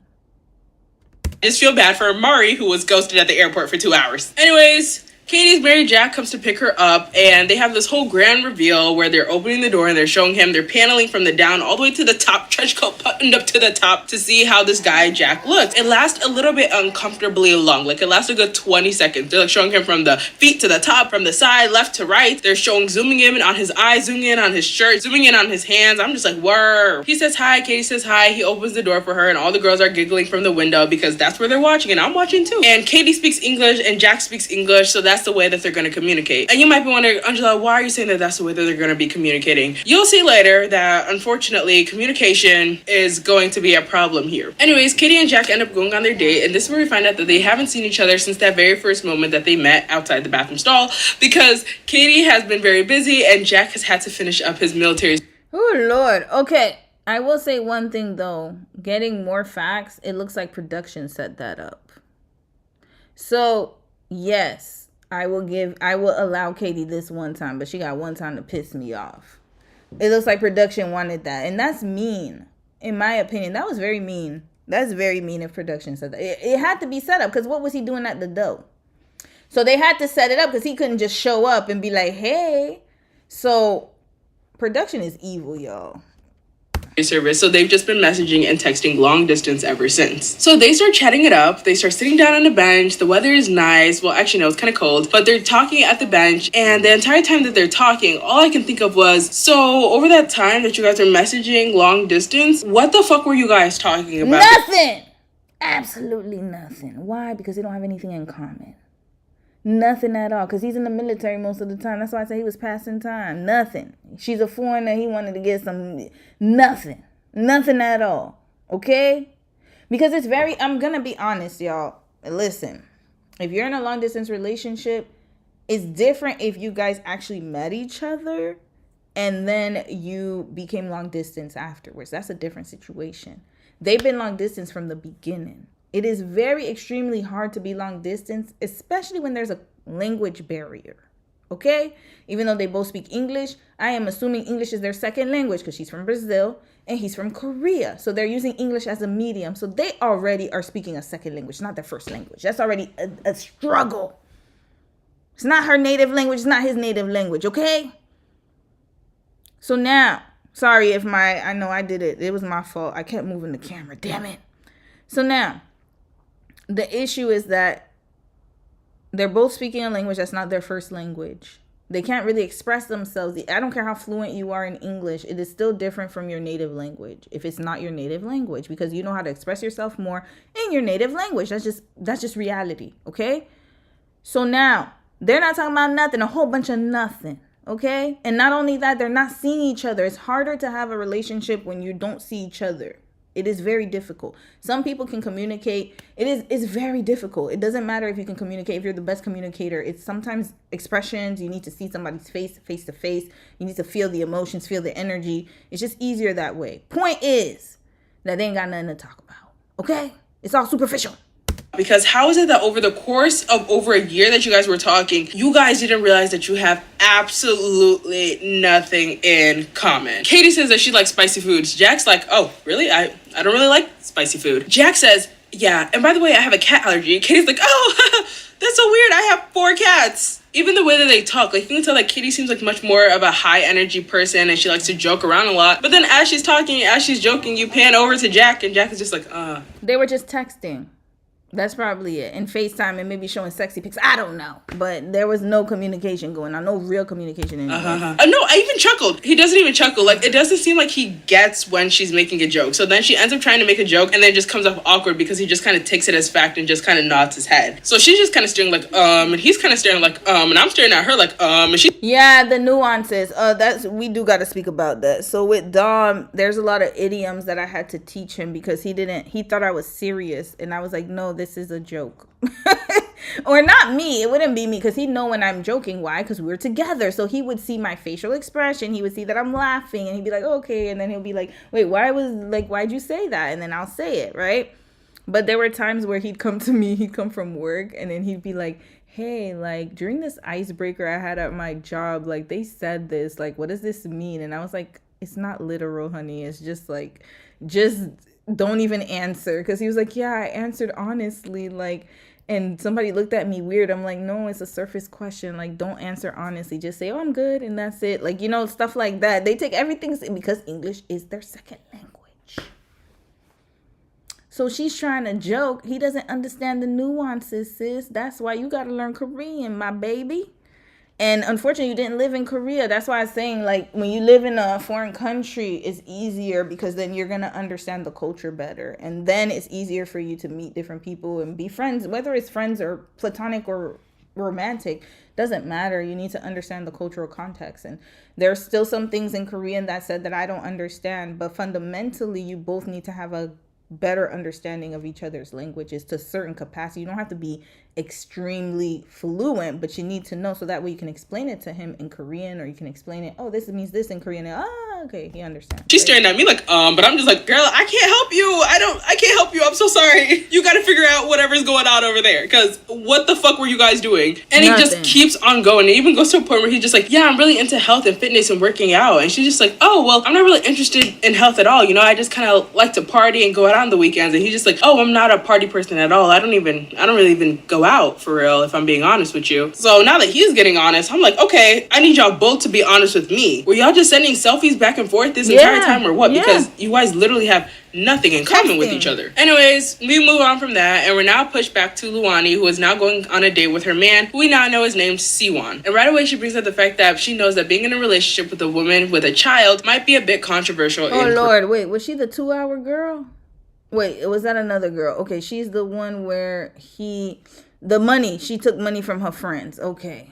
She actually went to go meet this bum? Korea. Well, I guess more like a big obstacle, but I don't even have time to feel bad for her because in the very next second, she says, I don't really know English and this dude knows even less than me, so I don't even know how we're gonna talk. I'm like, what? What's going on? So you borrowed money from your friends for a man you can't even communicate with. Red flag. I can't even say it out loud. You did all that for a man you can't even communicate with? Like, honestly, like, we gotta start asking ourselves, well, you know what? My Brazilian sister, y'all gonna have to take the L. Y'all gonna have to take the L. Because I don't understand. What is this man literally, like, he's a bum. You know, this is the thing. I would actually respect it if she went to Korea and was like, you know what, fuck that guy. I'm gonna find another dude. You could do that, sis. Do whatever you want. But why are you fixated on this bummy ass man? He's a bum. Bum. Bum. Guys, so I was just like, okay, yeah, that was my bad. I didn't give you proper advice earlier, so when I heard that this guy made you spend all this money to come here, when he meanwhile was telling you that he was gonna go come visit you, but instead forced you to take a 30-hour plane ride to come see him, and I was joining all your friends telling you to leave him, I was like, leave him, girl, leave him, girl. It was my bad. I was being insensitive. I should have told you in a way that we could actually communicate with each other. So now I can actually give you some proper advice. Votar para casa. But I fear I didn't tell her fast enough, because here comes Siwon hopping all the way down with a smile on his face, giving her all these hugs and all these kisses on her forehead, and he keeps patting her hair like she's a pet. Like, you're gonna see that he keeps on patting her hair, and honestly, like, nobody ever talks about it, but it irritates me because it's like almost rough. Like, he keeps going, and he's just like, okay, you can stop now. I can't hide my irritation with him, so you guys are just gonna have to suffer with me. Then he pulls out this big ass brown bag and he reaches. That's the man? Like, hold up. Saying all this with a smile on your face. Wait, you need to beat ass. up. Like, you guys, girls. Wait. Sorry, I'm sorry. I was so shocked. I was so shocked. Holding your hand. I'm so sorry. I was so shocked. And I'm staring Wait. I was too shocked. Being selfish, they feel bad than me. So I don't even know if that was money to come right to come see him. Sensitive. I should have told you in a way that we could actually communicate with each other. So now I can actually give you some proper advice. Votar para casa. But I fear I didn't tell her fast enough, because here comes Siwon hopping all the way down with a smile on his face. I know you effing lying.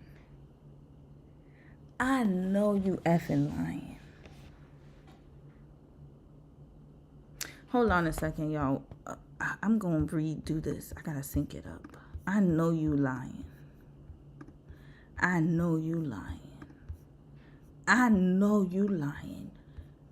I know you lying. I just know. Ain't no damn way.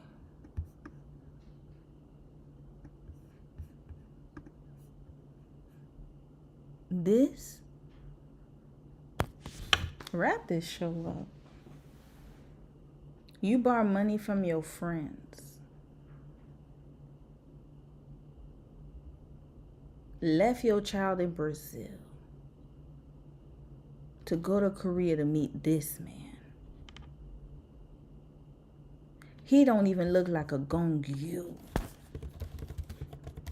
Is that how you spell his name? Gongyu. If he look like that, then I'd be like, damn, sis, I get it. He fine as hell. I could understand. Maybe looking at his eyes, you probably feel like, I need to spend the money.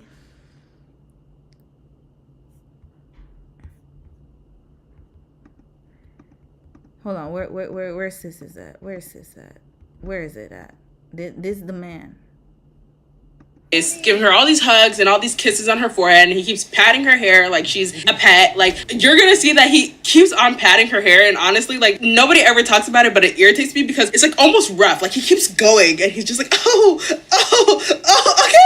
okay, you can stop now. I can't hide my irritation with him, so you guys are just gonna have to suffer with me. Then he pulls out this big ass brown bag and he reaches inside of it. He pulls out a singular flower for a surprise for her. And it's a little bit chilly outside, so he even takes off his coat and he puts the coat on her, like, here, you might be cold, wear this coat. And then when they sit down at their little date spot so they can go ahead and talk and have a communication, he brings out this box and they make this big grand gesture as like, ooh, what is in this box? What's it gonna be? And inside of it is like an earpiece so that she can put in her ear so that they can understand each other, because again, she only speaks Portuguese, he only speaks Korean. Neither of them really know English, so now this translator device that's in their ear is going to be their way of communicating. And you guys might find you know where he got that from? Netflix gave it to him. Red Flag. He ain't buy that himself. He got her that cheap ass flower. That's what he got her.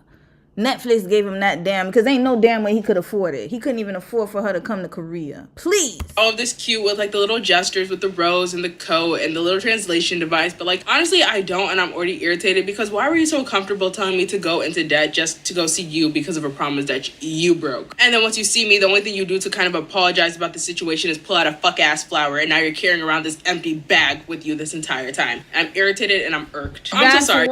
That's why I said Netflix gave it to him. He can't afford it, y'all. He couldn't afford it. Please do not be fooled. These TV shows, they'll do anything to keep people on so they could get the ratings, because they can't let her go back home. They got to keep this going. Now, 90 Day Fiance did the same thing with Ji-hoon and Devin. I think they had a translation device too. And we know Ji-hoon's old bummy ass couldn't afford that shit either. All right, y'all, if y'all wanted an unbiased narrator, I'm definitely not the one. So I'm just letting y'all know right here, right now. So she goes ahead and she asks him the hard question right away. And she's like, so what are you going to do about the fact that you haven't told your parents that I have a child yet? And I can already see the gears turning in his head in order to try to say something to make this sound as romantic as possible. He's like, yeah, girl, like, I want to build a life with you. So obviously there's no reason for me to hide Ayla from my parents. But Luani immediately clocks his tea, and she's just like, well, you're saying that you want to build a life with me and all that stuff, and you keep making promises about how you're going to do that, but all these promises go absolutely nowhere. So you're telling me to rely on promises that you never even keep. And then you also have what's her name, Leilani? You need to go to therapy. I know they got therapists in Brazil. They got I don't know their healthcare though. Is it affordable to have a therapist in Brazil? She needs to go to therapy. I'm pretty sure her baby daddy had the same attitude. I don't know if she's a widower. They didn't say that, so it sounds like she got a baby daddy. I gotta make it very clear. So she's a single mom.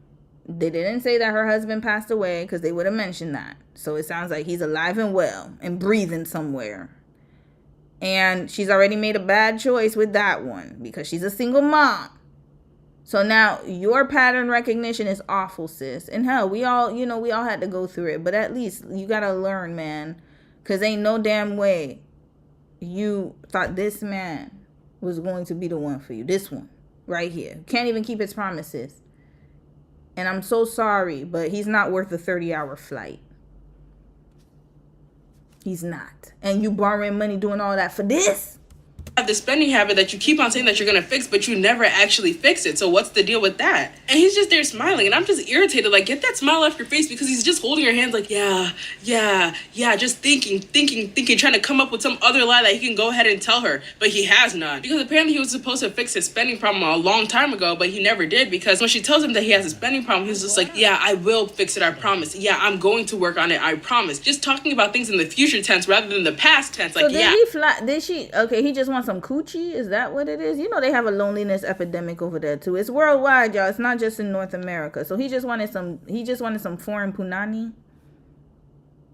Because it's, as much as there are a lot of Korea boos in Korea, they are actually, one thing I will say, no, they be with fugly men too, hell. But he doesn't have the swag. He doesn't, at least if he was fugly and he had swag, he might have gotten more play.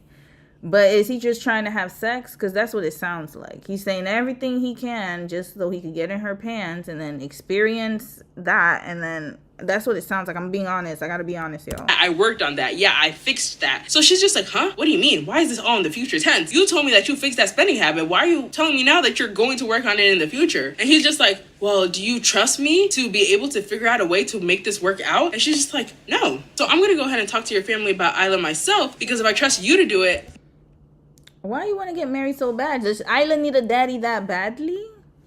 Like, what are we doing, sis? And also, if you want your daughter to move to Korea, sis, she doesn't understand, she doesn't know what's going on. I think what it is a lot of, and that's what I was alluding to it before, but I'm going to say it now. There's a segment of single mothers, not all. There's a great segment of single mothers who understand, things happen. They're already independent. They're doing what they have to do. They prioritize their children. I'm not talking about y'all. I'm talking about the desperados, desperadas like her, since we speaking. Oh, well, she's Portuguese. I don't know how to say it in Portuguese. So the problem is that they're trying to fix whatever happened with her baby's father. It didn't work out. And so now with the next man, she's very desperate to make it work. So that she can finally have the happy ending she missed out on with the baby's father.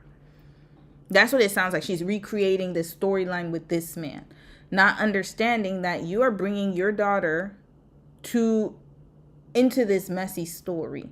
He's already unreliable. This is very dangerous for a child.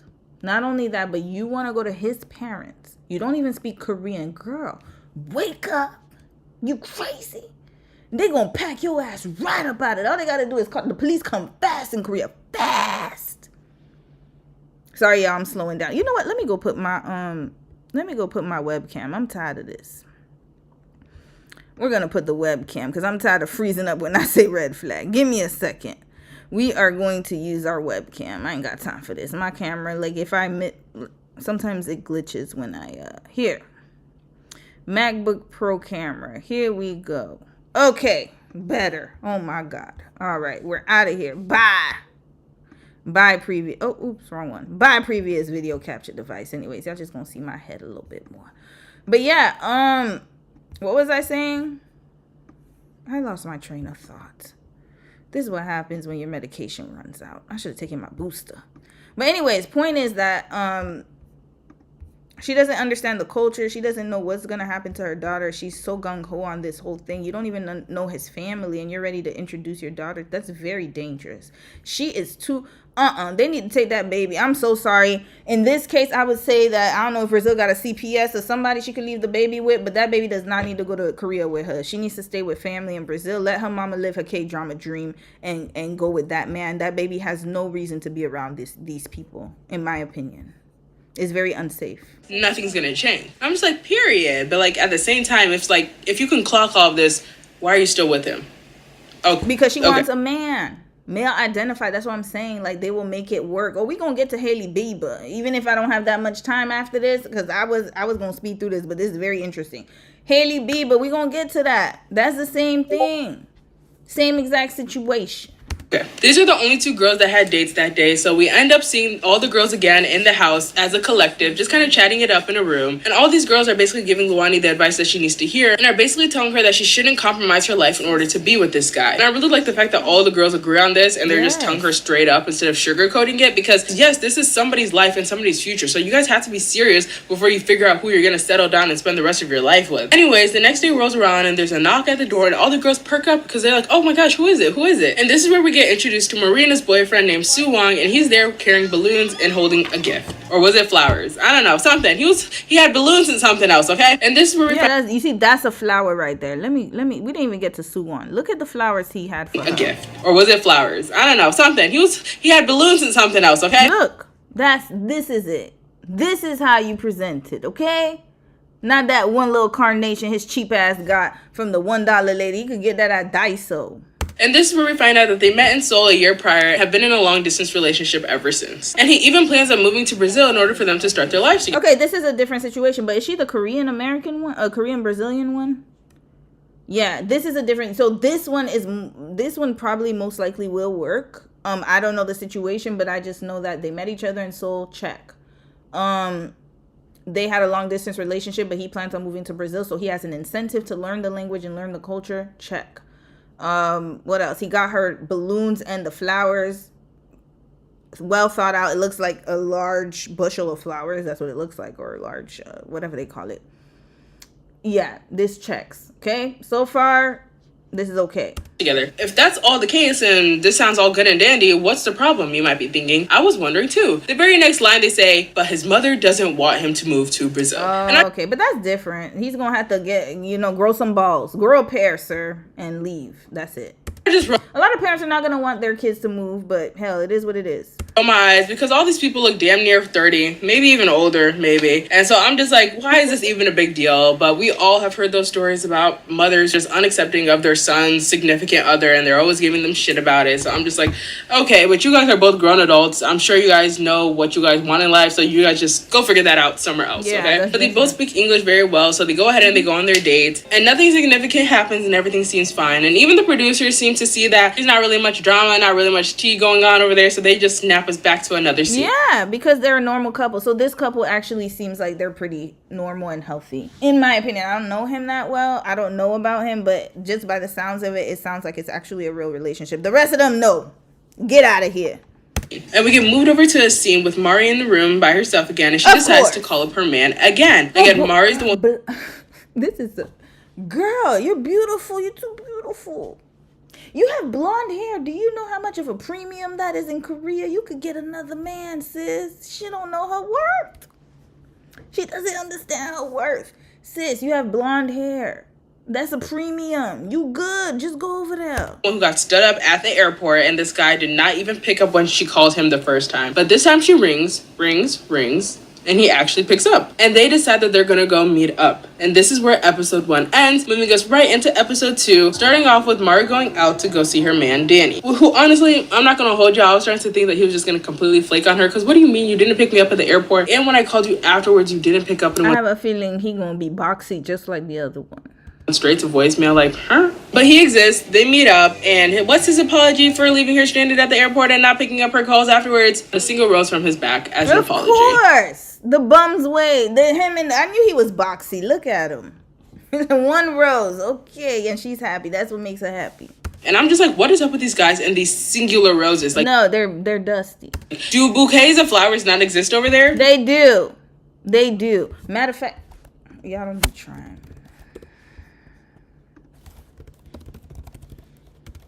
Didn't they have a whole drama about flowers?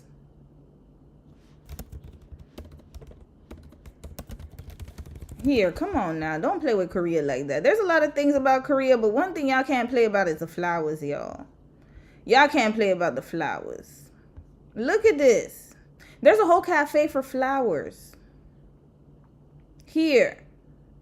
They have flowers even on the streets, y'all. Like, I remember when we went to Jeju Island, there were flowers everywhere. Like, there was a whole flower shop. I have a vlog about that. There are flower shops down the street. Even where I went to school, Iwa. Here, come on now. Don't play with Korea like that. Y'all need to stop playing. Don't play with Korea. Look at that. They even have them on the damn street. Red flag. He's just cheap. Look at that. I told y'all they have him on the streets. You just walk down the street, there's a whole bunch of flowers everywhere. He's cheap as hell. Cheap. Bum. Don't even get that to. Matter of fact, sis, like I said, you could have got. Come on now. Don't play. Stop playing. Hold on. Let me see the neighborhood I was in. Hold on. There's flower shops. Look at this. Look at this. Them Korean girls, they be having flowers all the time, y'all. They get flowers on demand. Korean girls flowers. In Korea, because y'all know they're going to try to show us a lot of stuff. Look at that. They have flowers. Look at them. Look at her. This is what they take pictures around flowers. Look at that's what they do. Red flag. They do this all day long. You don't think they have flowers? I'm not talking about her. I'm just saying in general. This is not an excuse, y'all. They know what a bouquet looks like. Come on now. Yeah, they have flowers. They're just cheap and dusty. What's going on? And when she sees him in this rose, she immediately forgets him, and that has me irritated because even when she was telling him, like, why didn't you pick me up at the airport? Like, you could have told me this, you could have told me that. She's saying it all with a smile on her face, so she's not actually reprimanding him seriously. So I'm just like, girl, if you're not actually going to be serious about this situation, he's just going to do some shit like this again and again and again. And then you're going to be wondering why you're mad later and why he never changes. It's because you're saying all this with a smile on your face. You need to beat ass. Like, you guys, girls, learn to throw hands, learn to dude, that reminds me of like this TikTok trend that was going around, and it was basically because like women were talking about how like guys will put hands on girls and how like they're definitely not ones to be played with, because if their man tries to put hands on them, they will definitely be ones to put hands on them back. And I promise you guys, besties, I promise you, if you guys find me in some legal troubles, please delete this clip because this is all AI. Yeah, I was about to say, you getting into dangerous territory here. I promise you, like, if a man were to ever put his hands and feet on me, like, I will use that as an opportunity to vent out all my frustrations. I understand that there's biological differences between men and women. I will find you at a time where you are vulnerable. If we're in a relationship, Okay, we're gonna fast forward this part. I understand where she's coming from, but I don't want to talk about DV, like stuff like that here. You flash forward to Camila, and she's finally being formally introduced. She was born in Korea, but after she was 3 years old, they went ahead and they moved over to Brazil. She moved over when she was really young, at just 3 years old, so now that they're doing this and filming this show, this is her first time back in 3 years. But she speaks Korean and everything because her family moved with her. It's just... Exactly, that's why I said it is different for her. She's gonna have a different experience. Her experience is gonna be way different. That she doesn't know her mom. You guys are gonna see that I don't really touch on Camila very much throughout this entire situation because I feel like she should have had an entirely different show. I don't think she belongs on the show. She doesn't. She does. I'm sorry to say it, it's not the same. Okay, we just gotta keep it 100. It's not the same. What she's looking for is more like self-exploration and trying to be more in tune with her culture, which is, yes, in a poetic sense, you could say that that's finding a relationship in Korea, like the way that they talk about how there's different relationships going on in the show. But I feel like this relationship that she's having with herself and her identity is something that should not have been put into the same storyboard as the rest of these girls. You know, for her, it's not going to take her long to find somebody. She could go to Sogeting in 2 weekends, she'll get married, y'all. It's a different situation. She's already Korean. They don't give a damn about that. They're like, oh, you Korean, your parents Korean, your people's Korean. Okay, done. A Sogeting, you meet your husband, 6 months later you married. She ain't got to worry about none of that.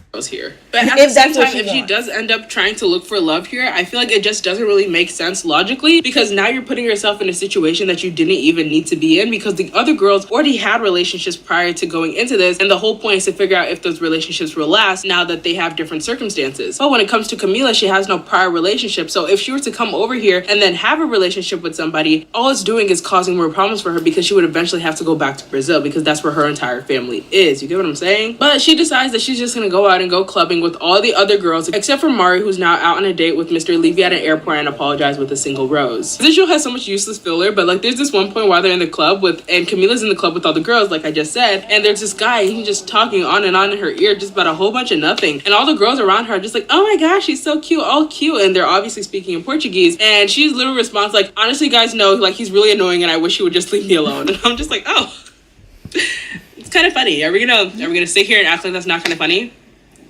Come on. Yeah, because she has standards and she's like, no, I don't care how she's used. You gotta understand too. These guys she's seen at her in her community centers. You know, because when a lot of Korean people, not all, but majority, they move somewhere, they usually stay within their enclaves in their communities. So she done seen a whole. It's like for her, it's normal life. It's like, damn, this is a dude I probably met at church. Ew. Yeah, because she's not desperate to be with a man from her culture. It doesn't make sense, right? Like, she's used to them. She sees them every damn week at her church or wherever she's at. Community center, language, I don't know where they go. Grocery store, they're everywhere. Her cousins and them. That's what they feel. They're very familiar to her. That's why. So she doesn't see them with the rose tinted glasses that y'all asses do because you think Korean men are aliens when they're just the same as any other damn man.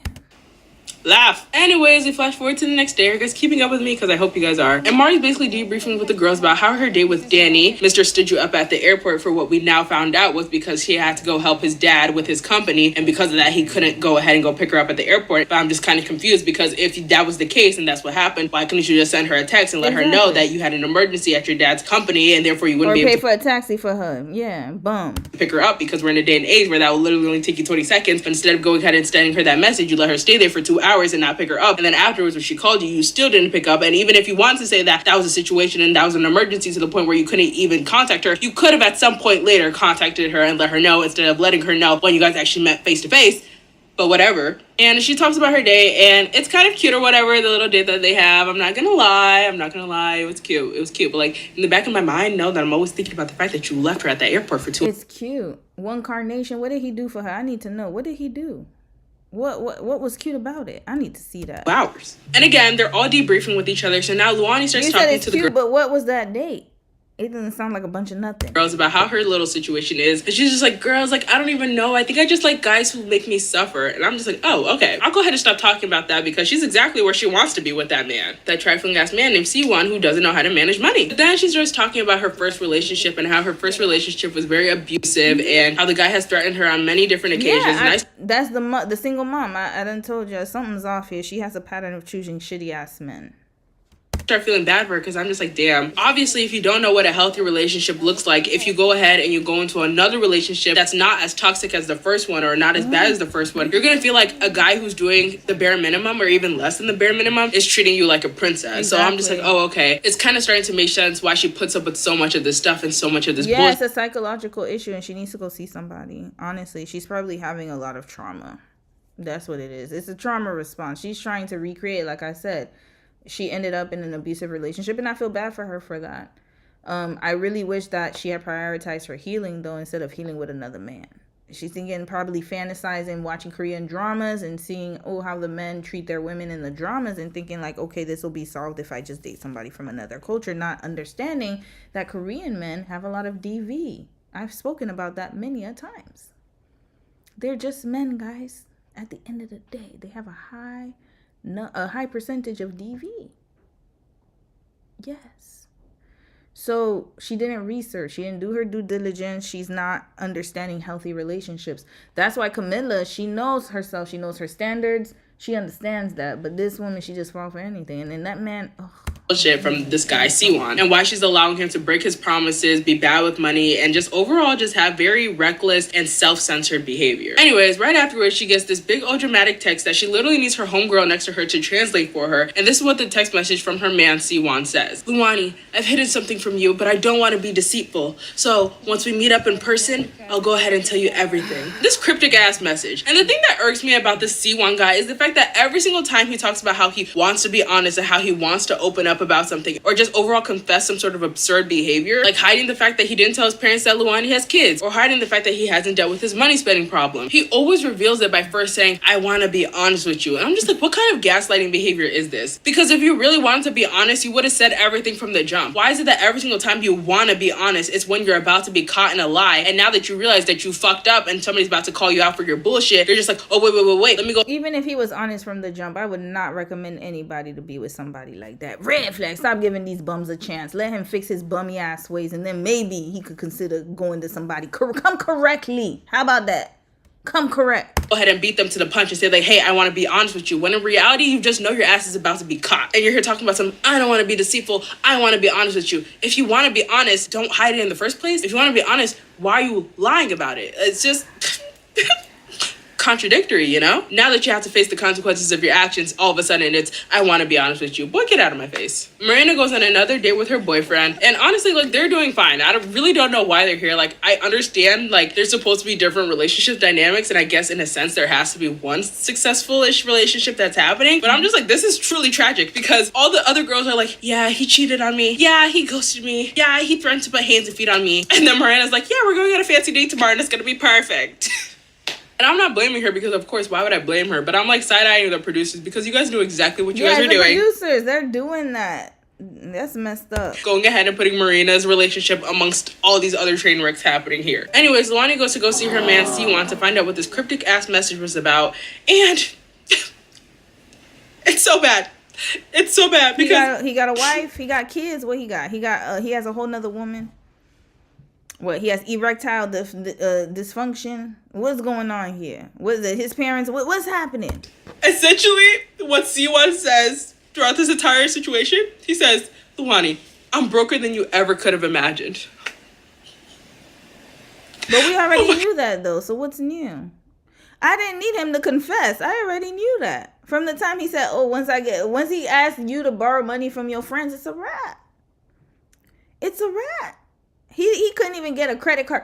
You see, this is the thing. He couldn't even try. This is the thing. This is how you know if a man is putting effort. And I'm not saying this is the right way. He wasn't desperate enough to ask his friends. He wasn't desperate enough to get a loan for himself and try to make her happy. Oh, yeah, I'm going to try. I don't think it's the right way to do it. And I would have still, first of all, just off of the aesthetic alone. No. But the point is that he's been a bum from the beginning. I don't understand why this is a shocker. We already knew. That's why I said all the other stuff, because I'm like, okay, broke was already in my mind. I already told y'all he broke as hell. Oh, and Marina's man proposes to her. Then we go back to beautiful. You see? Look at that. He got her flowers and everything. Essentially, what Siwon have imagined. Oh my god. The clip is too fast. And you see? Beautiful. That's beautiful. Very beautiful. Marina's man proposes to her. Then we go back to Luwani, and we see that her little broke-ass man is going on about his little sob story about how he's lived his life thus far. He's talking about how, like, he was raised poor and all this stuff, but his family's good now, but, like, he's separate from his family now, so he doesn't really know how to manage money. Oh, and by the way, while I called you over here telling you that I want to be truthful to you and I don't want to be deceitful towards you, and now that I've got you in with this little sob story and I'm crying right in front of you and I'm telling you, like, how hard my life is, he wanna borrow money? I know damn well he ain't gonna ask her to borrow some money.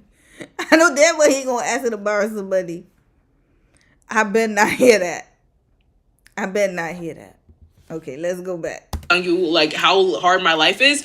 I just wanted to tell you that I did. Even though you wanted to debt for me in order to come over here, I did tell my family that I was the one who paid for your trip. So, like, by the way, don't tell them that. What an honest man. But Luani still thinks that this is the best she can get, so she forgives him and gives him a hug. But in the back of her mind, she's just like, dude, I have a kid. I can barely take care of my kid by myself. And well, you didn't think about that before you took a flight. And did you sleep with him yet, sis? What's going on here? You didn't know this? You worried about your child now? Oh, now your child comes into your mind. Okay, now. Oh, okay, got it. You weren't thinking about, like I said, if I'm going to borrow all that money, I'll spend it on my baby, not on him. Fuck him. Forget that, man. Excuse me. I'm so sorry, yo. I'm getting mad because I'm mad. Like, I'm so annoyed that this is actually on television, on Netflix. Now you want me to take care of another grown-ass man? What the fuck are you on? What are you smoking? She debriefs with the girls in the next morning, telling him about his whole situation and how his whole family is, like, financially wealthy now, but it's just him in particular that is just poor as shit. But since he's 35 years old, he can't just keep asking his family for money. But you can... He's lying. Something is not right about this story, okay? Because he has a jacket, he has clothes. Where did he get that from? He's lying. Ask your girl for money. Okay. Anyways, all the girls are giving Luani advice and calling the broke man out for being a bum. And Luani's just like, you know what, guys? Like, you're right. You're so right. Like, I'm going to take this into consideration, but obviously I just can't let go of this relationship yet. But I'm definitely going to reevaluate our relationship. Later that night, Mari's man, Danny, comes over to the crib along with his friends so that all of them can just hang out on the rooftop. And then all the girls are up on the rooftop as well. And then, boop, Katie's man, Jack, just pops out too, and that's when I realized, oh, okay, all the guys are gonna be here. So Katie, after their first date and finding out that they basically have nothing in common, went ahead and invited Jack over to this little party thingy because she's really hoping that being in this kind of environment will open him up and they can kind of find more things to, have in common. But the moment he gets there, instead of sitting next to her, he goes ahead and he sits at like the farthest seat possible from her. And Katie's just like, what the fuck? And it doesn't seem like he does it in a bad way, but it's definitely like a situation where it's just like, okay, why'd you have to sit all the way over there then? Okay, so this is what's going on here. He wants to save face.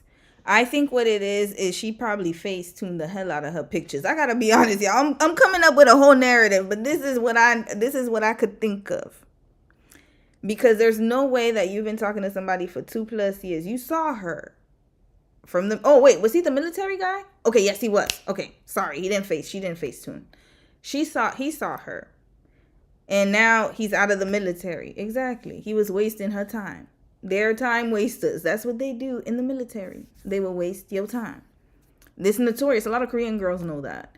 So I remember I talked to this one Korean girl when I was in Jeonju. She was like one of my friends. I remember, did I tell you how I hiked on a mountain with the friend and then I said never again? That was that friend. She was me and that friend and her friend. We all went to the mountain, and then while we were on the mountain, we met up with this random girl, and then they started talking to her, and then they're like, oh, we should just invite you over. And so she came over to my apartment. We all just had a kickback or whatever, right? Her man was in the military. She said they'd been together since they were teenagers. And she was saying, and she's Korean, she was saying that, it was risky for her to do because Korean men are known to not be with their girls after the military, but she knows he's a good guy and da-da-da-da. And so they ended up getting married, actually. So it was really good for her. But yeah, that's what she told us. And this was when I was in Jeonju in 2017. So it's notorious. A lot of Korean men, that's what they do. That's why girls do not date their men like while they're in the, like, unless they've known them from before. But if it's a new relationship, they usually don't like to date them while they're in the military. Though I will give him the benefit of the doubt and say that, like, in the situation that they were in, she had no direct seats open right next to her. No, it but doesn't matter. He's not interested anymore, and I think her being there just made it more of a reality for him. But he's just trying to be the nice guy, and he's trying to save face by still being on the show. But he's not interested. Once he found out she don't like health and fitness, he done checked all the boxes. He's like, okay, no, bye, done. Not worth it. Because why? He's in a country full of women who he can date. And then also there are foreign women in Korea too, if that's what he's looking for. So he doesn't have a need or necessity to be with her. Because he's not like the other guy who has to go to, or who wants to go to Brazil to live a life over there. He is pretty much comfortable in his ways in Korea. He could see that she's not going to fit into his lifestyle. And not only that, but she probably won't fit into his family. He's already calculated all of that. But he wasn't worried about that when he was asking for all them texts and stuff. It was just a pen pal. But now it's reality. And he's like, yeah, watch. This ain't going to work. None of that. Except for which couple was that? The one who's going to Brazil. That's going to work. Your seats next to her that he could have chose, but he didn't and ended up sitting the furthest possible away from her. So definitely a choice. Because of this, Katie ends up talking to one of Danny's friends instead of Jack. And right away, she can tell that she simply does not have much in common with Jack, because after talking to this stranger for just 5 minutes, she's been able to have a better conversation with him than she did with Jack throughout their entire date the day before. And then here comes Luani's broke ass man. And then after that follows Marina's now fiance. What's his name? Suwong. I think his name was Suwong. Yes. Did I already introduce you guys to him? If I didn't, his name was Suwong. But the moment the broke man sits down next to Luani, he immediately starts talking shit, and he's talking shit to her, and he's just like, I think it's because they're Brazilian, but the girls here, they act very weird. Like, they're very strong and direct. And while he's talking shit, he can't even talk shit properly. He's like mumbling. He's just like, they're like, they're very strong and like. He has mentally something's off.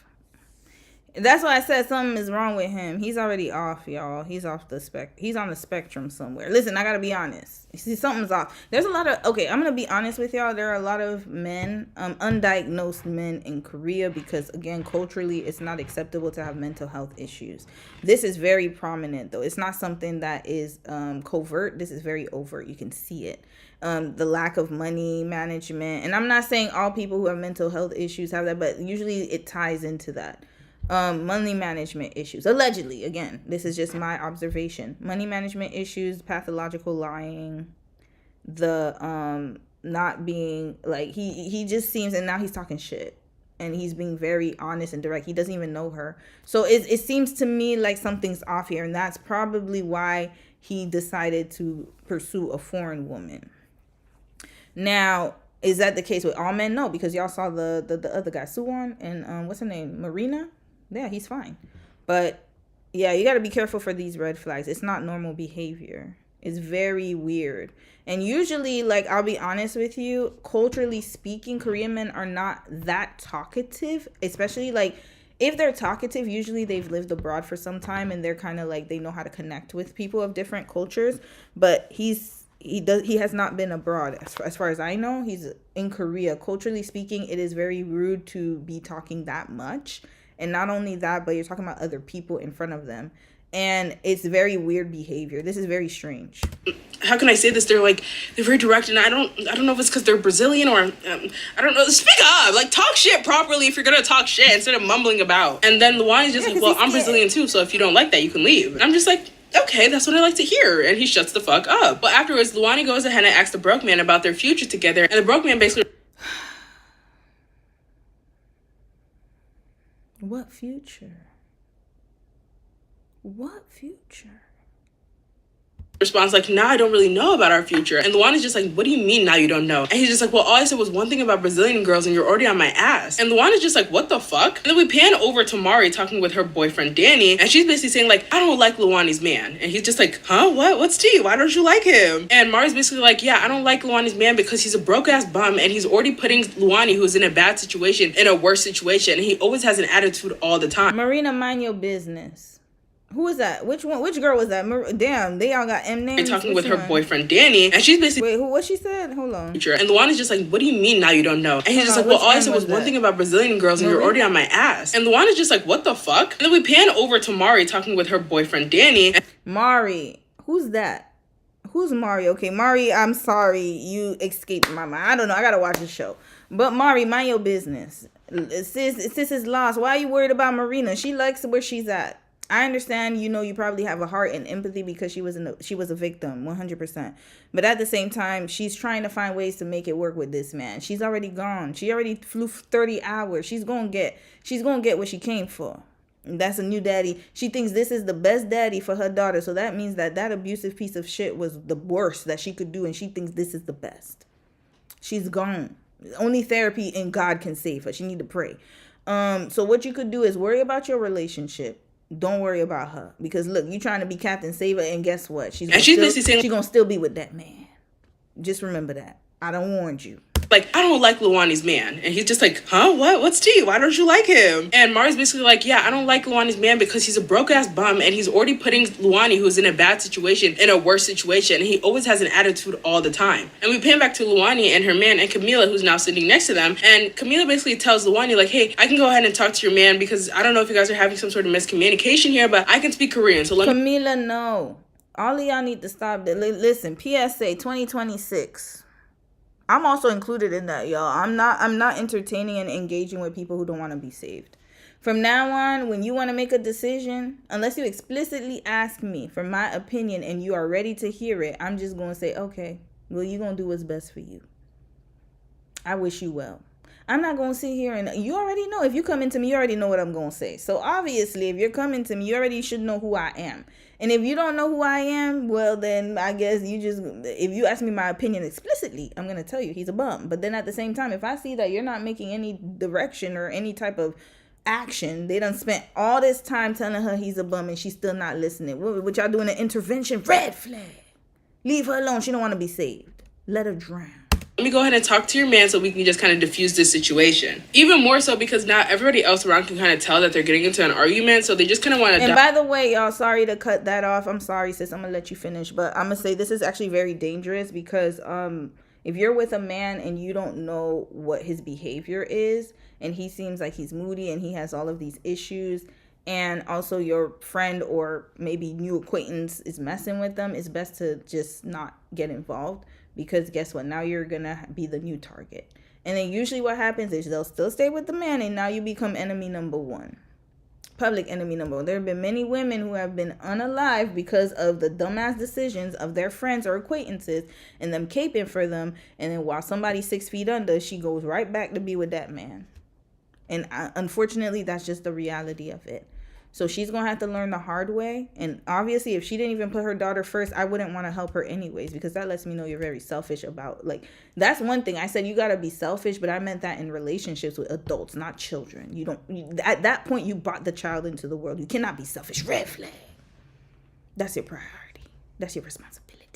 Dial this whole situation down. So Camila's talking to Luwani's broke-ass bum, and he's basically still stuttering while he's talking to her, and I'm just confused because I'm just like, I thought the whole reason why you're studying earlier is because, like, you guys didn't have a common language to exchange with. Now you're talking in Korean and you're still stumbling, mumbling, and bumbling all over your words, and you can't seem to get across what you want to get across. So Camila's kind of getting a little irritated, and she just tells him straight up, hey, what are you mad about? And he's just like, well, I went ahead and I went to go tell Luwani that I just feel like you guys are really strong because you guys are Brazilian. And Camila basically tells the bum that, like, hey, I feel like the reason why she feels like this is because in Korean it might not sound very rude, but in English it sounds very disrespectful to say things like that. So Camila's basically trying to give him the benefit of the doubt. So then after she says that, the broke man is basically just like, yeah, but I'm also upset about something else. And Camila's just like, okay, what is it? And he's just like, well, she's saying that she doesn't really have confidence in our relationship anymore. And Camila basically clocks that immediately, and she's just like, okay, but why are you upset about that? Is she not allowed to feel unconfident in your relationship? Why is it that when she tells you that she doesn't feel confident about how your relationship is going to go, you're over here getting upset with her? And then she's just like, and you guys already had this conversation before, so why is it that you're bringing this uncomfortable conversation? Camila, I know you're doing this for Netflix. Netflix probably, I'm hoping Netflix asks you to do this, but please don't do this no more. Stop it.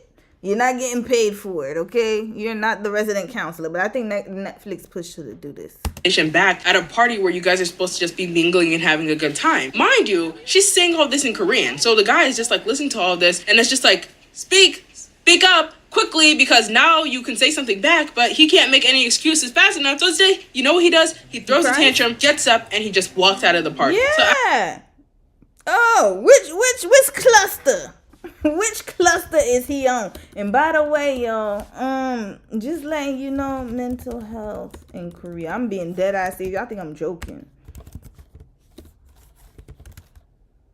Undiagnosed.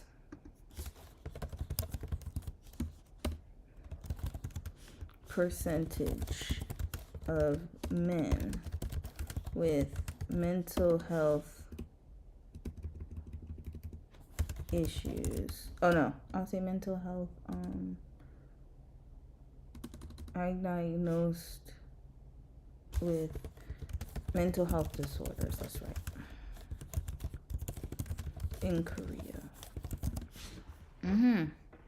Here we go. 2023. 25% diagnosed in their lifetime. Hold up. We need a better statistic here. Oh, here, November 7, 2025. Perfect. Mental health disorder patients in Korea jump what? 40% in 5 years. 5 years. And to be honest with you, it's still taboo, and it's the culture. There's a lot. Some of it is obviously like, you know, there's some genetic dispositions for some of them. Obviously, for my case, I have ADHD. But what I will say is here, by type of mental disorders, patients with depressive disorder symptoms were the most numerous at 1.75 million, 38%. This was followed by patients with anxiety and obsessive compulsive symptoms. Because of the society, y'all. This is the society. And this is why I'm saying what I'm saying, caused by stress or psychological factors, severe mental health disorders and delusional disorders such as schizophrenia, among others. So, I mean, again, I'm not diagnosing the man, but something's off here. Something is off here. Something is off. And I can say that very extremely confidently based on, again, my lived experience in Korea. And the fact that my husband was diagnosed with OCPD.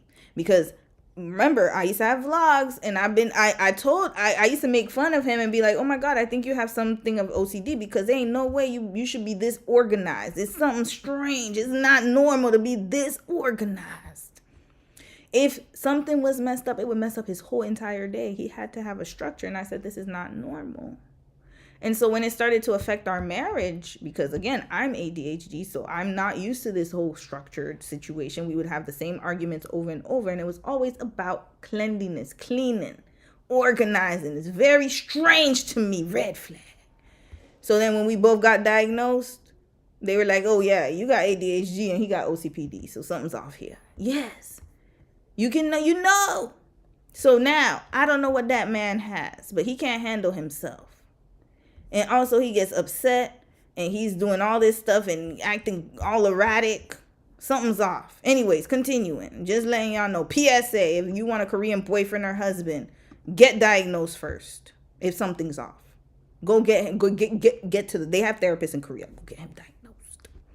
After the broke guy runs away, Camila basically turns to Luwani and tells her the whole situation that happened. She's just like, yeah, like, he didn't mean for it to be offensive, but like, either way, he's really fucking annoying when you talk to him. So it's like, I don't know what he's even going on about. And Luwani starts feeling very sad about the situation. She starts crying. So Camila ends up taking her downstairs so that she can cry in peace while all the other girls are just, you know, having a fun time upstairs. I also want to add that when the broke man ended up throwing the tantrum and leaving, he left the door open. Like, what a bitch. Why the fuck, like, if you're leaving, like, I get that you're mad, but why are you leaving my door open? Go ahead and close the door. Anyways, the next day, I also think this might be the next episode too. The girls are at the table and Marina's basically talking to all the girls about how she's always wanted to wear a hanbok or a hanbok. I don't know how it's called. But you guys know the traditional dresses that they wear in like historical Korean dramas. Yeah. Those things, the hanboks. And so she's basically talking about how she's always wanted to wear a hanbok, but like she literally had this whole photo shoot set up with her man where they're supposed to wear it, but he ended up not even showing up for Marina, wait, which one is that? Oh, is that the one where he proposed to her?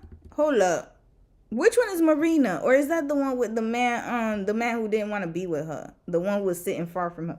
Mad, but why are you leaving my door open? Go ahead and close the door. Okay, anyways, the next day, I also think this might be the next episode too. The girls are at the table and Marina's basically talking to all the girls about how she's always wanted to wear a hanbok or a hanbok. I don't know how it's called. But you guys know the traditional dresses that they wear in like historical Korean dramas. Yeah. Those things, the hanboks. And so she's basically talking about how she's always wanted to wear a hanbok, but like she literally had this whole photo shoot set up with her man where they're supposed to wear it, but he ended up not even showing up for the photo shoot. And I don't know if they just didn't really describe it well because they didn't say it like that, because they didn't really go into too much detail, but I'm just like, what do you mean like he didn't show up to the photo shoot? Like you planned the photo shoot and he literally just did not show up, or you planned the photo shoot and he just didn't want to go, he just didn't want to show up, and so you just ended up doing it by yourself because he already told you that he wasn't there? I think it's the military guy. Okay. So I don't know. They didn't go much into detail with it, but like the way they said it just kind of sounds like he just didn't show up and he just flaked on her, and I'm just like, what the fuck? That's really fucking rude. But again, they don't really go much in detail, so I just kind of let it go. But all the girls are talking about it, and Marina gets all excited again. She's like, oh my gosh, we should totally go dress up and wear handbucks. And the girls are just like, yes, let's go dress up and wear handbucks. So now she's all excited, and she's just like, oh, I've always wanted my man to take these pictures with me. She goes into another room, and she calls up her man, like, oh my gosh, we're gonna go out with the girls to go take pictures of these handbucks. Can you come with me so that we can take these photos that we never got to take in the past? And her man, now fiance, is basically just like, well, I don't really... Oh, that's a fiance. Uh-oh, he was being performative. Damn, he even fooled me. Hold up. Not him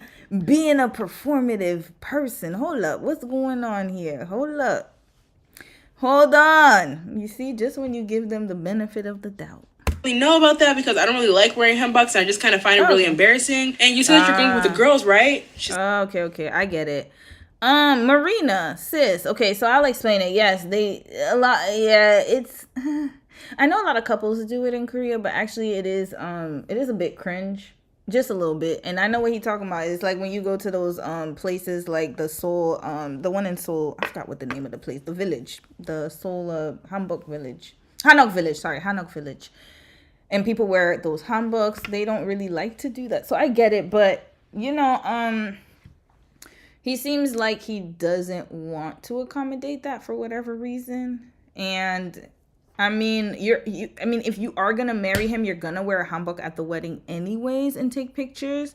I never did that with Dom because I just personally didn't find the need to do it with him. I did end up wearing a hanbok, but that was only because I went to one of those like Mr. Sunshine. I went on set, and then my friend was like, "Oh my God, you should wear the hanbok," because she's Korean, and then I did it with her daughters. But other than that, like I never did it with Dom because I just didn't see the point to doing it. But it's a preference. But then to make her happy, I think he could have done that. So, but I can see both sides because it's not something people would do.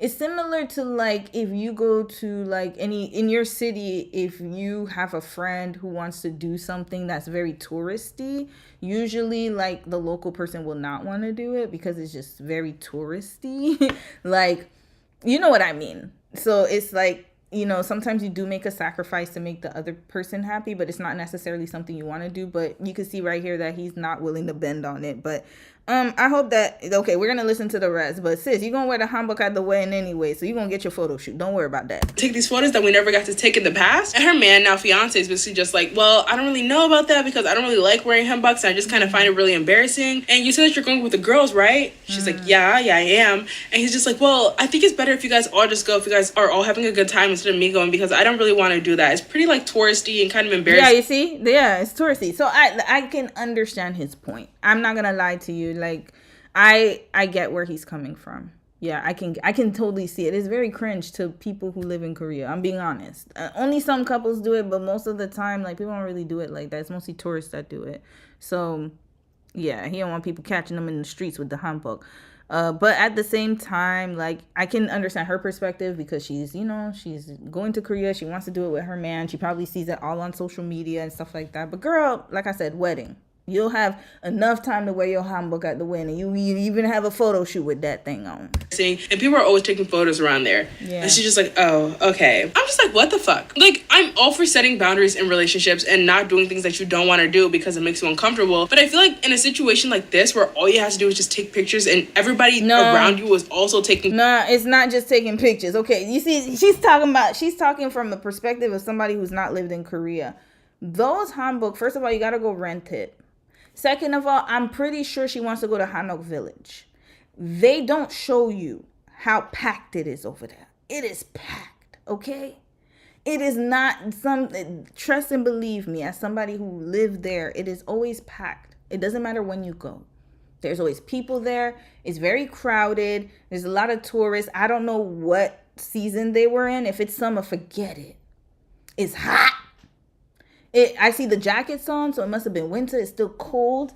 And also, it's known to be a tourist location. And then another thing is the residents always have a problem because there's just too many people. There are always noise disturbances, news. There's always people reporting. Like, it's a very crowded area. So I can totally, that's why I said I understand his perspective because I wouldn't even do it. I personally, the only time I've done it is because, again, people came to Korea or I went to do it with a friend.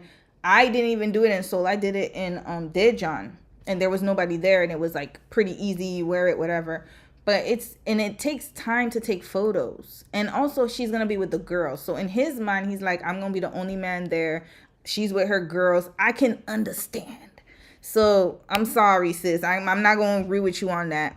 If you gonna do all that, you might as well, like I said, there's a wedding hall for that. Like, you're gonna wear a beautiful hanbok at your wedding. You don't have to do it. Like, you don't have to take those pictures. I know exactly where she's gonna take it. I promise y'all she's gonna do it at Hanok Village. Pictures. So like, if they're thinking what you're doing is embarrassing, they just need to look into a mirror, because mind you, they're there to do the very same thing. Just like a small little thing. It's not such a big extravagant thing that's gonna ruin your life. Or you're not gonna pull your pants down, that kind of embarrassment. You're just embarrassed in particular. So I'm just like, this is one of those situations where I feel like you can just make like a small sacrifice for the sake of your relationship and the happiness of your relationship. It could, but he set a boundary, and you gotta respect it. And another thing is, like, yeah, I don't think Dom would want to do it, to be quite honest with you. He'd do it with me if we were solo, but if I had my friends, he would only do it, I would think, I gotta think about it. Would he do it? First of all, I wouldn't ask him to do it because I wouldn't do it. That's not my style. But if I don't like the cute couple, the only time, by the way, when we did take couple pictures, I remember we did it on the beach. Dom set that up. I didn't even set that. I'm just naturally not a person who likes to do those kind of things. I like to do more like, not the photo shoots, but I'm more of like, we take pictures while we're somewhere, but not a necessary photo shoot. I'm just not, like, sometimes I don't do that. I'm trying to open up to it though. I'm not a person who takes, and I think it's because of my childhood. I didn't take a lot of pictures like that, so I'm just not used to doing that. But when it comes to that, you have to understand people's perspective and boundaries. And again, I can understand. It's not like it's not a big ask for him, because most likely he's gonna be driving there again, parking. It's crowded. I don't know if he's taking the bus. Either way, if you bus or drive, it's crowded. It's always busy over there, and there's just a lot going on. And yeah, anyways, I can see both sides. I don't know. I think, like, again, time and place. So the fact that he was just like, no, you can just go by yourself, I was just like, that's really weird. But the girls end up going out to go wear the hanboks anyways, and I told y'all, Hanok Village. I done told you. I knew it. Marina's man pulls up to surprise her, and he's even wearing a matching hanbok. I think like they're like the royalty one, so he's like the princess, she's like the princess, or he's like the king and she's okay, like that's cute. All right, so but I mean, either way, if he didn't want to do it, I could understand. But that's actually really, really cute that he did that. But yeah, it's Hanok Village. Look how busy it is. I'm just showing y'all. The queen, I don't know, but they're wearing some type of matching Look set. at how busy okay, it is. cute, period, because otherwise I was gonna be real fucking mad, because what do you mean you guys just got affianced, just got engaged, and you're already pulling some bullshit, talking about something that's too embarrassing. You better get that fucking handbook on. Nah, yeah, I don't know. Maybe I'm just different. I wouldn't see anything with, first of all, I don't know. I guess it's a personality thing. I wouldn't, if Dom said he didn't want to do it, I wouldn't think nothing of it, because I'd be like, yeah, it's really crowded over here. I don't like being around a lot of people like that. But then again, you know, for other people, it might mean the world to them. That's why I said I could understand both perspectives. Anyways, moving back to Katie, the girl with the red hair who found out that she and her man don't really have much in common together. She's just like, you know what this man does like? He does like health and fitness. So she decides to go ahead and set up a little boxing date for them, because she wants to really figure out where their relationship is heading. So they're basically on this boxing date, and there's like a little moment earlier where she's saying that she feels bad because once they're on the rooftop together, like with the whole group for the party, she didn't really pay much attention to him because they didn't really have much in common, and it was just so much easier for her to talk to the other guys and the other girls there that she ended up talking to them more instead of him, and she feels like that might have upset him a little bit. So she's setting up this date to figure out where the relationship is going. And so they're having... It ain't going nowhere, sis. It's going nowhere. I don't know. I don't know what to tell you. He's not making any effort. You're doing the effort. That's a problem. This date, and on the surface it kind of looks kind of cute because like he's showing her how to do certain things, but like as you're watching them, you can just tell that they're just really not compatible. Like there's even a moment where she's like does something right and she gets excited and she starts running around and doing stuff, and while she's running around he's just kind of standing there and watching her, not in like a negative way and not in like a bad way, but a purely...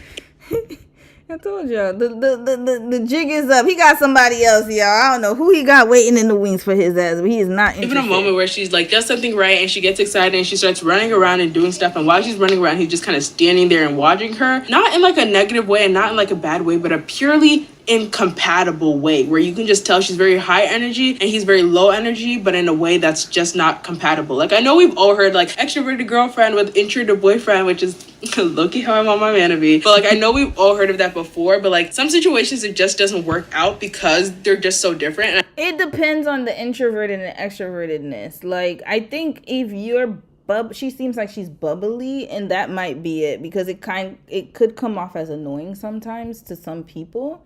And then also, like, I just think he just not into her like that. I mean, I don't think there's anything wrong with her. I think he's just not into her. So it is what it is. Charge it to the game, sis. You don't flew 30 hours for that.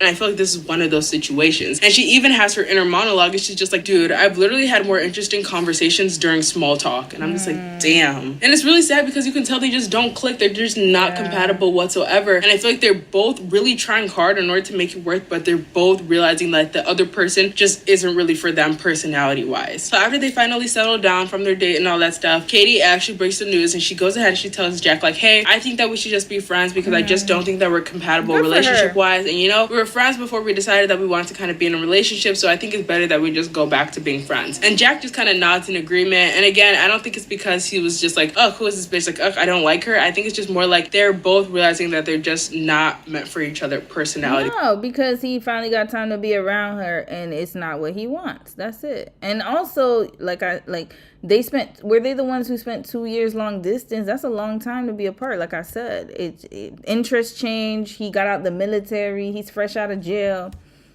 Fresh out of military is what I'm talking about. Like, he fresh out. So for him, because, you know, it's conscripted, so they got to go to the military. So for them, it's like it's already a psychological issue over there, and you have to deal with 2 years of something that you didn't sign up for, but you have to do mandatorily for your country, which is awesome. But at the same time, it's a lot of work for them. And so yeah, and interest change, and maybe he was into the lifestyle before, and maybe now he's not into that. He wants to settle down with a Korean. I don't know. But anyways, either way, good for you, Katie, for having the backbone to stand up and leave him. I love that for you. Anyways, flash forward to the next day. Luani's basically having a conversation with Marina about her man. Marina's giving her advice, and like, yeah, like, I don't really like the way that he treats you. I think that he treats you very strange, and like, he always has. And guess what? She gonna go right back with him. Who's talking to her? We're wasting your damn time. Attitude, and the fact that he went ahead and he walked out on a party for everybody to see, like, that was just rude and disrespectful. And Luani's just like, yeah, like, I don't even know what's like his problem. And it's so sad because there's so many cute moments that we have together, but like, even when he's nice, like, it's a weird kind of nice. Like, it doesn't feel right. It just feels strange the way that he's nice to me. And she even says that she's really glad that she took the trip over here because she feels like if she hadn't taken this trip with all these girls, she wouldn't have been able to get the advice from them and be able to be clear-headed and have like an outside perspective on the relationship. So she's glad that all the other girls are there to help and evaluate the situation. It just reminds me of another conversation where I've heard that, like, in the past, or like even biologically, I don't know, that part might be a little bit iffy, but like they would say that like women are better at managing their stress and being more clear and level-headed when they talk and mingle with other people about their situations. Because of that, guys in the past would make it taboo for girls to gossip or taboo for women to go ahead and talk about I'm tired of people doing that. Stop it. We are not your free therapist. Go to therapy. What's her damn name? Lulani, whatever your name is. You're getting on my damn nerves. No, stop it. We got to stop doing that, man. Like, I understand helping friends in need, but there needs to be a limit. I'm not going to be your trauma dumping partner, okay? At a certain point, you got to take accountability and do something about it. I'm tired of hearing about your damn problems, okay? Especially if you're using me for free therapy. Go see a therapist. You need to do that, okay? Stop it. Now, can I have compassion and empathy? Absolutely. Absolutely. But there comes a point where they've done had 4 conversations. This is the 5th conversation. And she's not getting it. Because guess what? She's going right back with that bum. How many conversations do we need to have? They done told you. They had 2 conversations with her as a group. Then Camilla and the other girl had individual conversations. Matter of fact, Camilla even went to the guy and had a conversation. And then now this is another conversation again. How many times I got to tell you to leave that dusty? How many? Their problems, because whenever the women would go ahead and talk about their problems, they'd be like, oh yeah, he's abusing you, you should leave him. And she's like, you know what, girl, you're so right. And then she leaves him. So then the guys are just no, like, it's never like that. Sometimes, I mean, I'm sorry, I gotta be honest, it's not like that. They will say, oh, okay, and then they're gonna go right back. I know it takes an abuse victim a lot of times to leave a man. I get it. In this situation, though, it's completely different. It's like she flew and she saw the behavior and she still went for it, especially being that she went through that and she didn't heal from that with her first, with the baby daddy. That's the problem. whoa, we can't let these women talk to each other because then they start realizing that we're treating them like shit. So then they started making gossiping like a taboo, or like, don't gossip. As a woman, you shouldn't gossip, you know? When in reality, you're just getting advice. But anyways, Marina basically tells her, like, I think you should leave him. And then she's just like, you know what? I'm really taking what you're saying into consideration, but like, I just don't even know because... Yeah, you see? Marina wasting your damn time. Marina, was you the one, the boyfriend? You see, you was getting upset with your boyfriend for not doing the Hamburg thing. He showed up and surprised you, even though I felt like, you know, he was well within reason, whether he showed up or not. Doesn't matter. To me, my opinion. But now, you sitting here all up in that girl's business. Go be with your man. He surprised you. He's showing you he wants to be with you. Got the candles. I rarely say this on this channel, but he seems like he's doing the right thing. So why don't you spend time with him? Because you only have a limited amount of time together before you got to hightail it back to Brazil. Prioritize that instead of this fugazi ass relationship. She gonna keep going back to him, okay? She's not gonna learn until she wants to. As a woman, you shouldn't gossip, you know? When in reality, you're just getting advice. But anyways, Marina basically tells her, like, I think you should leave him. And then she's just like, you know what? I'm really taking what you're saying into consideration, but like, I just don't even know because I just want to experience what a normal relationship feels like. But she doesn't know what it feels like because all she's ever been in are toxic relationships, which is really sad. Anyways, Mari ends up going out on another date with Danny. And honestly, I'm low-key kind of like warming up to him, but I'm still upset with the fact that he like left her at the airport. But ever since the airport. Lord, oh my God. Okay. And he hasn't done anything weird. But at the end of the day, I feel like if that were me, no matter what, I would always be thinking about the fact that you left me at that airport for 2 hours. For your daddy's But like business. since then, he hasn't done anything bad, and he's been like actually really cute and stuff like that, and nice on their dates. I'm just like, okay, I'll let you guys be. I'll stop talking shit, I guess. Like, I got my eyes on you. And I think the only problem in the relationship really now is the fact that Murray's really into like skinship and stuff because that's just what she's used to back in Brazil. But this Danny guy is basically like, no, I'm not really comfortable with all that skinship. And that's basically that. Then Katie goes ahead and tells all the girls that like, hey, I basically went and told Jack that I think we're better off as friends. And then everybody's just like, oh, I see, I understand. And then they're just like, you know what? Let's just go out for karaoke and have a good night's fun. So all the girls are getting ready to go out for karaoke. And while they're doing all this, Luani's in a separate room journaling about her broke-ass bum man and their relationship. And Marina comes in to basically tell her, like, hey, we're gonna go to karaoke. Do you want to come with? Luani's basically like, yeah, no, I'm just not in the mood because of this whole situation that's going on with me and my man. And they go ahead and they talk about it. And Marina once again tells her, like, I think you need to leave this broke-ass bum. How many conversations? Marina, do you guys know each other? Do they know each other from before? Like, are they really friends? Because I would only do that if it's somebody I really, really know. Like, we've been friends for a long time. I might have that kind of heart for that. But at a certain point, aren't y'all strangers? Leave her be. How many?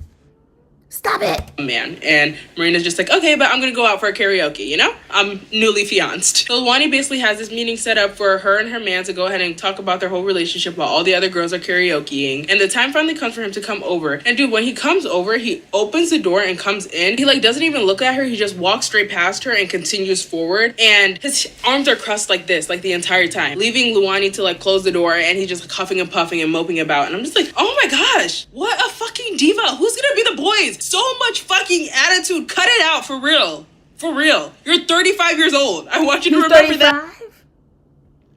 Wrap this up. 35-year-old grown-ass man. Want you to remember that. But they sit down, and this is finally the first time that this broke-ass man is looking at her. They put on their translation devices, and Luani basically lets it all out. She's just like, I feel like we're wasting a lot of time. You don't keep your promises. You don't face your problems. You just run away. You're childish, and I just think that I want somebody more mature who would actually take care of me and actually respect me. And then the broke man basically responds like, I sorta see where you're coming from, but if we want to be honest, and I'm just here like rolling my eyes because, again, he's about to start. And he's like, if I want to be honest with you, from the moment we met, you started asking me all these private questions about my life and about my situation, and that made me really uncomfortable, and you didn't even care about how I feel. And I'm just like, dude, obviously if you're here and you're serious about building a life together, then she's gonna ask you about your private situation. This man has a personality disorder, allegedly. He needs to go see somebody. This is not normal behavior. Next. Before she goes ahead and she jumps into the situation that's gonna be long term. She's gonna want to know your private situation. Is that weird? Is that strange? But of course you don't want her to pry, because when she did, that's when she found out that you're a lying ass, bum ass bitch. But he just keeps going on and on and on about how she's embarrassed him and how he... Hi, honey. Welcome back. He's tried so hard to make her happy, but she's never satisfied. And then even after everything that he does for her, she's always upset and always mad. And he's like, you're upset all the time, but if anything, I should be upset. And that's when she snaps, because she's just like, what? You're mad? You're upset? You're embarrassed? How about that time when you cheated on me with that Turkish girl? Wait, what? Wrap this show right up. Wait a minute. He cheated on her long distance?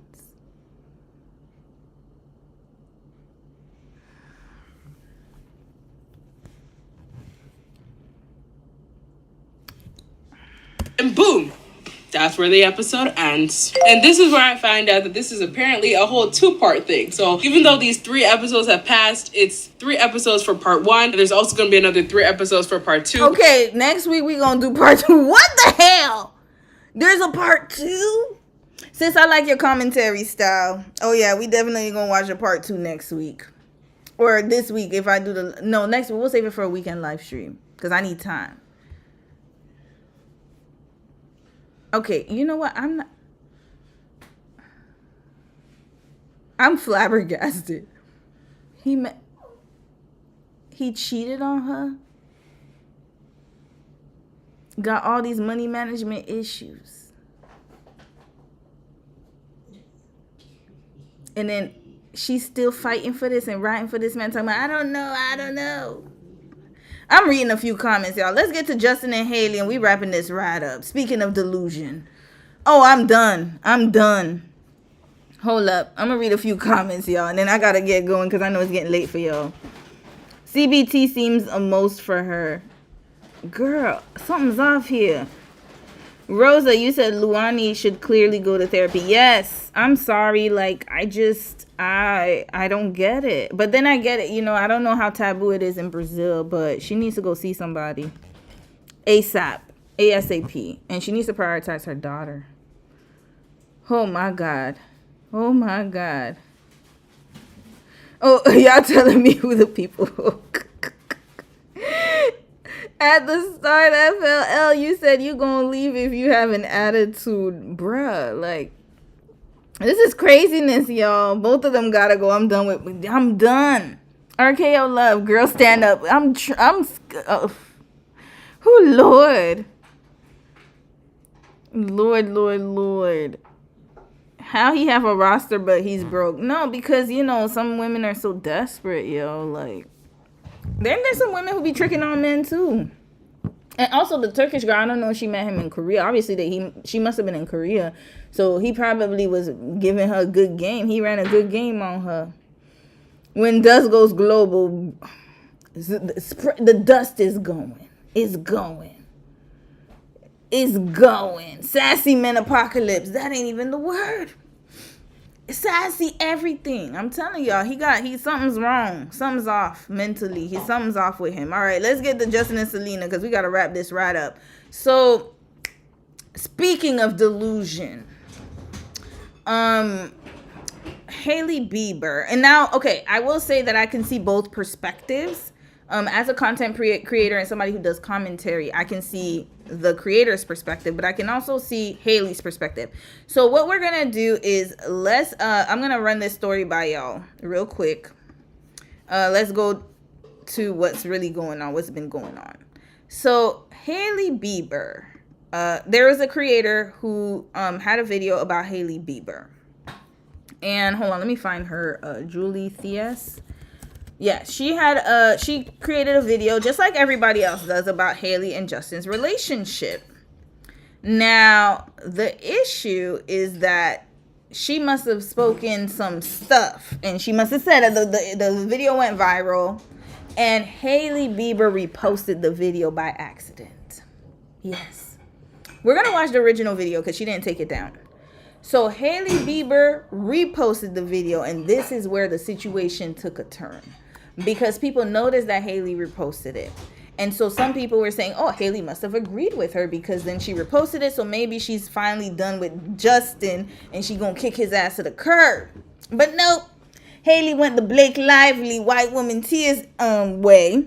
And instead of owning up to her, because it could have been a mistake. You know, sometimes people scroll, they repost by accident. Instead of doing that, she decided to say that she's going to sent a cease and desist to the creator. And so now she made it a bigger issue than it needed to be, because I guess Justin found out that she reposted the video. And so maybe he's like, wait, what the hell? Why would you say that about us? What are you trying to say? And maybe she's trying to save face. So now let's go over this story real quick. I'm going to show it to y'all. And then let's see what this creator said. Okay? And then this is going to be our last story for today. Everything else will be wrapped up and probably done in the midweek stream. But I definitely want to do the My Korean Boyfriend, the part 2. Who Lord, drama. Okay, let's get to the Bieber video real quick. Did she leave it up? Oh no, she took it down. Oh no, did she took it down? I think she took it down.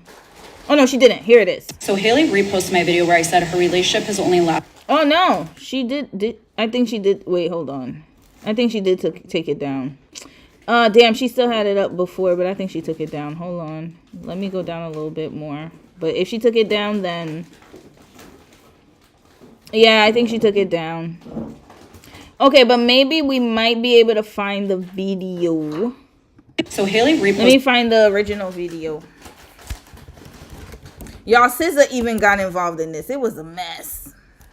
Hailey Bieber. Even SZA got into it. Okay, so let's see. No, this is only 7 seconds. I want to see the original video. And I stopped seeking to be impressive to most black people when I... okay, all right, sis. Okay, here's the video. Let me see if she's gonna play the whole Thought pieces are not criminal charges. Opinion. No, okay, that's not it. I want to see the original video.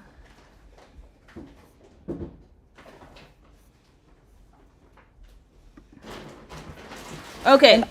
This is the story I don't of know if I can find the original video. Okay, if I can't find the original, I thought she still had it up. Dang it, I should have recorded it because it was still up. I saw the original video too, y'all. Okay, here. Let's break down the recent drama involving... maybe somebody's gonna break it down. So let's watch this one. Hailey Bieber and TikTok creator Julie Theis, because the way it escalated is noteworthy. The whole thing kicked off when Julie Theis posted a video stating her opinion that Hailey and Justin Bieber's marriage was unhealthy, including some fairly bold accusations. Things took a bizarre turn when a copy of that same video was seemingly reposted by Hailey's own account. Hailey was quick to respond on her Instagram stories, dismissing the incident and suggesting online critics were simply bored. However, the story didn't die down. It blew up when Julie revealed she had been sent a formal cease and desist letter from Hailey's legal team.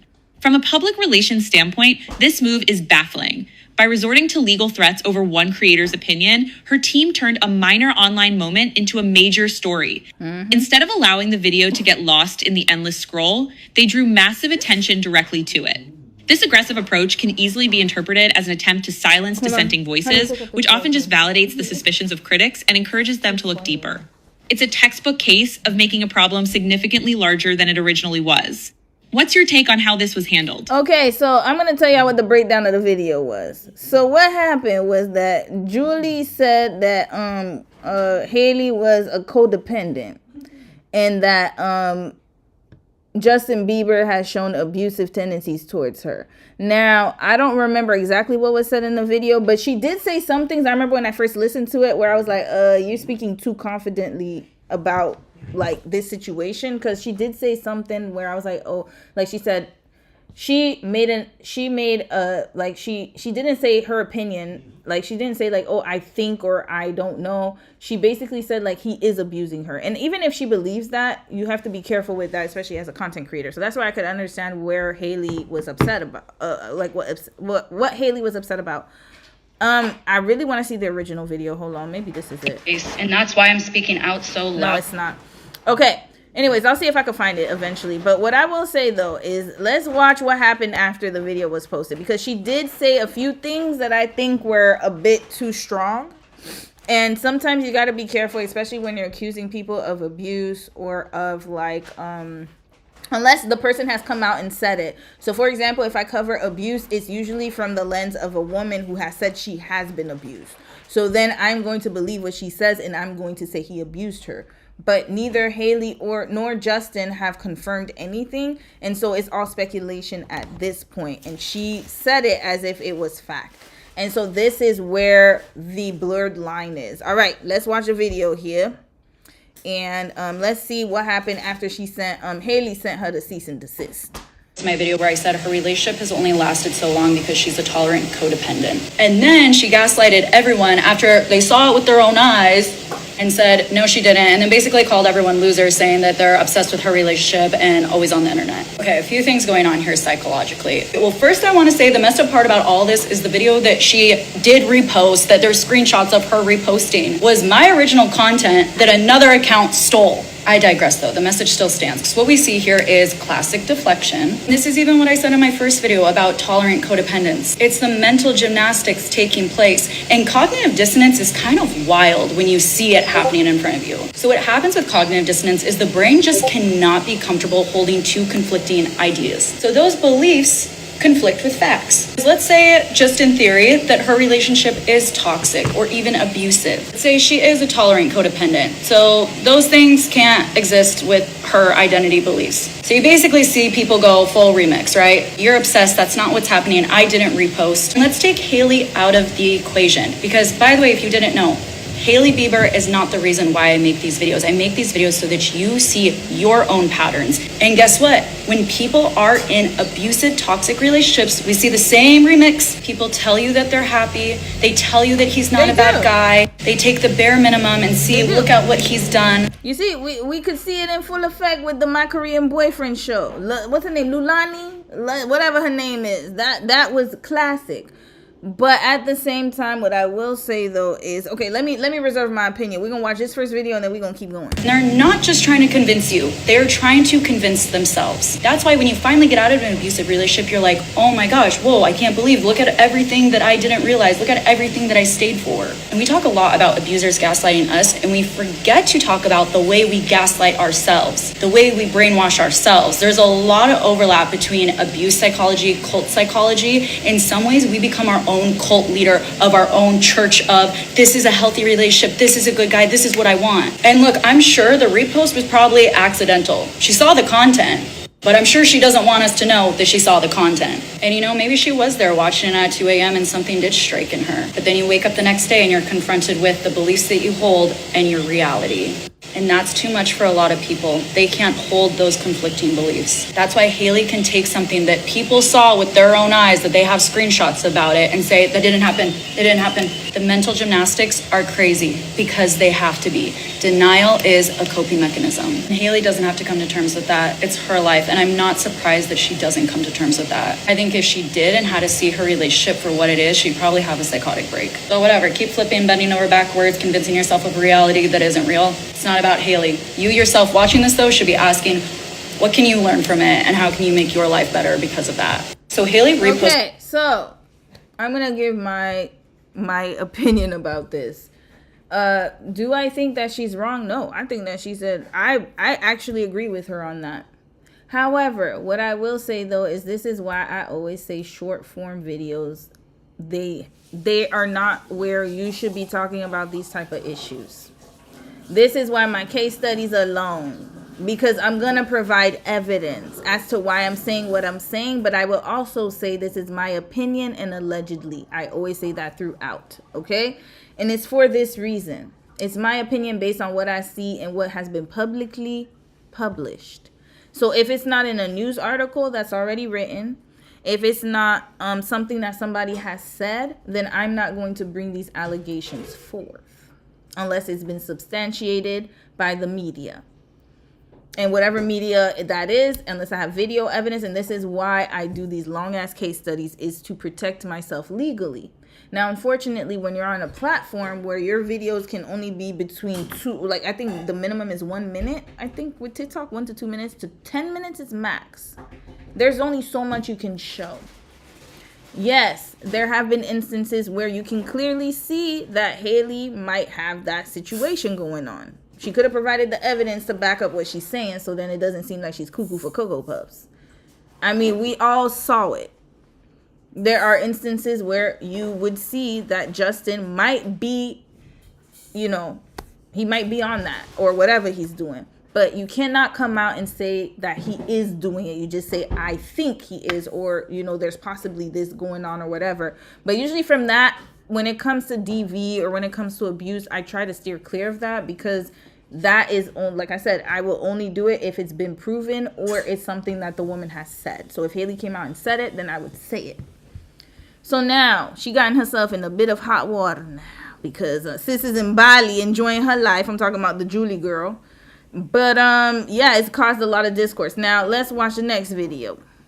I received a cease and desist letter from attorneys representing Hailey Bieber in an attempt to intimidate me and silence me. Of course, that's in my opinion, which I am legally allowed to have. What I shared were my opinions. It was a psychological and sociological thought piece on why some relationships last. And being offended by the opinions that I have does not entitle you to erase people's voices. This is so elitist to me. Truly behold the temper tantrums of the rich. And this is how smaller voices are taught to shut up. But you see, this is the thing, sis, and I gotta disagree with you. I mean, I agree with you, don't get me wrong, but I will say that it's not because she's elitist or whatever. I think it's because you triggered something in her. You were right in the other video, because yeah, she watched it. Now the problem with these celebrities is let them watch a 1 hour video. They're not gonna do that. Green flag. You should have put your stuff in a video where they're not gonna watch it. The attention span of a gerbil. That's a gerbil.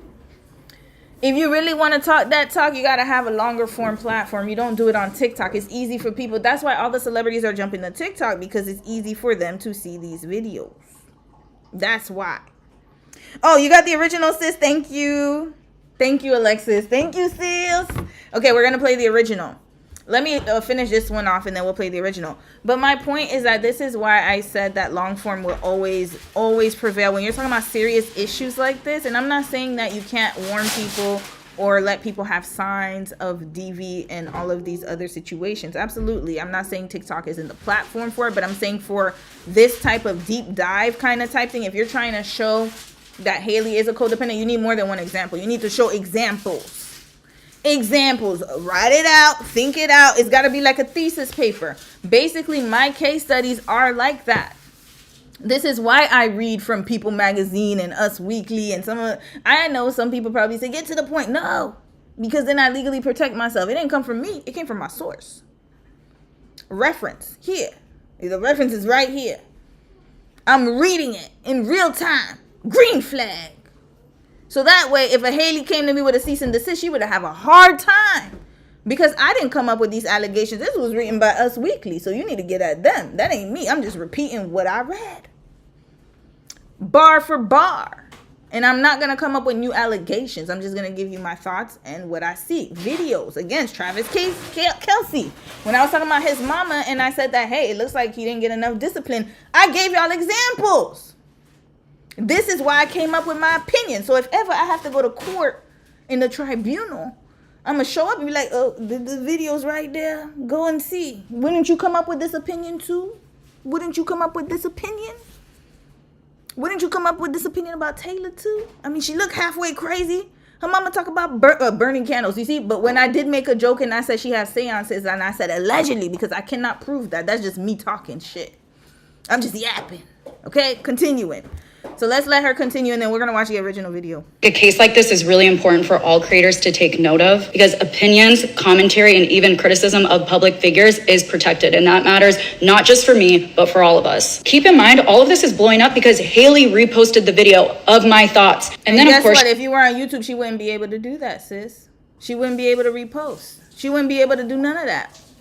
That's why I said short form videos. Be careful. Creators out there, do not do videos like this, serious videos on short form. I would not recommend it. Do it on YouTube. That's what the platform is for. she tried to say she didn't, even though that screenshots exist. Now she's sending me a cease and desist on a video she allegedly never saw. Thought pieces are not criminal charges. Opinions aren't illegal just because they're inconvenient to you. But if you need lawyers to survive an opinion, you're not powerful, you're fragile, and I see it. If you want to support me in this, because honestly, I need your support around this discourse, please go watch one of my YouTube videos today. Oh, you do have a YouTube, so then you could, you see, so if she has a YouTube in this kind of situation, what you should have done, sis, and I'm just saying that for future content creators. I'm not saying, listen, again, she's not wrong with what she's saying. I'm just saying she could have approached it in a different way. What I will say though is, do not say these allegations. Just say, hey, you know, I have a video about Justin and Haley. This is why I think she is a whatever codependent. Check the YouTube link in the bio for more. Boom, done. She ain't gonna do nothing. What could she do? Watch the whole video, and then what she gonna do? And then what she's gonna do?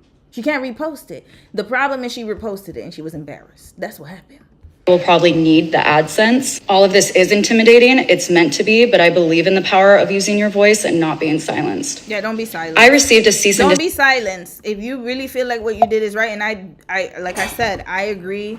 I do think that there are some parts of the video that may be problematic, but you could still hold it up in court. Hold on a second. Hold on. Sis, you sent me the link. You know what? Let me go in my Discord on my desktop. Problem solved. Where you at, sis? You sent me the link. Okay, let's do this. Let's watch the main video. Here we go. All right. This is the video, the original video. And then y'all gonna let me know. I'm gonna put a poll. If this is the original video. Why is Haley still clinging to a man who publicly... Oh, yes. Is it this one? Yeah. This one, well, this is the second. Was it this one? Oh, I think it was this one, but this looks older. I thought it was a recent one. This is from April. Okay, it's an older one, but I think it is this one. Sorry, y'all, if y'all hear my puppy, like, oh, honey, she has your shoe, and she's doing that to your shoe. Okay. Okay, now she's back on me. Oh my God, Lord, y'all, I want to show y'all so bad. But I don't have my... Did she eat your shoe? She ate your laces? Oh, little bit. Oh my God.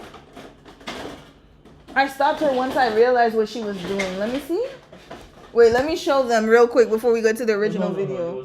It's not too serious? Okay. You better be careful because she... No, put it in the shoe rack. That's it. Keep going. Yeah. Oh no! Oh, I told y'all she need to go to obedience school. We gonna put her right through that. Okay, let's watch the original video. My bad, y'all. Disrespects her, and why no matter what happens, Haley will probably never leave. I've said for a long time that Haley is literally the poster child for codependency. A lot of people get codependency wrong. People will think of this as running around like a lost puppy to someone, and often actually it does seem that we see Haley doing this with Justin. The true definition of codependency, and see if maybe you fit this, is when you abandon yourself for someone else's needs. And when that someone is unstable, inconsistent, and damaged, you start believing that their chaos is your purpose. The reason why is if you find a codependent, you're likely to find someone with a very low self-esteem, is because codependents attach to this project something that they can fix, something that will finally make them feel like enough. That's why we see Haley constantly defending him. That's why she smooths over his public tantrums. That's why she smiles when the car door is shut in her face. Because in a codependent mind, when you don't believe that you are worthy of love, you will settle for being needed. Why is Haley still clinging to a man who publicly disrespects her? And why, no matter what happens... Oh, wait. I think this was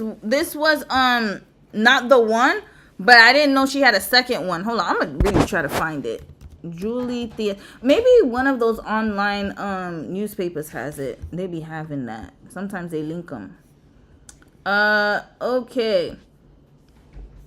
Oh, excuse me. Oh, you know what? Reddit might have it. Reddit be good with that. That's not the original, but I didn't know she spoke on Hailey Bieber before. This is a tough case, y'all. This is a tough one. Here, let's see if they're gonna give the full story. Page 6 sometimes has videos. Okay, if not, I'm gonna see if I could find it. Dang it. Is this dang it! I wish I downloaded it. I wish I had downloaded it. Damn it. Yeah. Hi ho. Wow.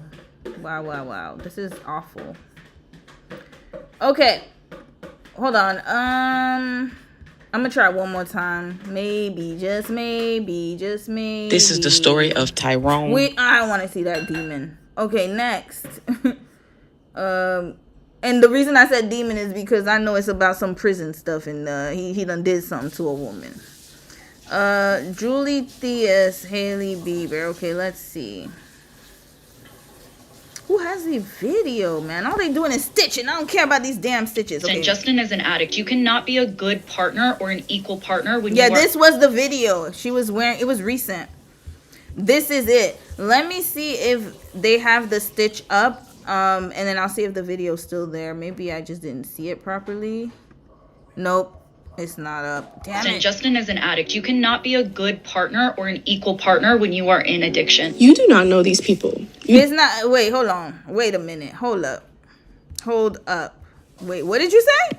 And Justin is an addict. You cannot be a good partner or an equal partner when you are in addiction. You do not know these people. She doesn't need to know that an addict is not a good partner. Red flag. Why don't you go be with a bum? I don't want to call him a bum.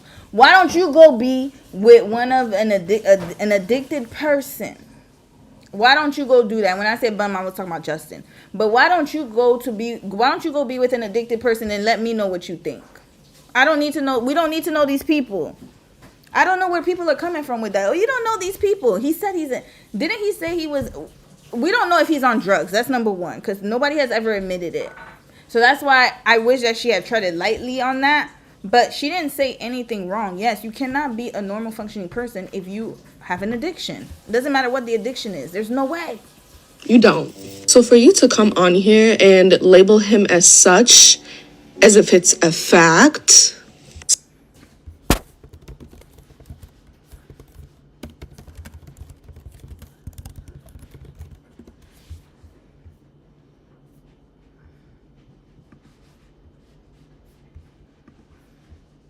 Why are you quiet?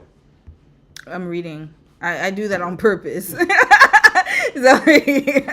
Dom got scared. He's like, why is she so quiet? In interviews and documentaries, Bieber admitted that he started using substances at a young age to cope with anxiety, stress, and emotional numbness. Does that not sound like what happened? Justin Bieber's drug use began with marijuana, but it quickly escalated. What does that mean? What does that mean? What drugs did Justin Bieber do? Bieber has been open about the specifics of his drug use. So if you're wondering what drugs did Justin do, here's what he shared. Come on now, green flag. They have it right here. The evidence is right here. Shut up. Shut up. You Lily get whatever your hell your name is. I don't know you and I want you to shut the hell up. Because you're just fanning for these people. This is what happens when you're parasocial and you don't research. It took me 2 seconds to look this up. You couldn't have done that? Shut up. This is why TikTok needs to go away. I wish it was banned and stayed banned from before because of people like that. There's nothing that sis said that was wrong. She's right. But I just wish she had provided the evidence in there. Marijuana, lean, Xanax, MDMA, shrooms, and alcohol. That's not an addiction. And look at him half of the damn time looking like he looks like he needs to go somewhere to get treatment. And they wrote it here, avenues here. This is a recovery center that wrote this. Okay? Here, Justin's battle with addiction. Is that not addiction? So what you talking about here? Sympathy is not taught. It cannot be taught. You either have it or you don't. Okay, you know what? Bye. Because I already know where this is going. She's a Hailey Bieber fan and she's blinded. Go let her be with Justin, and then again, when somebody brings it to their attention, this is the problem. And that's what with the Julie girl, I feel bad for her because now she probably has to go through this legal battle, but it is what it is if it even goes to court. But the thing is, like I said, she didn't say anything wrong. She just needed a longer platform to say it because TikTok is not it. Because you have dummies like this one right here. She's stupid. I'm sorry. She is. My patience is worn thin. After watching that damn My Korean Boyfriend, his guns blazing right now. I don't give a damn. I'll say what I want to say. What did she say that was wrong? He even admitted he had an addiction. What did she say that was wrong? It's been proven. He does. Or did. I don't know if he's clean, but he did. And it doesn't seem like he's gotten help for it. So what do you want us to do? Be quiet? She can say what she wants to say on her platform now within reason, but she didn't say anything wrong when she said he was addicted. He has an addiction. That is a fact. He said it out his own damn mouth. Shut up. I'm tired of y'all short-form ass people. I'm tired. Don't do your damn research. You don't know anything. I can literally look it up and disprove you in 5 seconds. Shut up. Continuing. All right. I said I don't think that he's good. Continuing. Let's see what else. Okay, got it. So Justin himself can say it, but when I say it, it's defamation. Thank you. You see? Exactly. He said it out of his own mouth. She should have just had interviews where he said it. And then she could shut everybody up. Clear their asses. It's not going to work on someone who decides not to have amnesia. The mental gymnastics should be studied in you people, because all you have to do is... Sis, they don't read. I already told you, they don't know how to read. They were the No Child Left Behind generation. And that's including some people in my generation. Hell, look at Kevin Gates' old slow ass. I didn't know he was also almost 40 years old. Slow as hell. There's an epidemic, sis. I know you're in Bali getting your sun and your tanning and whatever. You should know that. And you should count yourself lucky that you're still one of those people who can be educated enough to understand that. But unfortunately, you put yourself on the wrong platform. That's why I refuse to go on TikTok. It's too mediocre for me. Because I'm going to be arguing with people left and right. I don't have time to prove to you why what I'm saying is real. Go watch my YouTube videos. And if you can't even watch 10 minutes of a video, get out of here. I don't want you watching my things. This is an Instagram caption Justin himself wrote. I started doing pretty heavy drugs at 19 and abused all my relationships. Oh. It also goes into how he treated women. I became resentful, disrespectful, and angry. And by the way, just in my opinion, being around a man who is resentful, disrespectful, and angry is a scary position to be in. It is. No, sis, like I said, you're talking to people who don't have a brain cell that they can rub together. It's short form brain rot. I will die on that hill forever and ever. So between the lawsuit with the Biebers and then people, if you don't, okay, got it. So Justin himself can say it, but when I say it, it's defamation. Let's watch this video before I'm getting mad. It's not going to work on someone who decides not to have amnesia. The mental gymnastics should be studied in you people, because all you have to do is... This is an Instagram caption Justin himself wrote. I started doing pretty heavy drugs at 19 and abused all my relationships. It also goes into how he treated women. I became resentful, disrespectful, and angry. And by the way, just in my opinion, being around a man who is resentful, disrespectful, and angry is a scary position to be in. And maybe he's not that way anymore. So I'll just let you guys decide if you think maybe how he talked about his wife when she was on the cover of Vogue, and remember how he himself wrote about how he told her she was never going to be on the cover of, and I will let you decide if you think that sounds respectful or disrespectful. Does it sound proud or does it sound resentful?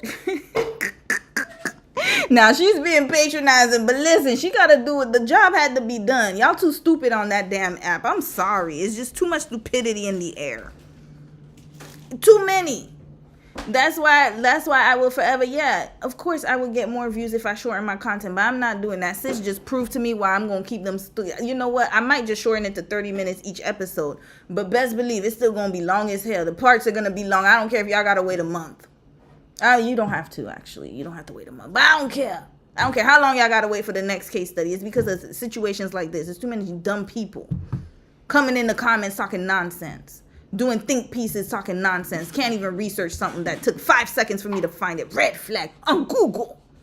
I didn't even have So to between go the deep lawsuit into with the it. Biebers Damn and it. then... TikTok won't Okay, just got keep doing it. that. So Hold on Justin a second, himself y'all. can say it, but when I Let me say fast it, it's forward. defamation Sorry, on it. But I'd encourage you to come up with an opinion on your own. But just be aware, if you share that opinion and was on the cover of Vogue, and remember how he himself wrote about how he told her she was never going to be on the cover of, and I will let you decide if you think that sounds respectful or disrespectful. Does it sound proud or does it sound resentful? They don't I already care. said They my want a man opinion like on it, but I'd Justin. encourage you to That's come up with an why. opinion on your own. But just be aware, if you share that opinion and someone powerful decides that they don't like it because maybe it hurt their feelings, be prepared to be threatened to act accordingly. No, it's not that, sis. Is you should have read it from Justin's own mouth when you said he has an addiction. I can prove it to you. Boom. Justin even said that would have cleared her ass right up. She can't say nothing. Pick my stories apart. Try it if you want to. And at your own peril. And that's why this thing is so much bigger than me, because disagreement does not equal defamation. And in fact, I would actually maybe make an argument that he didn't even disagree with me. In my alleged opinion, of course. No, you gotta read. You gotta be like Mother Goose for some slow people. They don't understand. You gotta read all the articles. You gotta write your sources, because there's gonna be a dummy coming in. He didn't say that. Then what did he say? Reading is fundamental, and a lot of people don't know how to even. They don't even know how to pronounce words anymore. They don't know. They don't, and this should be scaring a lot of us. By the way, y'all, literacy is dead. So between the lawsuit with the Biebers and then people sending death threats and saying that they're going to burn my face, you guys have asked, how do I stay so strong? Because of something that he has admitted himself, and because of observations that she has seen based on the content that she has observed, that they have publicly published on public platforms. And you have these folios coming up, parasocial demons.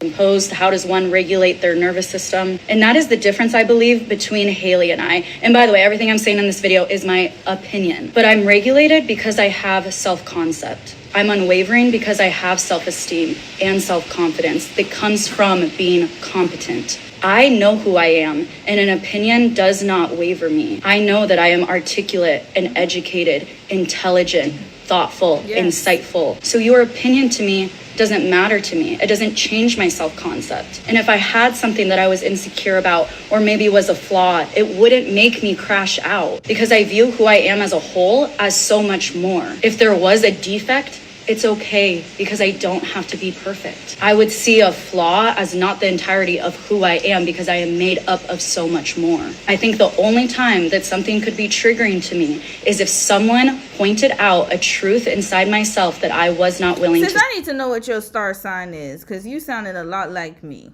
Please let me know.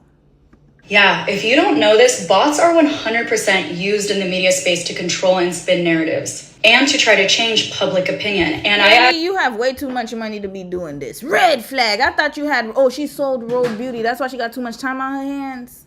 Is that what's going on, Haley? You need to go. You know what? I'm going to put, like I said, I'm going to put a poll. As soon as the Taylor Swift case study, if y'all say Selena, Justin, and Haley, I'm doing it. And I dare her to do a cease and desist on my ass. I dare her, because it's going to be coming out her own damn mouth. Red flag.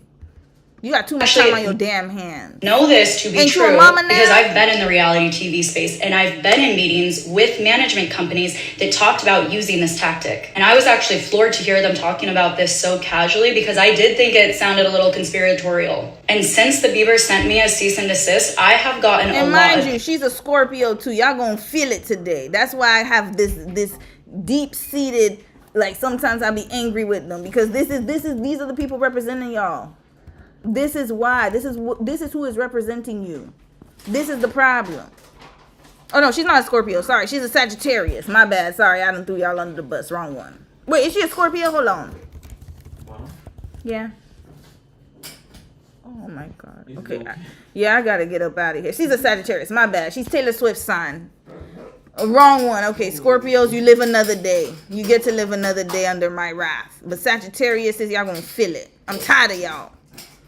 Oh boy. Oh Lord. Okay.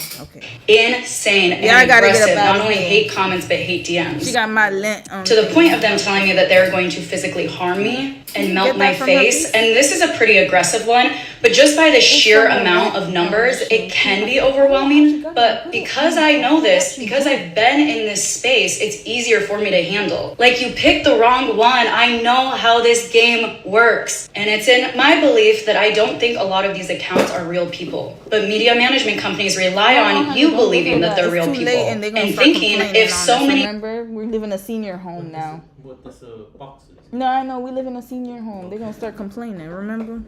People think this way, maybe it's true. The other thing they rely on, because some of these people are real people, is that the craziest people, the most psychologically unstable people, will be the loudest and will be the most aggressive. That's why, if you guys are following this journey, please leave a comment of support, because that's usually what happens, is the sane people, the rational people, they don't have the same super strong opinions. And that's how the narratives get swayed. Don't be fooled. What's happening here is by design, and that should scare you for yourself when it comes to freedom of speech. She's actually right about this. This is the thing. They're trying to silence you. Freedom of speech, yeah. I mean, I understand freedom of speech. I received a freedom from consequences, but I honestly, like I said, she should have framed it a little better. She should have done it in a long form video. and she needs to use her YouTube more often. That's what I would do. So that was it. I hope the Biebers sue you and take everything from you. Okay, that's the last video we gonna watch, and we wrapping sis right up. I wish her well. My favorite thing about the Biebers sending me a cease and desist are the people that say, I hope they sue you and I hope they take everything from you. Because come and take it. They won't be able to. Her lawyer could just bring up this article. Sis, you need help? Here you go. Oh, that's not the one. Where's the Justin Bieber one I had up? Where's the... Oh, damn. Okay, we went far. Here. Here, sis. Here. You have at it. Google. First page. Here you go. You got so much evidence. Right here. Right here. He even broke his silence to talk about it in February 25th. Bieber breaks his silence to explain truth behind his disheveled look amid fan fears of hard drug use. Okay? It's right here. Even the Daily Mail talking about it. Why doesn't she sue the Daily Mail? Why doesn't she do that? Let's put Hailey Bieber codependent, if I can. Let's see who else talk about that. Here. Okay, this is the other one. Okay, this is hers. Let's see if we have an older one. Here, somebody wrote this. Codependency. Hailey and Justin Bieber. Oh, when was this published? Hold on. When was this published? October 2021. Interesting. You have other people saying the same thing. She gonna sue everybody? Sis, you got a case. And make sure that you get you counter sue. And get your funds so you can get whatever you need in life. Go do it. Go and do it. That podcast was from a few years ago. Here, there's more people talking about it. She's not the only one. So Hailey's going to have to sue everybody. Hailey's going to have to sue everybody. Let's go into the last page. Let's move it to page 10. Maybe we're going to have older. I wish they had the selection from older videos. Here, we have one in 2024. What does it say?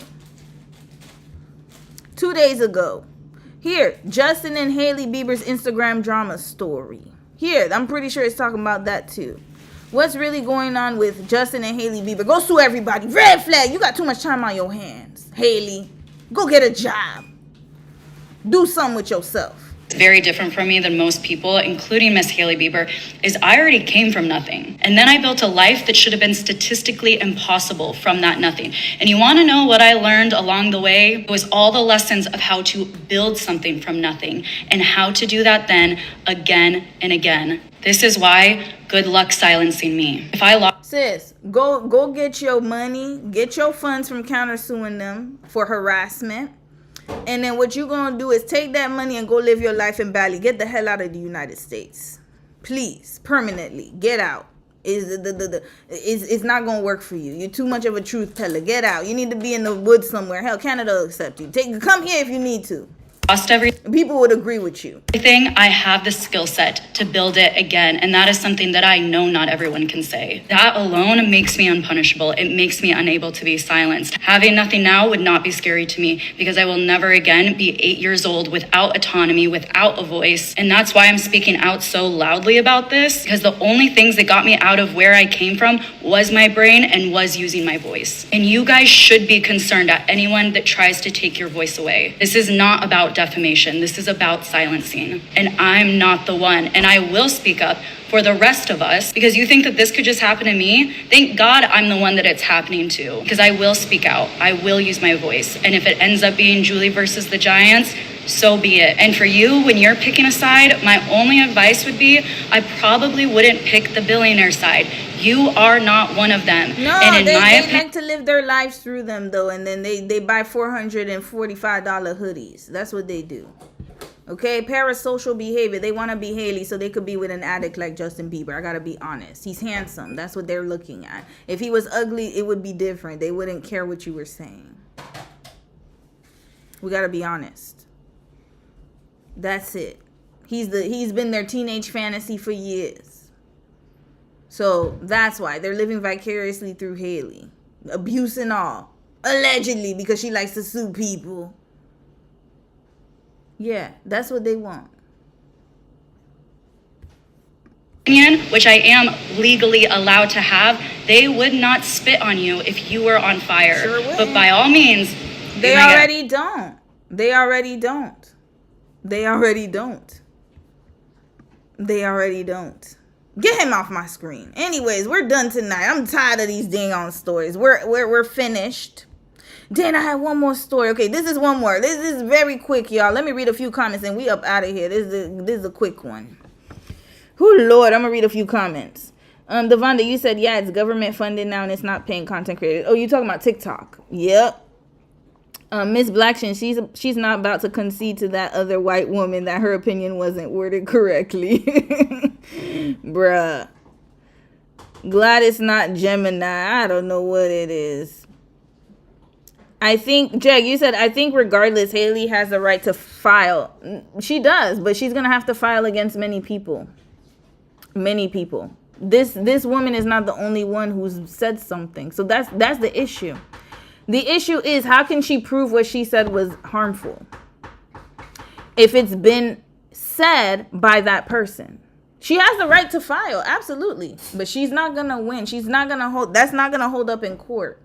There has to be, like, you have to show that it has been harmful. That's number one.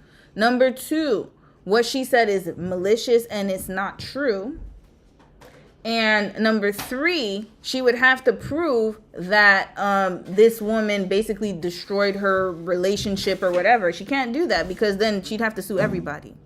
She needs to start with the Daily Mail, but she's not going to do that. You see, that TikTok creator, she doesn't have, like, that video, I don't know how many views it got, but it's not even the same as on the same level as like an actual news article from a reputable news site like Us Weekly. They talk about Justin and Haley all the time. People Magazine, she'd have to hit all of them up, but she's not doing that. That's actually more damaging in my opinion because they've been there, they're more reputable. And again, she's talking based off of what she saw, and I just wish she added the evidence to what she was saying. So yes, Haley does have a right to file, you're right, but at the same time, good luck holding that up in court. Just like with my case, like I told y'all, with the neighbors have a right to complain. They have a right to do that. But then guess what? They conceded real quick. Why? Because we were able to show the evidence. We were able to show. Yeah, you have a right to file all you want to. You have a right to send us an email talking about this is a third warning, da-da-da. We might have to take repercussions. Okay, and then you going to F around and find out because I got the law on my side. And notice how they scurried like mice right after. Because I know I'm within my rights. And that's why Sis is so confident. And that's why we were so confident. We're like, okay, these people, they really playing with us. All right, let's get to it. Olivia Pope. He can't be Fitz because he's my husband, but he's, we're both the same. What you talking? Olivia Pope is a lawyer. No, she was like a political. Anyways, you don't know that show. But anyways, point is, they have a right to do whatever they want, but is it legally right? That's the question. Is it within the law? And also, do they have a case to stand on? Cease and desist doesn't mean anything if the person is within their rights to talk about what they want to, or say what they were saying and it wasn't infringing on anyone's rights. Because she's right. It is an opinion, and also it's been substantiated by Justin himself. He is an addict. That's what he said. He was. I don't know if he still is. The only thing, though, she might be able to get away with is the abuse thing, because I don't know if that has been covered. I have no idea. I don't follow these people like that. But yeah. RKO Love. If it's really about part of her series where she mentioned it's her opinion at the beginning of the series, she should be good. If not, see you in city court, girl. The abuse thing is where she might have a problem proving that. But I mean, her saying he's an addict is not wrong. Yep. Hold on. She needs to change her middle name to allegedly. Dilly said bye. Bye, Dilly. Countersue for court costs and attorney's fees. Yep. You said she's not wrong, but her energy is off. I think that she's trying to, she's trying to explain herself, over-explain herself. I wish she didn't do that, to be honest with you. Is that a sonogram of baby in this economy? Yeah, we're gonna read this. This is a slideshow, y'all. We're gonna wrap this up with this story here. Oh, Annalise Keating, yes. Scurry them when they see Romy coming. No, but it's true. Like, this is the thing. Anyone has a right to file. Anyone has a right to do whatever they want. But is it right? That's the problem. Is it justified, and can it be upheld in the court of law? Now, just because they sent her a cease and desist does not mean that they're within their rights to do so, because she could clearly come back and say, I'm covered under fair use. I'm also covered under this. And they would have to prove, like, there's a whole, like, I'm going to talk about it in another video. There's a 3-prong, like, process, I believe, of defamation and harmful defamation. It has to go through a lot of tests. And according to the law, in the U.S. definition, at least, of fair use, she's not wrong, and she's not wrong with her opinion. The problem, though, is the abuse thing. It depends on how she said it, and also she'd have to prove that there was an abusive situation happening. But her saying that Hailey is codependent, she could find it online. A lot of people have said it. So is it speculation that she's only come up with? It's only damaging if you're the only person saying it. So, for example, I remember Candace Owens had that lawsuit. The problem with Candace Owens' case is that she, I know she cited a book, but then the thing is that I believe in Candace Owens' case, it was a little different, because I think I forgot. I got to figure out that whole situation. But either way, in this case, I would have to agree with the creator. She didn't say anything no one else hasn't said. The only difference, though, is that Hailey saw her video and reposted it. That was it. But the abuse part is the only thing I would say that they probably could ding her on. Yep. Only if it's for something she can prove. There you go. That's what it is. You have to prove it, and you have to prove that it's that it has been proven. The abuse part wasn't proven. So that's where she would have to explain herself. But for the what was it? The addiction, girl, she ain't even gonna get nothing on that. He admitted it himself. Yeah. Rich people abuse their right to sue. Yup, they do. And then they gonna F around and find out. Candace was quoting other people. Yeah, she was. But I think where she went wrong was when she there was I gotta revisit that. I remember there was a part of it where I was like, ugh, they got her on that. It was not the fact that she called Bridget a man. Many people have done that. I think it was the fact that they can prove that because of her, the story blew up more or something like that. Like, it got out of control. I don't remember what it was. I got to go back to the case, but I remember there was one part, and it's kind of similar to this situation where the abuse part, when she mentioned that, oh, like, Hailey's in an abusive relationship, that's where you have to be careful. You cannot say that unless she said it herself. So yes, now she does have a leg to stand on, but at the same time, that creator's not the only one who has said it. So she can easily prove that what she said is not as harmful because there's other people who have said it. In Candace's case, though, it's a little different. Just a little different because she does have influence and she has power. Whereas that creator, she's just a micro creator. I don't think she has that power. But anyways, I mean, that's just my opinion. It could be different. It could be seen different in court. Maybe a lawyer could tell me something in the chat, but yeah. All right, this is the last one. Ooh, we need a palate cleanser. This is not even a palate cleanser, but hell, it was, oh no, I don't know. I'm scared of this one. Hold up, I got to get up out of here. Yeah, I wish sis the best though. And we'll see what happens. Okay, let's get to this, y'all. Okay, oh Lord, we're going to end this. Maybe I'll play a cute puppy video. You know what? Let's add a cute puppy video because there's just too much drama. Too much drama. So we'll do a cute puppy video. And then we gonna wrap this right up. Cute puppy video. Maybe, I'll probably show y'all Mimi or something. Cute puppy video. How about we do that? To end the night after we watch this one. Because, oh Lord. Okay, this one's 30 minutes. It's too long. Okay, no, this is too long. Okay, we'll probably watch this one after. Okay. Whew, we need one. Now, we're going to read this, y'all. This one was crazy. And then I'm wrapping this right up. Because it's a collage. Hey, guys, it's Britt. I'm making this post. Wait. It's too fast, Britt. Hey, guys, it's Britt. I'm making this post because me and the kids needs y'all's help. The end of last year changed my life in ways I didn't see coming. Swipe to keep reading. Oh. Okay, you might remember me from my viral church proposal last year. Red flag. This is why I chose to highlight this. Whew, Lord, this story gets worse, y'all. Brace yourselves. And we might need to cover this next week, or I don't know. I'll figure out when I do the live streams. I'm choosing honesty over pretending. I appreciate that, sis. My husband unexpectedly left me and the kids just days before Christmas. So they got married in 2020, engaged in 2024, and by Christmas of 2025, he was out. I'm currently 9 months pregnant. Doesn't that sound like the church guy? Doesn't that sound like the pastor? Red flag. What is going on in the church? I'm currently 9 months pregnant and due any day now with my baby boy. My due date is 1/28/26. Oh, so she might have her baby soon. Congratulations. Unfortunately, in this situation, I feel bad for you, but I wish you the best with your birth. I've been managing the last week's month and a half alone with zero support. I've exhausted all the help from my community resources and even my college. Oh, Lord, she was in school. So I'm extremely vulnerable. Stepping out of my comfort zone to ask for help beyond what I know. And we appreciate that because you're trying to do it for your baby. I decided after facing what I was truly up against after he left to create a GoFundMe. Sis, no, go to child support court. That's where you need to go. I'm so sorry. I'm sorry to end this love fest. You need to take him to child support.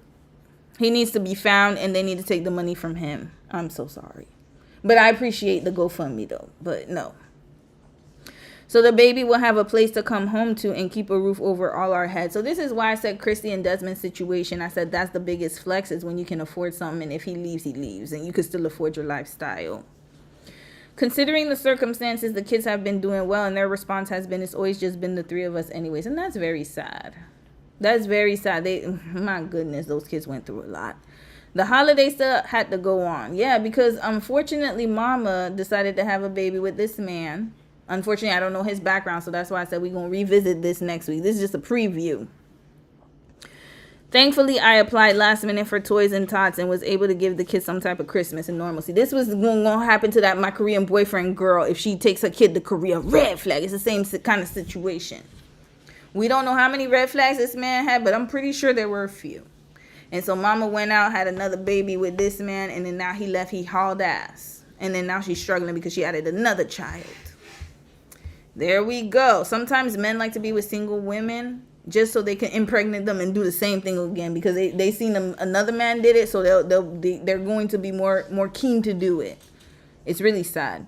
This is the letter he wrote me a few days before he left. Lord, he wrote a letter. I didn't see this one. Is her name Brittany? Brittany. I want to show this, and I got to go up close, y'all. Hold up. We might have to zoom in. Oh, shoot. Sorry, y'all. Sorry. Damn, TikTok is so damn sensitive. I might have to screen capture this. Hold up. Let me read this letter. Hold on. Wait a minute. Where's the... Okay, here it is. Sorry, guys. Sorry. Hold on. Okay. How can I scroll through? Okay, scroll, sis. Scroll. The ultrasound. All right, we got it. I need to see that damn letter. Oh, okay, because I did this. Okay, that's why.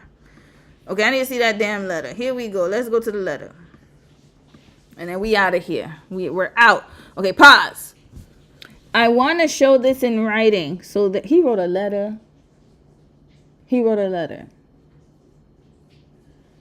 I want to show this in writing so there's no confusion. And I want to do it respectfully given everything you're carrying right now. Like your baby? Red flag.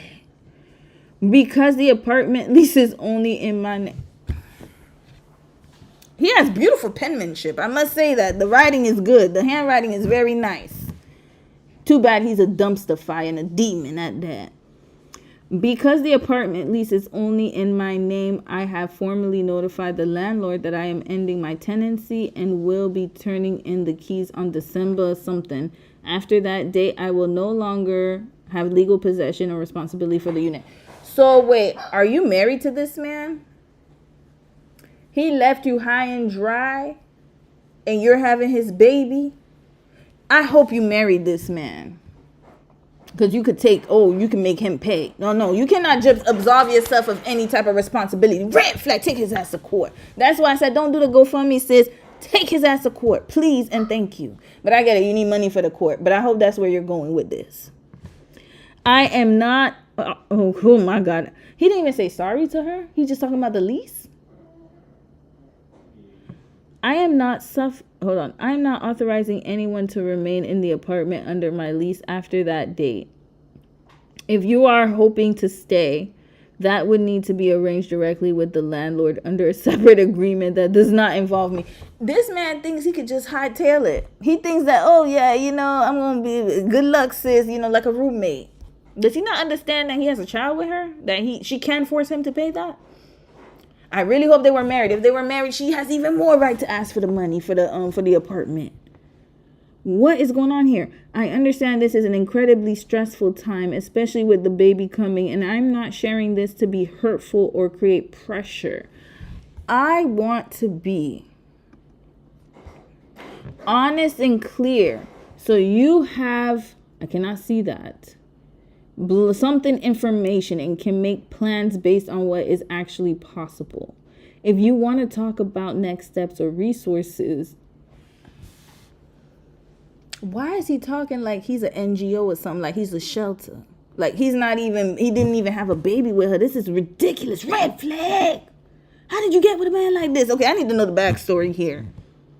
If you want to talk about the next steps or resources, I'm going to be doing that calmly. I just need to be clear about my legal boundaries. Okay. He basically, something about marital home. What she said? He's basically saying he wants us all out of our marital home. I told him several times me and the kids weren't leaving and that I would figure it. No, you're not figuring nothing out. Take him to court, sis. You're talking too much. This is craziness.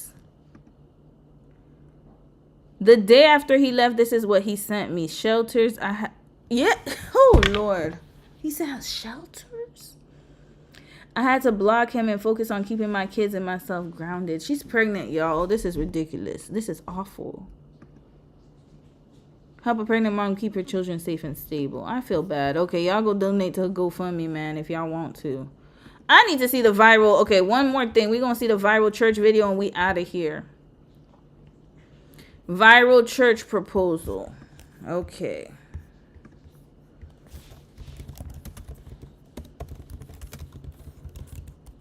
What happened here? Was viral?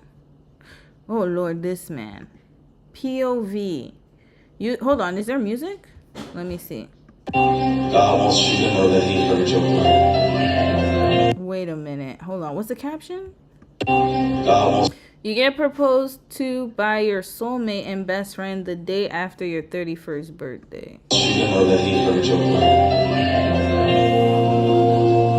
Do you really want to receive the blessing of the Lord today? God, cover her.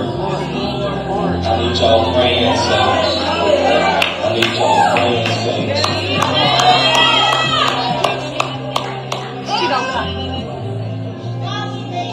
Cover her for where she's stepping into. She has no idea.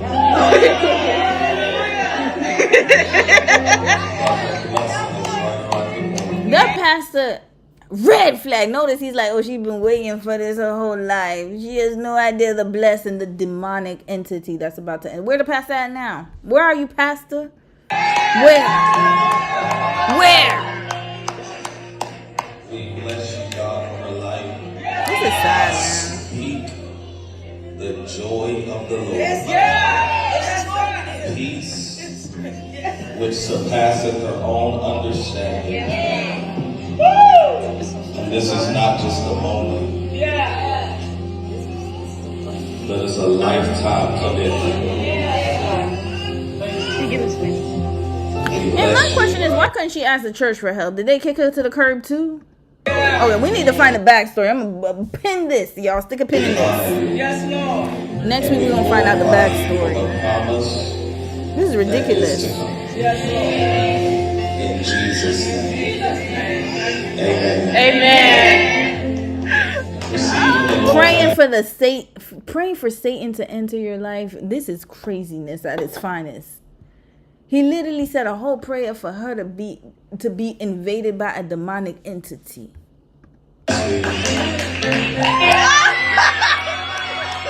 So they did get married, y'all. So she has rights. She need to take him to court.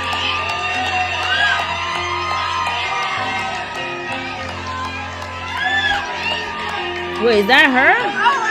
Yeah, that is her, I think. Yeah, that's him. That is the viral church video. Yep, that's her. Wow. This was 2/5/2025, y'all. Oh Lord. Okay, puppy video, y'all. I'm gonna read a few comments and then we out of here. We gotta end on a good note. Today was too much, even for your girl. Where the puppy video? Okay, we gonna do one cute puppy. I can't show mine because she causing chaos right now, trying to get herself in trouble. Oh boy. Okay, we'll just play this one. That looks like AI. Red flag. Okay, you know what? Why does all look like AI? I don't trust this. This all looks like AI to me. Yeah, we're not gonna do that. Okay, we had a palate cleanser, but okay, you know what? Let's read a few comments. Maybe that'll be not Diana in Korea came. Okay, you know what? That case study's coming up. Okay, let's read the comments. I'm done, y'all. I'm done. We up out of here. I ain't got nothing positive to say right now. Cute puppy videos that look like AI. I think that's a tub where you get oh, she was getting baptized? Oh, y'all thought it was a coffin. Oh no, I hope not. Jadison, you said her energy is given. They were engaged but didn't get married. Yeah, I don't know, but she was pregnant. That's why I said we need to get more information. I need more info about this. I need more info about this. That video didn't age well. That art girl, none of them do. None of them do. And that's why I said yesterday, please be more about the emotional connection and not about the performance. Because he was very performative. Look how he was, she got a man. And hold on, where my mic at? Let's use this. You've been waiting for this your whole life.